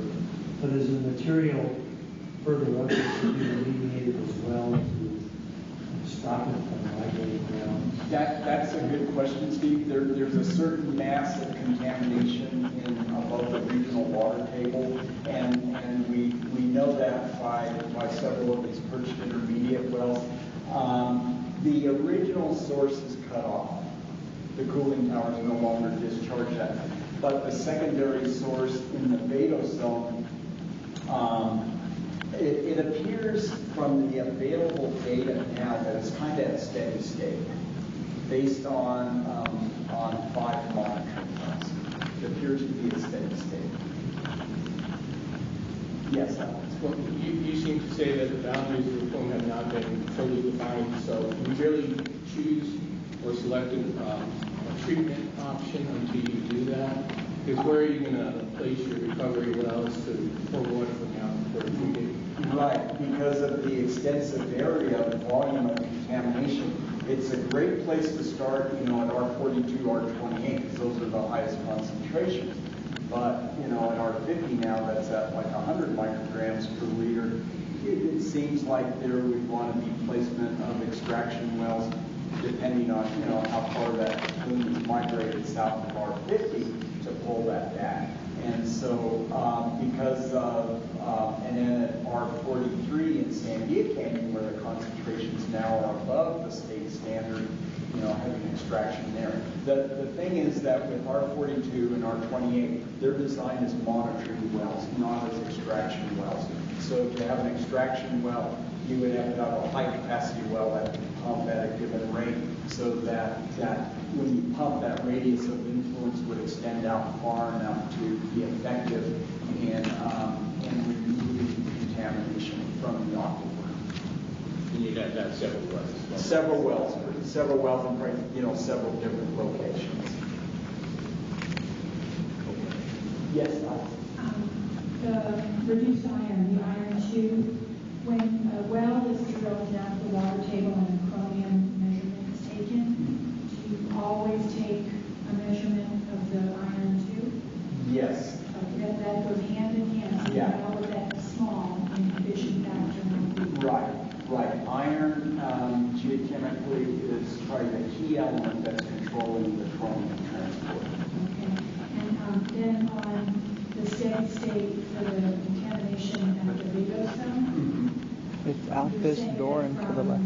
Data from the last 2, 5, 10 years? I would say, probably within the last 7 years or so, looking at the results, there's that one well, SCI2 Sandia Canyon Intermediate 2. When we drilled that, it was like between 450 micrograms per liter chromium. It's pretty much stayed steady state. Yeah. Thank you, Mr. Miller.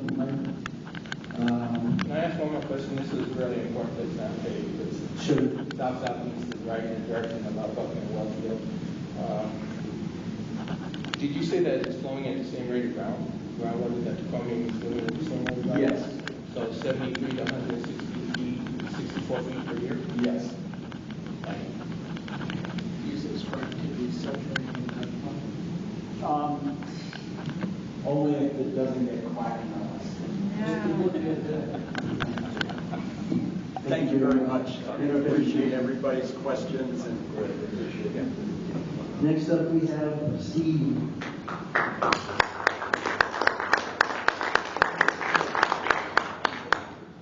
Who will give us an update on hearings and permits.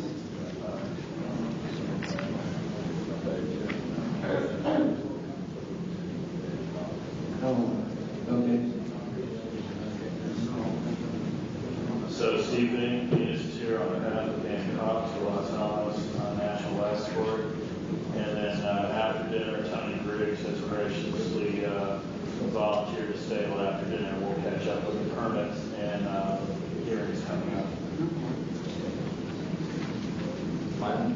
Thanks.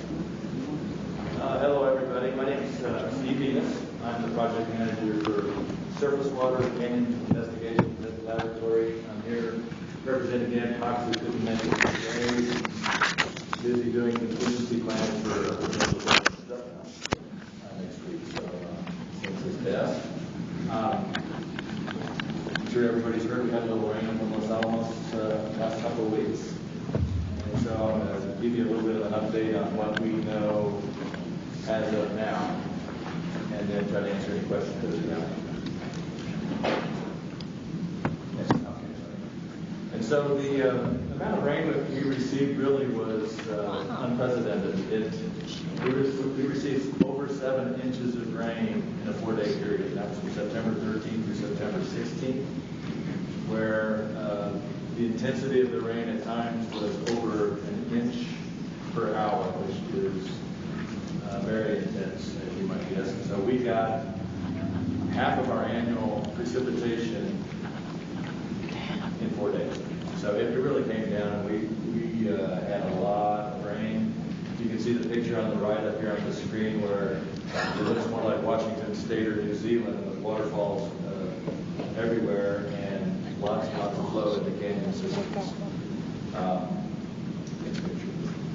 So what I thought I'd do is, I don't know if you had a chance to look at the pictures that are hanging on the wall, but I wanted to kind of go through and explain each one of those, and then try to answer your questions, and then we'll go from there. So this first picture right here shows the amount of rain that we got in each of the vicinities of the laboratories. You can see the laboratory outline.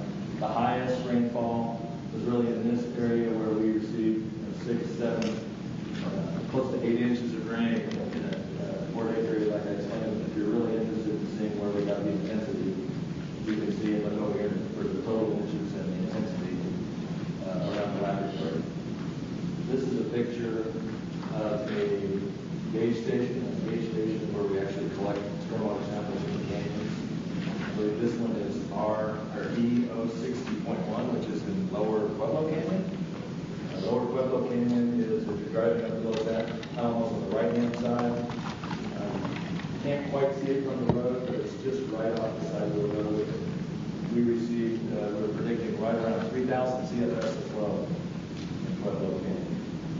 And so there's a structure there we call the Pueblo Grade Control Structure that we just built, probably about 4 years ago. It survived just great. It stopped the head cutting just like we built it to do, but the water did flow over it, and it did create some damage to this particular structure. We have got that structure back up and running within a week, so we're pretty proud of that. But when we first saw it, we were like, oh, goodness, we're not going to be able to do this. This is a picture of an eroded road up in Rendia Canyon. Rendia Canyon is in the northern part of Los Alamos town site. There are some historic legacy sites up there. You can see the sign Black Flood area, and this is the apropos for this. So we're going to put a sign up there that says we told you so. This is E260, and this was located out in one of the canyons in the southern part of the laboratory. This is the Water Canyon. As you can see, there's a massive amount of flow. This canyon and wreaked havoc on. These flows generate a lot of debris, a lot of trees, sediment, etc. And this particular drainage, the upper part, is part of the Los Conchas fire burning area. And so we have been seeing large flows there ever since the fire. And this is just a bigger version of what we've been seeing. This is going to take a little longer to get back up. This particular picture, this is a picture of an access road. This is the access road, I believe, to R63, one of our groundwater wells. And you can see we're having a real trouble with site access. That's one of the biggest pieces of the damage information is the access road. Many of these roads are hard to get to begin with. And many of our locations are in remote areas. They're tiny roads. They're really for fire mitigation efforts and access to environmental monitoring locations. This particular one is going to take a while to get. We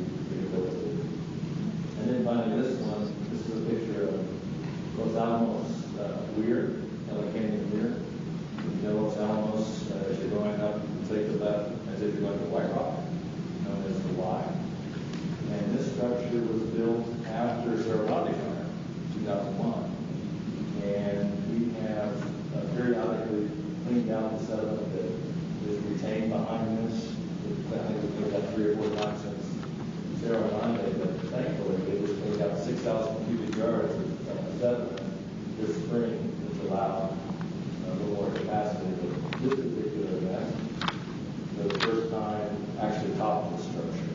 So you can see there's a lot of debris. Once the water recedes, there'll be a lot of debris and sediment that will have to come out again. But this is a little bit picture of live photograph of some of the peak discharges that are in lower Los Alamos.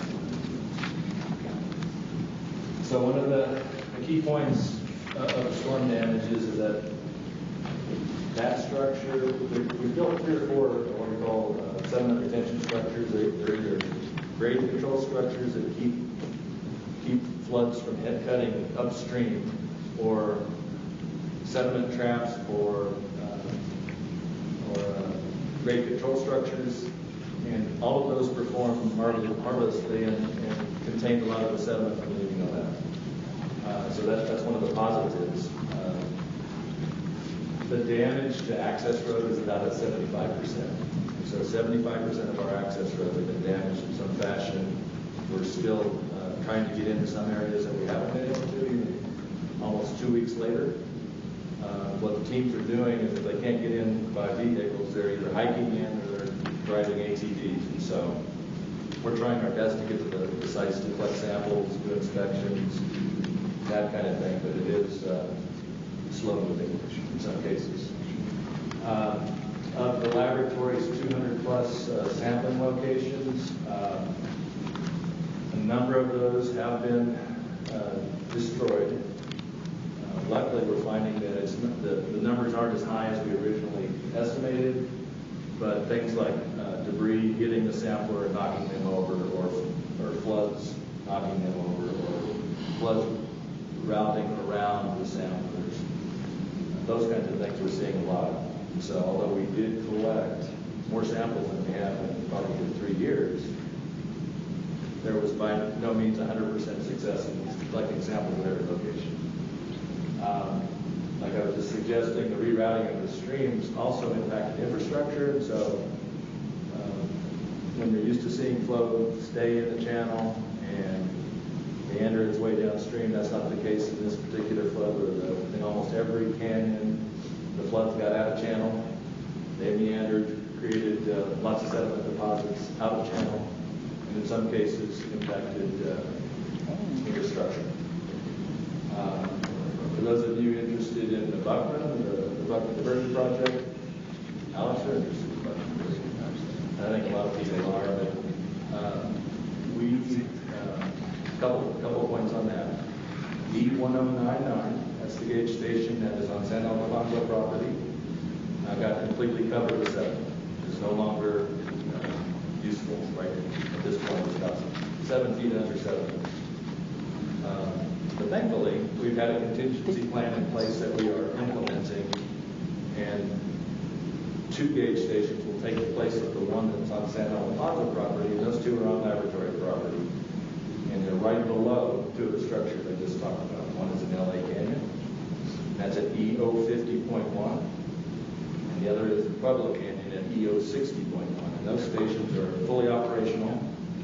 Even the one that just on the right-hand side, fully operational, with redundant capability of measuring flow. So we can measure flow using pressure bubblers, stilling basins, and ultrasonic level detection. So we've got three types of flow that with the telemetry is sending up in the signal, and they can see it real time. There are some upgrades that we're working on. E1099 used to have a camera, so every 5 minutes it would shoot a shot what was actually going on in that channel, whether it was dry or whether it was raining.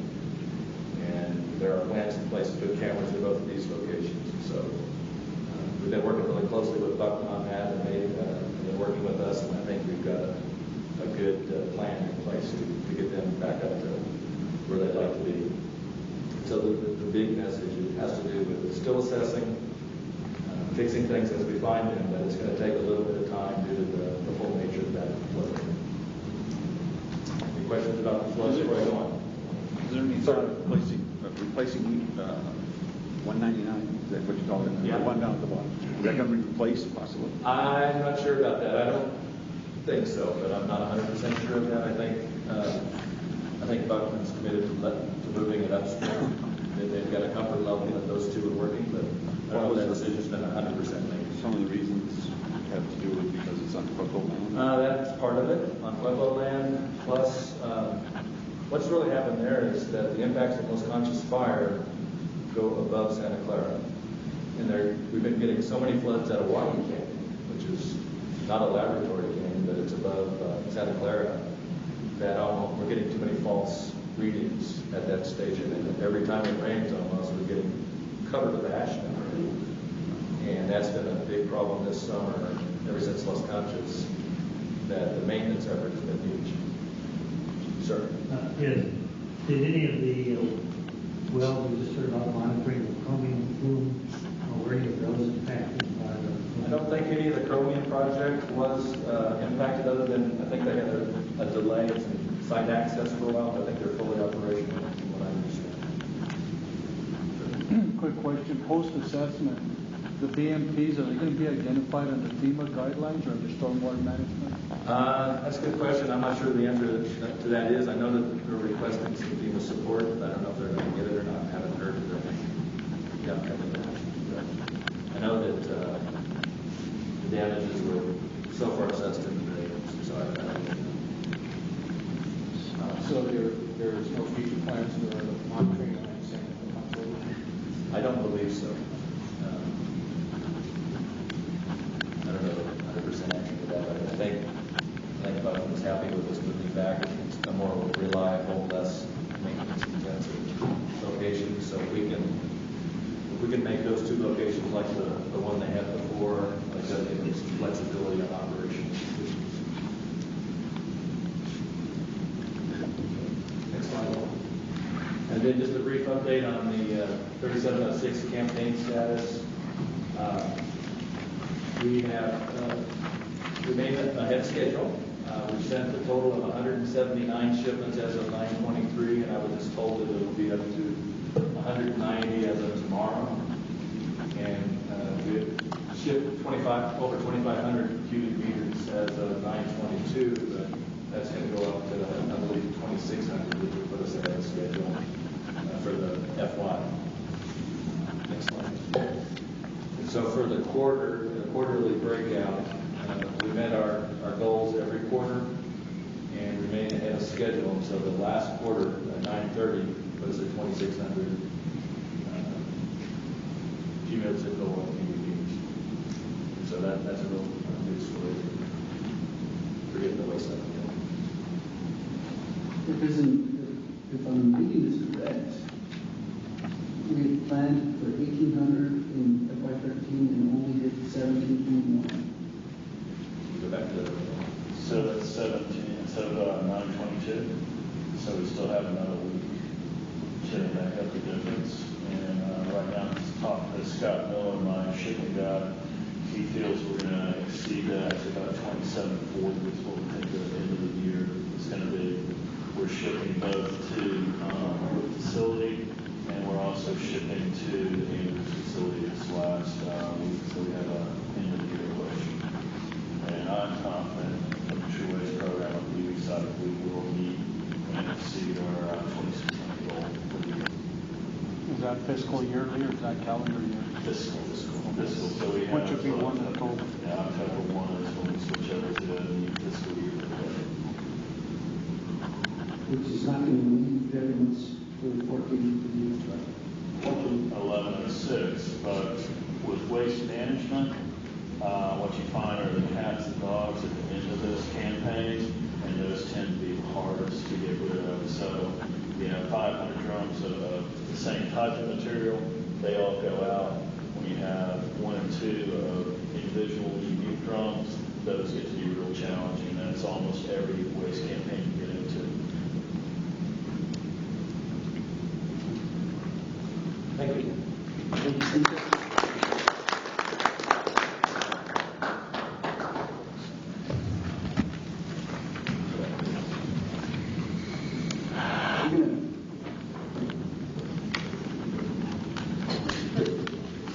So I think I'm gonna turn it over to Denise now to give instructions for dinner. We're gonna take an hour break. It is now 6:03 and public comment period is open. Anybody in the public want to step up to the mic and address the guy? Seeing none, we will go ahead and close the public comment period. And we have a presentation by Tony Griggs. That was scheduled to be before our dinner break, but we ran a little long, so we'll go ahead and do that presentation now. Tony, you ready?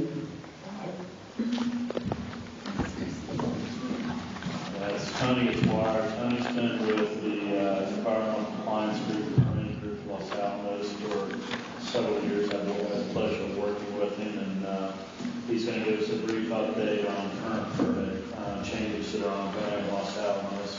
Not all of these are the in permits, but he can show everyone that you can address all permit changes. Thank you, Lee.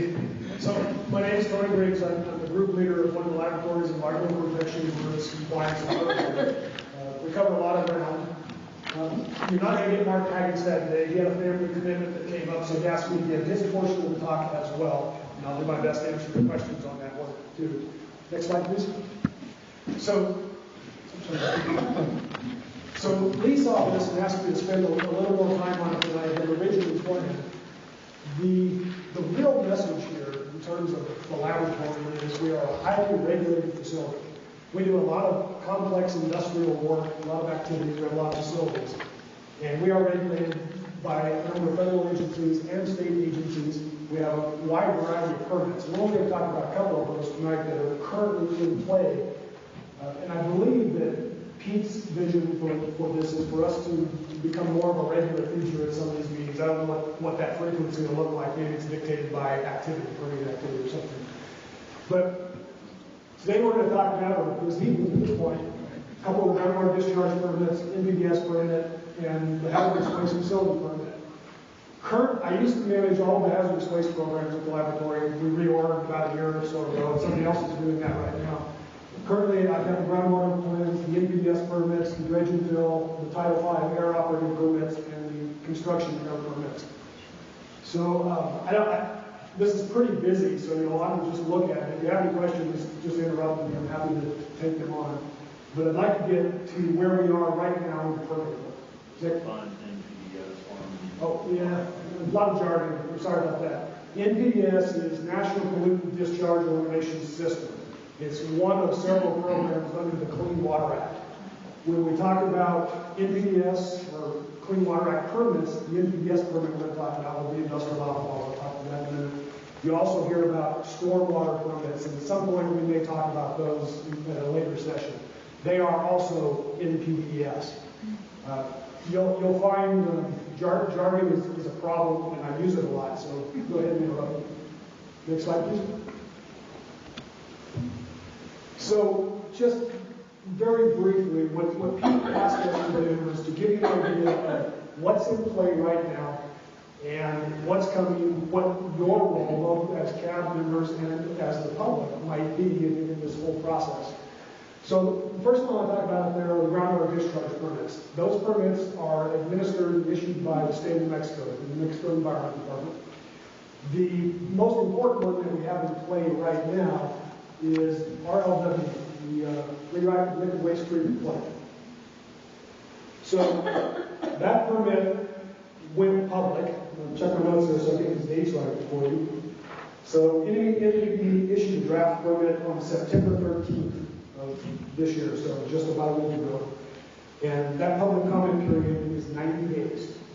So you, the CAB members, either as members of the CAB or as a member of the public, you can submit comments as an individual, as a member of an organization. I believe they'll accept them in email, in letters. Steve, you guys can correct me if I'm wrong, but I think they'll take them in just about any form. I don't know if they'll take verbal necessarily, but any written comment will be considered by them. Yes, sir. Is this a permit to discharge to groundwater? Not exactly. So as I walk through here, we have a discharge to the environment from the facility, and that discharge is to the surface. The groundwater discharge permits address the potential for that discharge to impact groundwater. I think that's probably about the simplest way to say it. Could you, could you just address, if that draft permit is out, could it be sent to William? So, and it was, I wondered if that draft permit is out for consideration. Could that permit be sent to William? So if some of us wanted to look at it, he could then send it to us? I think so. Is that something? It should be on the web. It is on the web. NNMCAB, right? Correct. NNMCAB sent out a notice. It was in the newspapers. I think somebody picked it up on a radio ad that I heard too. I don't think that was an NNMCAB ad. It was a really, but it's in the papers. It's on their website. But I think if we could figure out a way to distribute that. Willie, can you take that action to give them? Thank you. So some of the more important aspects of that particular permit is it includes a lot of monitoring and reporting on groundwater and the discharge itself. So we're monitoring the facility and the quality of the water that's being discharged, but we're also monitoring groundwater. You heard a lot about groundwater earlier today, and a lot of these pieces all work together. There's an awful lot of monitoring happening at the lab overall. I do believe, subject to public opinion, it'll get reviewed, there'll get comments, and will have to address those comments. I do think it's a pretty good permit in terms of being protective of human health and the environment. It looks like it's pretty complete to me, pretty good. So Tony, if I'm correct, because it sounds a little misleading. It's not that we are discharging radioactive liquid waste. This is actually the permit for the RAD liquid waste treatment facility where we take the effluent from the laboratories, clean it up, and then discharge the clean water to the environment. Is that correct? That is correct. And I was going to talk more of that when we got to the NPS piece, the surface water. But yes, essentially what we have here is a groundwater discharge permit and the NPS discharge permit that's for the outfall. They are regulating the same discharge. One's issued by the state, the other one by EPA. So we have one pipe, one outflow regulated by two different permits. And they talk to one another, NNMCAB and EPA do as well. On the groundwater, if our water is 1,000 feet below, I understood it took about 900 years for water to trickle down. That's my understanding. Discharge down. Is the time frame of safety that this permit looks at for 900 years, or is it looking at impacts on groundwater that might get to maybe a brand real soon in the first year, or is it a permit for So the permits are issued obviously for much shorter time frames, typically 5 years for both of these that we're talking about. And potential impacts to groundwater is in this particular case, is what NNMCAB is considered.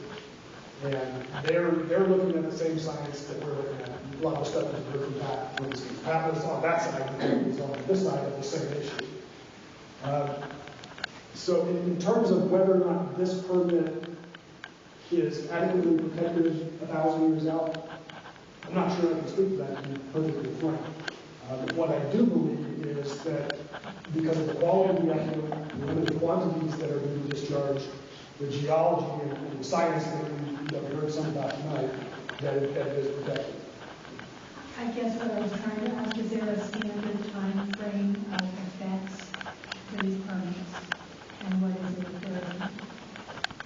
Not for this particular permit. Okay. If I understand your question. Yeah, that's my question. So there are some other groundwater discharge permits that are in play, but currently nothing's happening on them. The RLW permit is a higher priority. We have a sanitary waste system. It's a sewage plant, just like all the towns in the state have. That was in play. We have about 20 septic tanks on site. They require a groundwater discharge permit. Those are for the more remote facilities in our laboratory. Land application. You heard about the wells. We pump wells, we purge them. the sample done, that water has to go somewhere. So we're pumping water out of the aquifer occasionally, and we have to do something with that water once we develop those wells.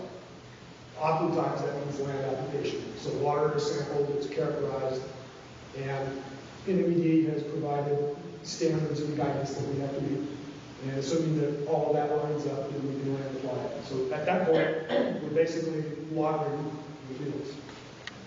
Tony? Yes, sir.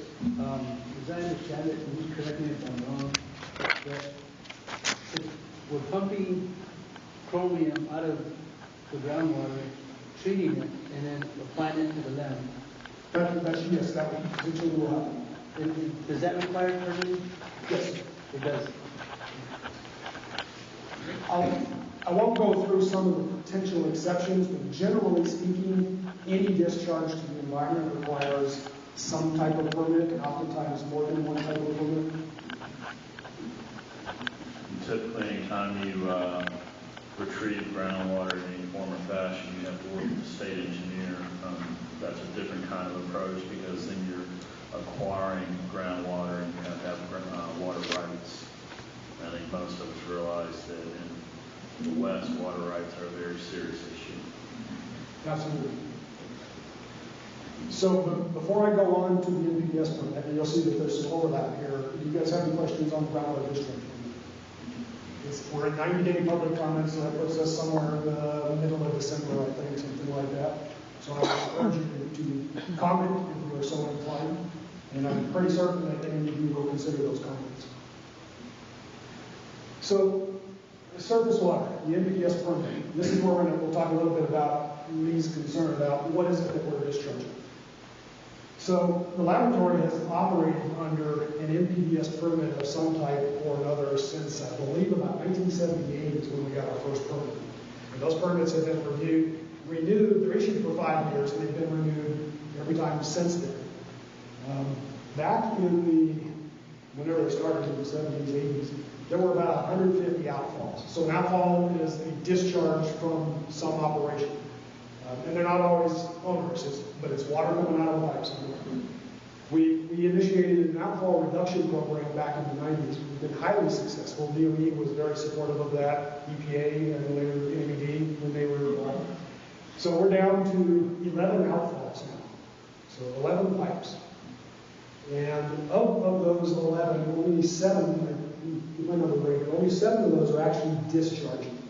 The others we're managing as, you'll hear phrases like zero liquid discharge, ZLD. Sometimes people coin other terminology. But the point is, those facilities, even though they have a permit, because we might need to at some point, typically we're managing that water in some other fashion. We're not releasing it to the environment. So the facilities that we have the outfalls out right now are the power plant. The laboratory has a small power plant that mostly idles. We don't run it very much, but it's also a steam plant. We have the SWISH, the sanitary waste facility. That's the sewage plant, and it's combined with what we call the SERF, the sanitary effluent recycling facility. We recycle a large amount of water. We get, and I'll talk about where we use that water in a minute, but that's water that traditionally, using older technologies, would have just been discharged. We pump groundwater out. It's potable water, is what we started with. It comes out of our wells. We put it into a facility, cooling tower, for instance, or something else. We use it, or in this case, it's sanitary water, so it's sewage that goes to a treatment plant, which is a pretty high-quality plant. We take the treated effluent from the sanitary plant, we pump that to the SERF, and we polish that water. One of the problems we have, Pat will talk about this for a long time, but one of the issues we have with groundwater in the area is a lot of silicon in water. It creates problems for higher tech issues. Not a chemist, and don't ask me to explain that. But what we do is we polish that water, we get additional contaminants out of it, we get some of the silicon out of it, flocks out, and we send very clean, arguably ultra clean water up to other facilities for reuse, like some of the cooling towers. So we have the RLWTF, we just talked about, I'll talk about that in a minute again, and then 7 of these 11 outfalls are cooling towers.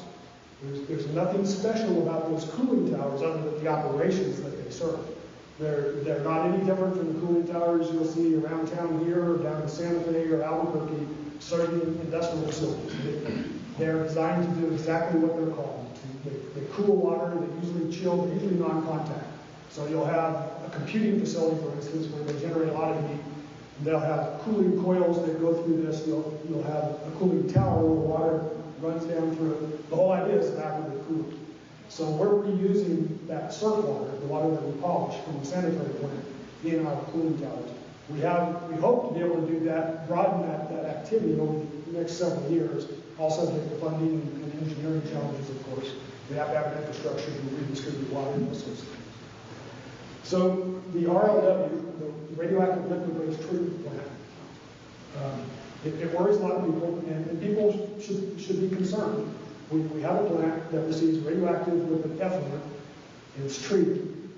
The treatment is pretty high quality, and there's several different treatment processes in there, and they selected the process based on the quality of the water, the radionuclides, whatever else might be in the water. The NPDES permit that we are currently operating under, the one that will be replaced by this new one, if and when that happens, the effluent limits, meaning the chemistry of the water that's being discharged to the environment, or in this case, to the ZLD, we actually are not dumping water into the environment from this plant, actually meets or exceeds most of the drinking water standards. It's the cleanest, I've heard it said, it's the cleanest dirty water you'll ever see. And I don't mean to make light of it. It's a hard thing to do. It's expensive. It takes a lot of high technology and good operators to make that work. But that water is extremely clean. And we're really proud of that fact. So with the RLW, we used to have a discharge in Mont Canyon, and it's conceivable at least that we might have to discharge at some point. I'm not sure that I see that in my future. So we've gone to evaporation. And we have two different systems to evaporate, partly because of the weather. We have a mechanical evaporator, which is a gas-fired evaporator. We run the plant in batch mode. It's not like a sewage plant that just runs 24/7 and peaks in the morning and peaks in the evening, so to speak. The RLW runs in batches. So if somebody does an experiment, they send a batch of water down. It could be anywhere from literally just a few gallons to several thousand gallons. It'll go into a holding tank of one kind or another, depending on the exact makeup. And then they'll analyze that to make sure they know what's in the water, and they'll select the treatment process based on what's in that water and treat it to the standards. No water is being discharged until it meets the effluent limits, the standards that are in the permit. It's a really important fact because people envision, and if you've been around long enough to remember what discharges looked like in the 60s and 70s, a lot of things happen.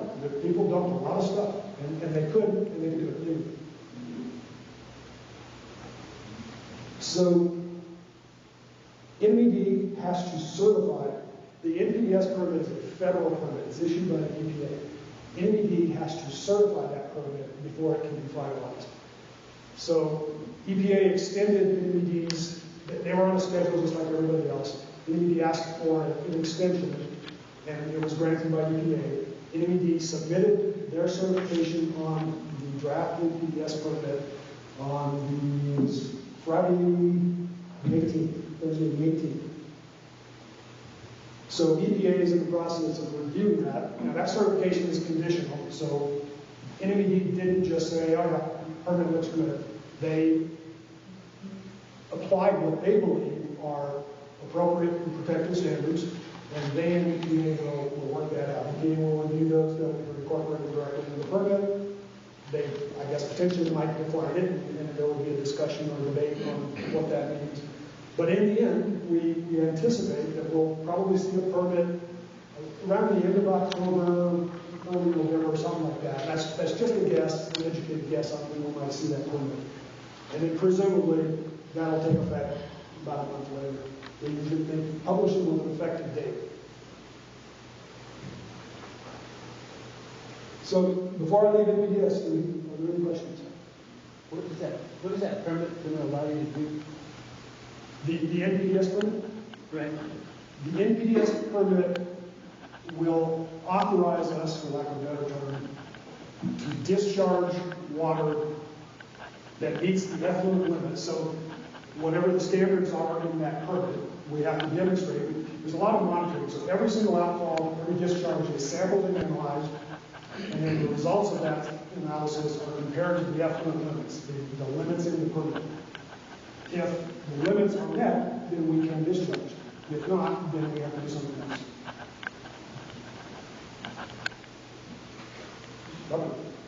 Yes, there's a permitting sequence that you've got here, and I just wondered, what is the amount of time that it takes to complete one of these? Well, it varies a lot depending on facilities, types of operations, whether it's state or federal, because their processes are generally the same, but they have slightly different schedules for some things. For this particular NPDES permit, for instance, which is on a 5-year cycle, we had to resubmit or submit an application for permit renewal. I think this one went in February of 2012. So this one's on 18-month cycle, more or less, even longer than that. For some of the other permits, the groundwater discharge permits, for instance, those have come and gone for lots of different reasons. Some of those groundwater discharge permits have been in process for about 15 years. I think one of those was submitted in '96, an application. There was some process and some churn and progress by everybody, and then things happen, like they do, and they sort of languished. In that particular instance, what we did with the laboratory was there was a draft permit that was never finalized. We agreed to voluntarily meet the discharge limits in that permit for that period of time, and we have done so all this time. So with the issuance, hopefully, of this new groundwater discharge permit, all the history will go away, and we'll be working to the terms and conditions of these new, what will be the current permits.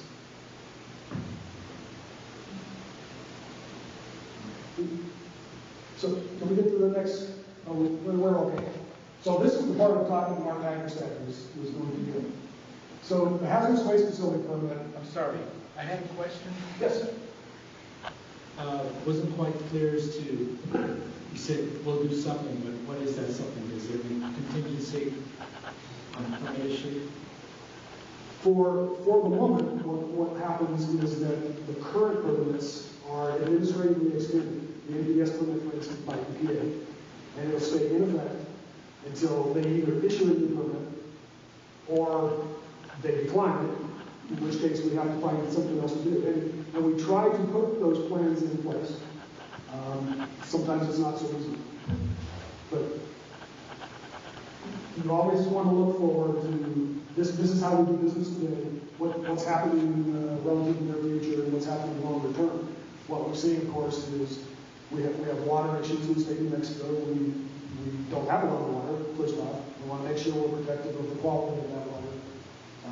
I think we've done, we in the laboratory, not me personally necessarily, have done a very good job at all of those things. What it'll look like a couple of years from now, I'm not sure, but I can tell you. A lot of that has to do with federal budgeting, changes in mission. We have to be able to accommodate old missions, existing missions, and new missions, both that are planned right now and things that we can't foresee. Thank you. So for the hazardous waste facility permit, Bob, you were asking about cycles. The hazardous waste facility permit, the first one was issued early in my career when I started doing regular work for hazardous waste work. The first one was issued in 1989. And that was a 10-year permit. So back to your question a little bit about planning for the future. We knew that permit was going to expire in 99, it had a date right there on it, and of course we modified that periodically through time as mission and facilities changed. We worked on that application within the off and on for several years. We need to get it in about a year and a half, 18 months ahead of the expiration date, but we knew because of the complexity and the interest it was going to take a long time to get done. So we backed that up, and we actually were working that fairly continuously with NPD. That permit was expired in 1999. It was administratively extended pending the outcome of permit negotiations and such. That permit was finally replaced with a new permit that was issued in November of 2010. So it was a 10-year extension on that. So sometimes when they're very complex and there's lots of interest, these things can go on for a long time. There were hearings requested on that. Those hearings went 5 weeks. 5 weeks of hearings. I think there were something on the order of 20 full days of body contact. So it was a long process. There was a lot of public involvement. There were a lot of regulators involved. There were a lot of people from the DOE and lands involved as well. So where we are right now is we have that permit. It's in place. That permit applies to places like T54, parts of T55, some smaller facilities. We're doing a permit modification right now we still call it the ramp facility. It's not really the ramp facility anymore, but if we change the name now, everybody will get confused and think something else was happening. So the ramp facility was the radioactive assay non-destruct test facility up there. So the public comment on that was completed in August. And NNMCAB is currently processing those comments. I believe that, there's nobody here that can confirm this for me, but I think NNMCAB actually issued a decision on that yesterday, the 24th. I haven't seen it yet because I'm not in that management chair anymore. But I believe that's true, so I think something official in writing will hit the streets sometime this week if it hasn't already. So Tony, just real quick, most people realize this on the board, the ramp facility is our true waste shipping facility. That's where we stage all the shipments. That's where George's teams come in and bring a cask in, we load the cask, and we ship from WIC to there. This particular permit request focused on additional storage capacity so we can increase efficiency of shipments. It was right out of my mouth. That's perfect. So to put a fine point on it, the bulk of that is to ask for a capacity increase at the ramp facility, but it's to enhance throughput of waste that's leaving Area G and going out and heading to WIC. So we have waste stored in Area G right now. That's what they're processing. We're not asking to be allowed to add additional waste to the ramp. What we need is to be able to move that waste from G through this system faster and out to the WIC. And we believe that this change will allow us to do that. Did you there? So, interrupting if you have any question. The TWIF, Transuranic Waste Facility. This is a new facility. As we close Area G, the long-term plan for Area G is to get all the waste out of there, shut down, remove the facilities, restore and cap to some agreed upon level of protection. I'm not sure if anybody actually knows what that answer looks like yet because it's a very complex program. But at some point, Area G will no longer be functioning as a waste management site. It's going to be shut down. It may be monitoring or whatever, but it won't be a waste management site any longer. The laboratory, however, has an enduring mission. It's a national security mission. We will continue to generate some amount of transuranic waste. So this new true facility, which will be very close to T55, it's right up the road, will be managing only newly generated transuranic waste. So we need to get out of G, so we get the ramp permit law in place. That enhances movement of Area G, keep the waste out of G. We have a new facility, so we can continue to do the laboratory. All of those things work together to help us to get rid of waste, clean up, move the closure of some of these sites. So we're only going to store containers. We're not doing any treatment of any kind there. What else do you think? The new true facility will be basically 6 warehouses. We did 6 warehouses because of the aircraft analysis for a HAZCAT tree storage facility. We limited characterization. We won't do any repackaging. In fact, most of it will be characterized before it ever leaves TA55. And when Tony says we'll get all the waste out of Area G, we all know that means all the retrievably stored true waste is it still a low-level waste cell, and we intend at this point on capping, at least presume revenue is capping that low-level waste cell, and modeling that with the SCA, which we reviewed probably about a year and a half ago, and we can review that again, the dose modeling for that long-term stewardship of that facility. Thank you. So the public comment period for the TWIF was completed in March. NMED is currently processing that application. I would anticipate seeing something on it in the near future. So just very briefly, some other permitting activity that's underway that you might be seeing in the near future. The open detonation. The laboratory has open detonation for waste treatment. There's other open detonation that's research related, so it's an important distinction. One is subject to permitting and requires a permit, and the other one is not. So the application for the open detonation program was submitted in July of 2011.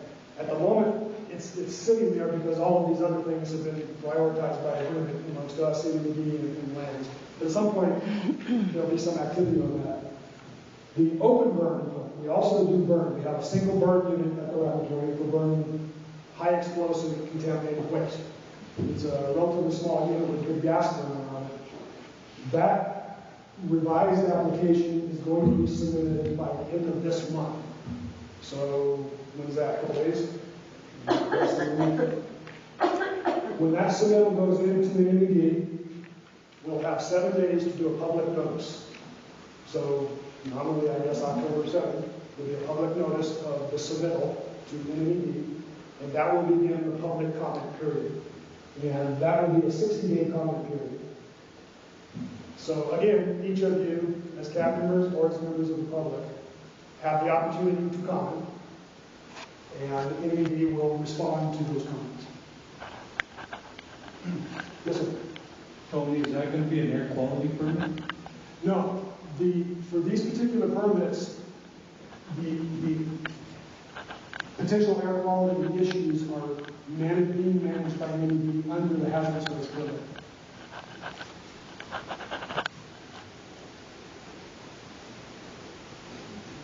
Yes, sir. So can you explain the open detonation process? So we have R&D, which could be any number of things. We tend to be relatively small these days. For the open detonation process that's subject to permitting, we're treating waste. One of the things that happens with high explosives, even commercial explosives, and we have some R&D as well, once you perturb that in some fashion, you've done an experiment perhaps that went awry and everything wasn't consumed. At that point, you have a piece of HE with unknown properties. You can't, when you get commercial HE, it's characterized pretty well, and experts can predict somewhat what the behavior of that material will be. And from that, they derive some sort of safety and safe handling practices. But when you do an experiment with something, you perturb it, maybe you have a partial detonation, you wind up with a piece of something. You don't know anything about the properties anymore. You don't know if it's still stable. Is it still safe to handle? So you don't want to put it on the road. You don't want to handle it any more than you have to. So we have detonation sites. Typically what they would do is take those pieces, stack them together in some fashion. And there's a lot of art and science that goes into that in terms of what they know about HE, how it behaves, and how a detonation would pass through the material. Usually they will put an HE charge on it, a known charge, something that they know how to behave, not to be initiating charge. And they want to detonate it because the most hazardous property of HE obviously is the explosive hazard. Once they've detonated it, rendered it safe, then they can do something else with the residents if they need to, with their art. Okay, you say there's none planned now. Do you have material that's waiting in the queue? I would for that process. Probably. I don't know for certain at any given moment because experiments come and go all the time. But it's not improbable that there's some small amount stored, and they don't like to store a lot of it. So typically, if they have an experiment go awry, they always have a waiting period of hours to a day or two to make sure, so nobody approaches them. They have an experiment, if something doesn't go right, stand back, let's watch it for at least a couple hours, make sure you don't have a late discharge. You don't want somebody working when that happens.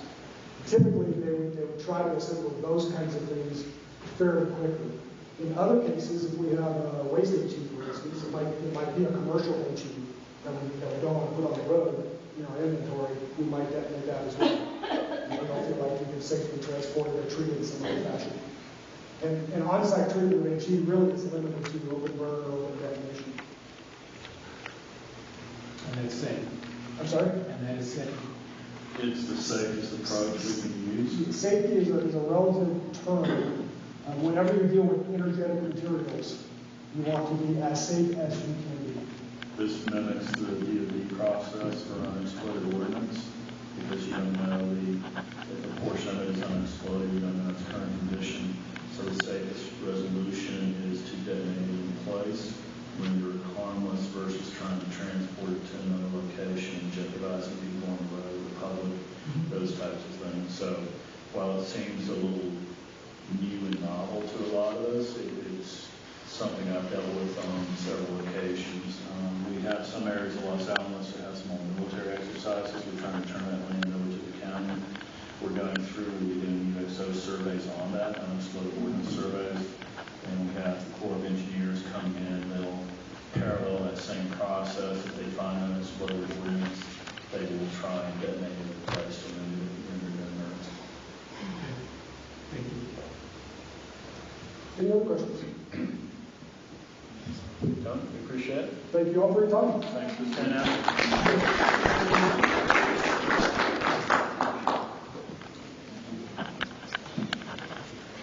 Thank you, Tony.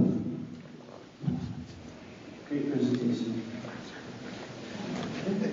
Actually, it wouldn't be a bad idea if we could maybe even get permit updates. I think it's one. That's the general intention is for, kind of a little bit longer division. We'll update these just like we'll update the recommendations at each of the meetings. Great. Mr. Chair. Go ahead.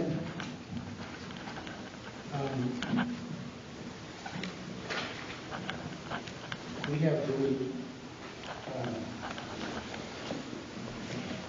did we have a public comment period? We did. And I just was hoping that maybe there's somewhere we can arrange the agenda for some of these presentations where we're able to have public questions. I know we're open to that. If there's always that entertainment, we just have it as it's not necessarily on the agenda. Sometimes it might, sometimes it might not be. Does that make sense?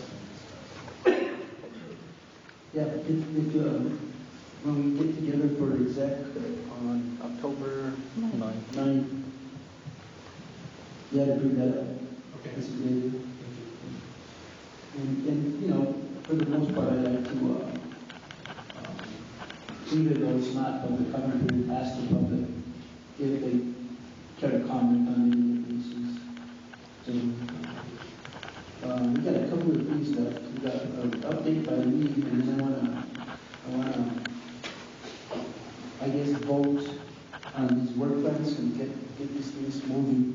Now that we've had our presentation on the chromium key, hopefully that has answered some of the questions that you all had. If you don't mind, if we can go ahead and take care of this first. So, based on the presentations today, is there any other changes that you see need to happen on these that work plans? Mr. Chair, 2 quick comments. Let me gather my notes here real quick.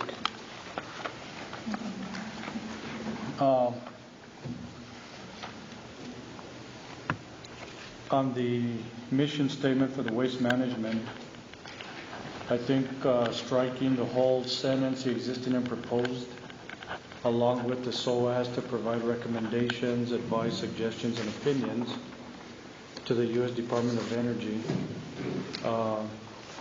And then on the Environmental Monitoring and Remediation Committee, based on Doug's comment, or forgive me, Doug, on Robert and Bob's comment, being that it's already addressed as the Northern New Mexico Citizens Advisory Board, I think in this case it would be provides an informed perspective to the Department of Energy.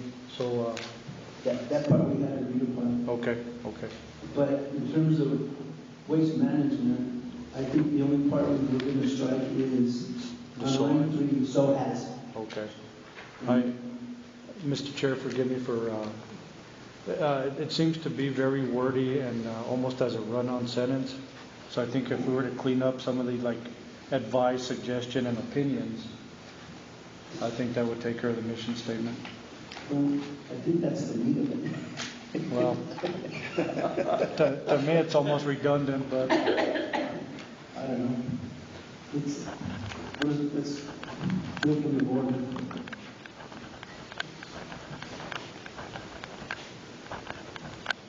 Anybody? I move to approve. Move to approve as amended. As amended. And now, is this only to do with waste management? Mr. Chair, I move to approve as amended on both work plans. Mr. Chair, I will agree along with the CAP lowercase recommendation that we provided to staff. Second. Thank you. Approve the comment. Bob, any more editorial changes? I actually wanted to make a comment on the Waste Management Committee.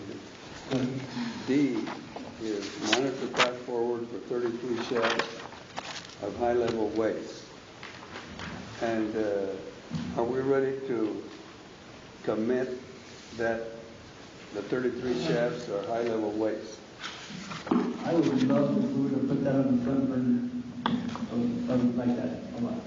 So, Mr. Chairman, technical correction, they are remote handled waste, they're transuranic waste.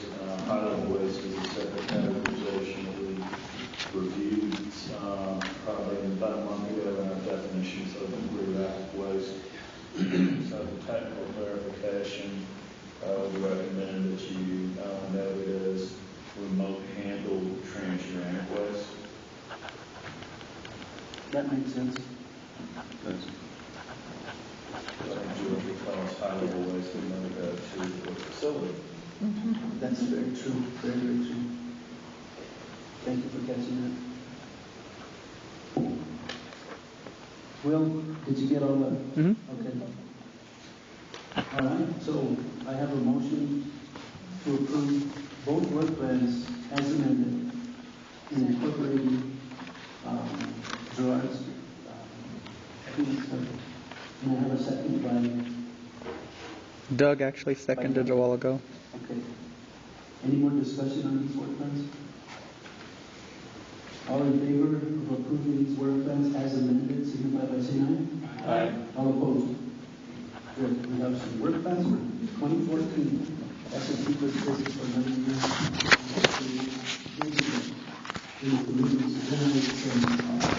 Some more relevant. Okay, next up is Lee.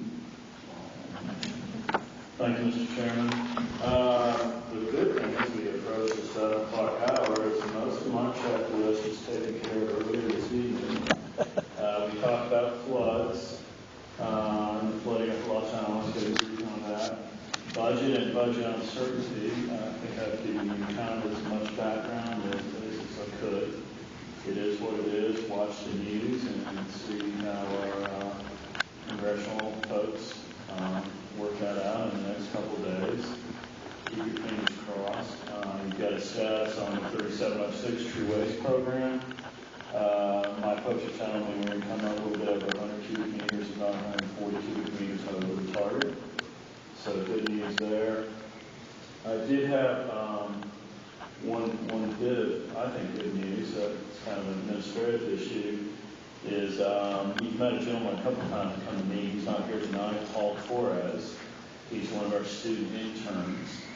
He's also a rather accomplished Native American artist from the San Ildefonso Pueblo, and he's volunteered to develop a couple logos for the cab. Right now we have a little blue lizard and a pyramid, which is so representative of what we do here. So Paul's going to go to the drawing board and work with William, and really good computer-generated artist, a lot of New Mexico feel, Native American feel too. He's going to develop a couple different logos for us to vote on, so I thought that was very gracious of Paul to lend us his artistic skills. So hopefully we'll have something maybe by the November meeting to vote on. I'm looking forward to that. And the last action I really had, I'll go by exception up here.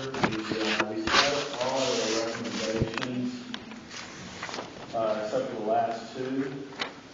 Chris has been very gracious to help me out with drafting these. We have two drafts for signature right now. We should have those for the October 9th meeting. 2013 09. And regarding the funding cleanup, generally the draft reads, it concurs with the CAB's position that the funding for cleanup should be held harmless regardless of CR and sequestration. I think the chairman is going to take that to the national board to see if the boards will submit that as a national recommendation. I think it's more of a point, we're trying to make a point here, to quit playing with the budgets, and I think that's a good message to the DOE folks and the folks in headquarters. So the field office has concurred with that. The response is also drafted for the group isolation storage capability, the 2013-08. The summary of that is we acknowledge the concern and we feel we can address that concern with the presentation we received tonight from George. If there are additional concerns, we can open that at a later meeting. If you don't feel that response is satisfactory, if you still have concerns regarding storage equipment, then we can reopen that with a recommendation or write another recommendation if you don't feel that is a satisfactory response. But I think, George, we appreciate you coming up with, and I think I'm on to answer a lot of questions.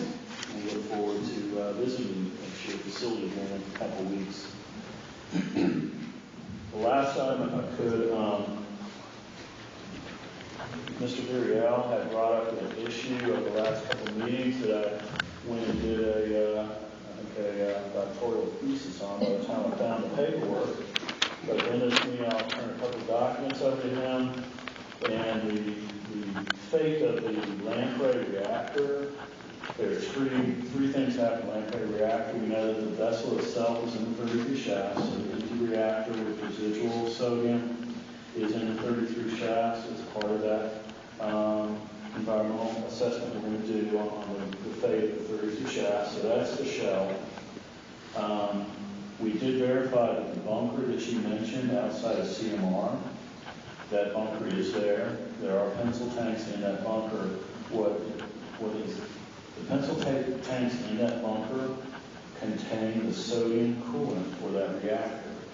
So the way that worked is there was solid fuel in the reactor and the sodium as the coolant. The reactor fuel failed to some degree, and that sodium is contaminated. That bunker is designated as Material Disposal Area W, I believe it's either W or V, and is slated for remediation by NNMCAB. So NNMCAB is aware of it, and they have slated that material for processing and disposal, and treatment and disposal. So that took care of two components. That was the vessel and the coolant. And everybody's really happy to get that information. When I asked the third question, where the heck is the fuel? People said, we know where the vessel is and we know where the coolant is. So we actually did quite a little bit of research in the archives.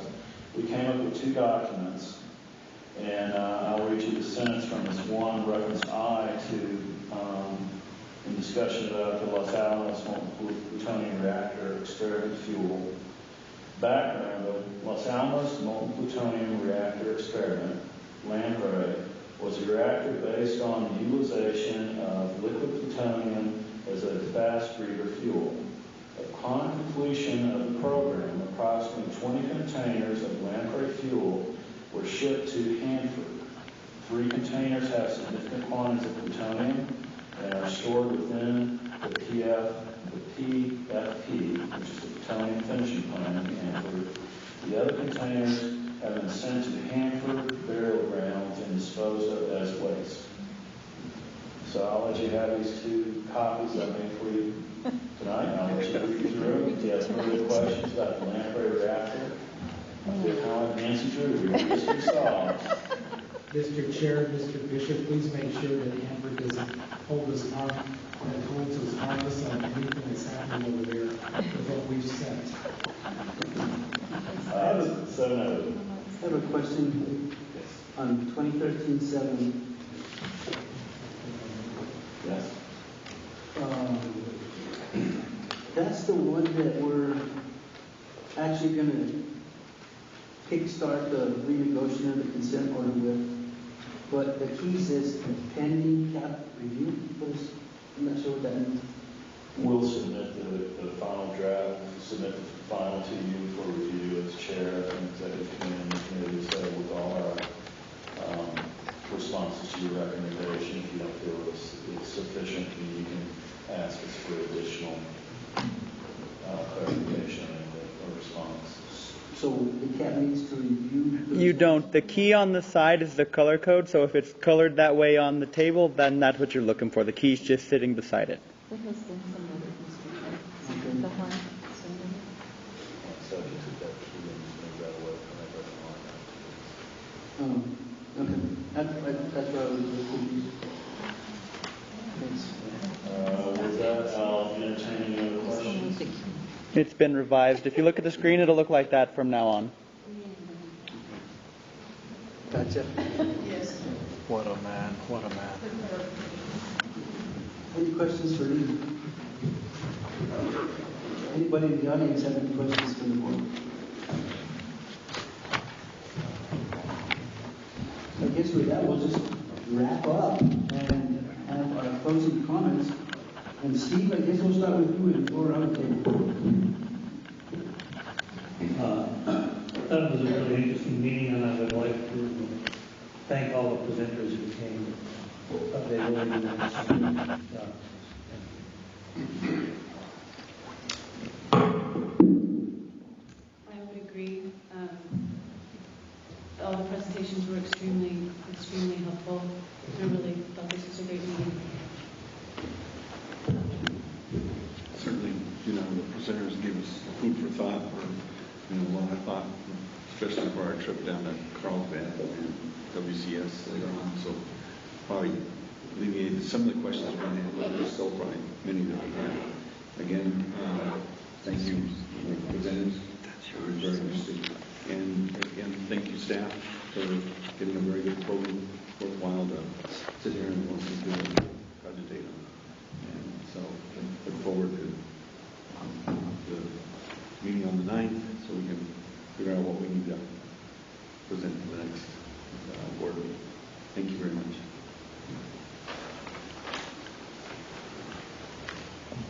Okay, everything's fine, but I wanted to at least explain my concern with the two pencil tanks associated with the reactor. Those pencil tanks had sodium in it, and they shut them off, and they set them there at T835, not at CMR, and in just sitting there, the sodium will react with the atmosphere and with the oxygen to form sodium oxide. And sodium oxide is all right, it's just reactive. But the sodium oxide will react with excess oxygen in time if the atmosphere is not controlled. And it will form sodium peroxide. And sodium peroxide will react with more oxygen to form sodium superoxide. Sodium peroxide and sodium superoxide are both explosives. And it's a concern of mine, it was a concern of mine, that somebody will go in there and not know the history and the chemistry of sodium exposed to air. And if they should have an explosion of sodium containing plutonium, it'll shut the lab down for a long time. So that's my concern. And Bob, I apologize, I should have mentioned this, the maintain other nitrogen glycan for just that reason.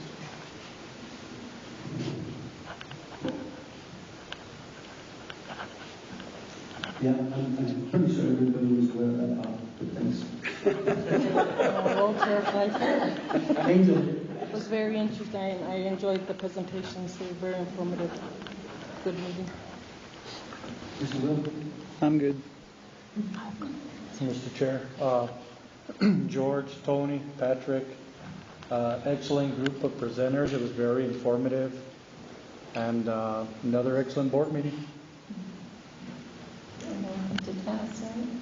Yeah, welcome to Taos. I thank you all for being here. I hope we had a good visit to our beautiful hometown. Thank you, Mr. Chairman. And Bridget, welcome. And thank you to William. Always. Thank you. So, great set of presentations. Appreciate everybody hanging out and participating. It's a really good meeting. Getting a lot of new members on the board here. It's a good looking board.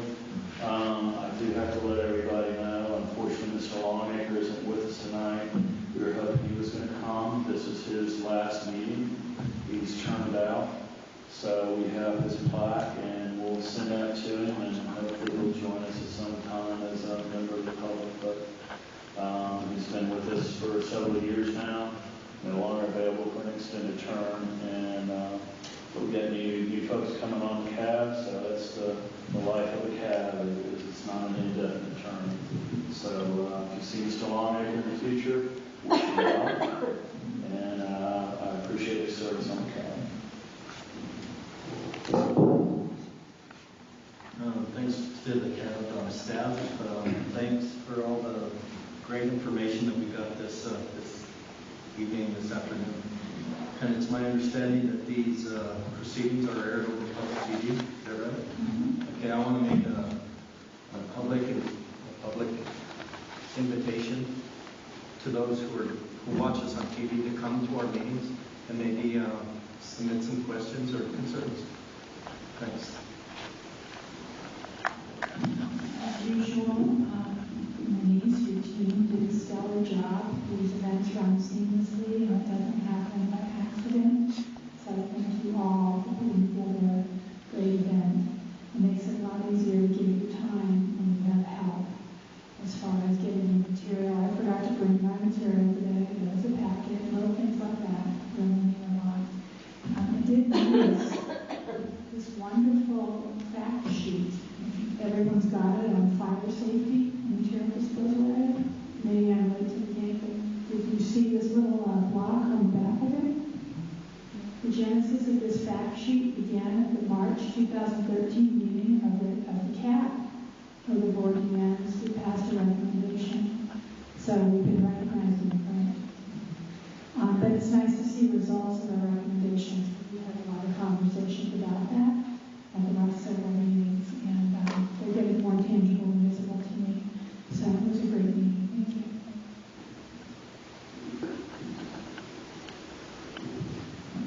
I'd like to thank the State Fresh Inn for providing such a wonderful venue and excellent accommodations for us. And as always, Denise and your staff and fellow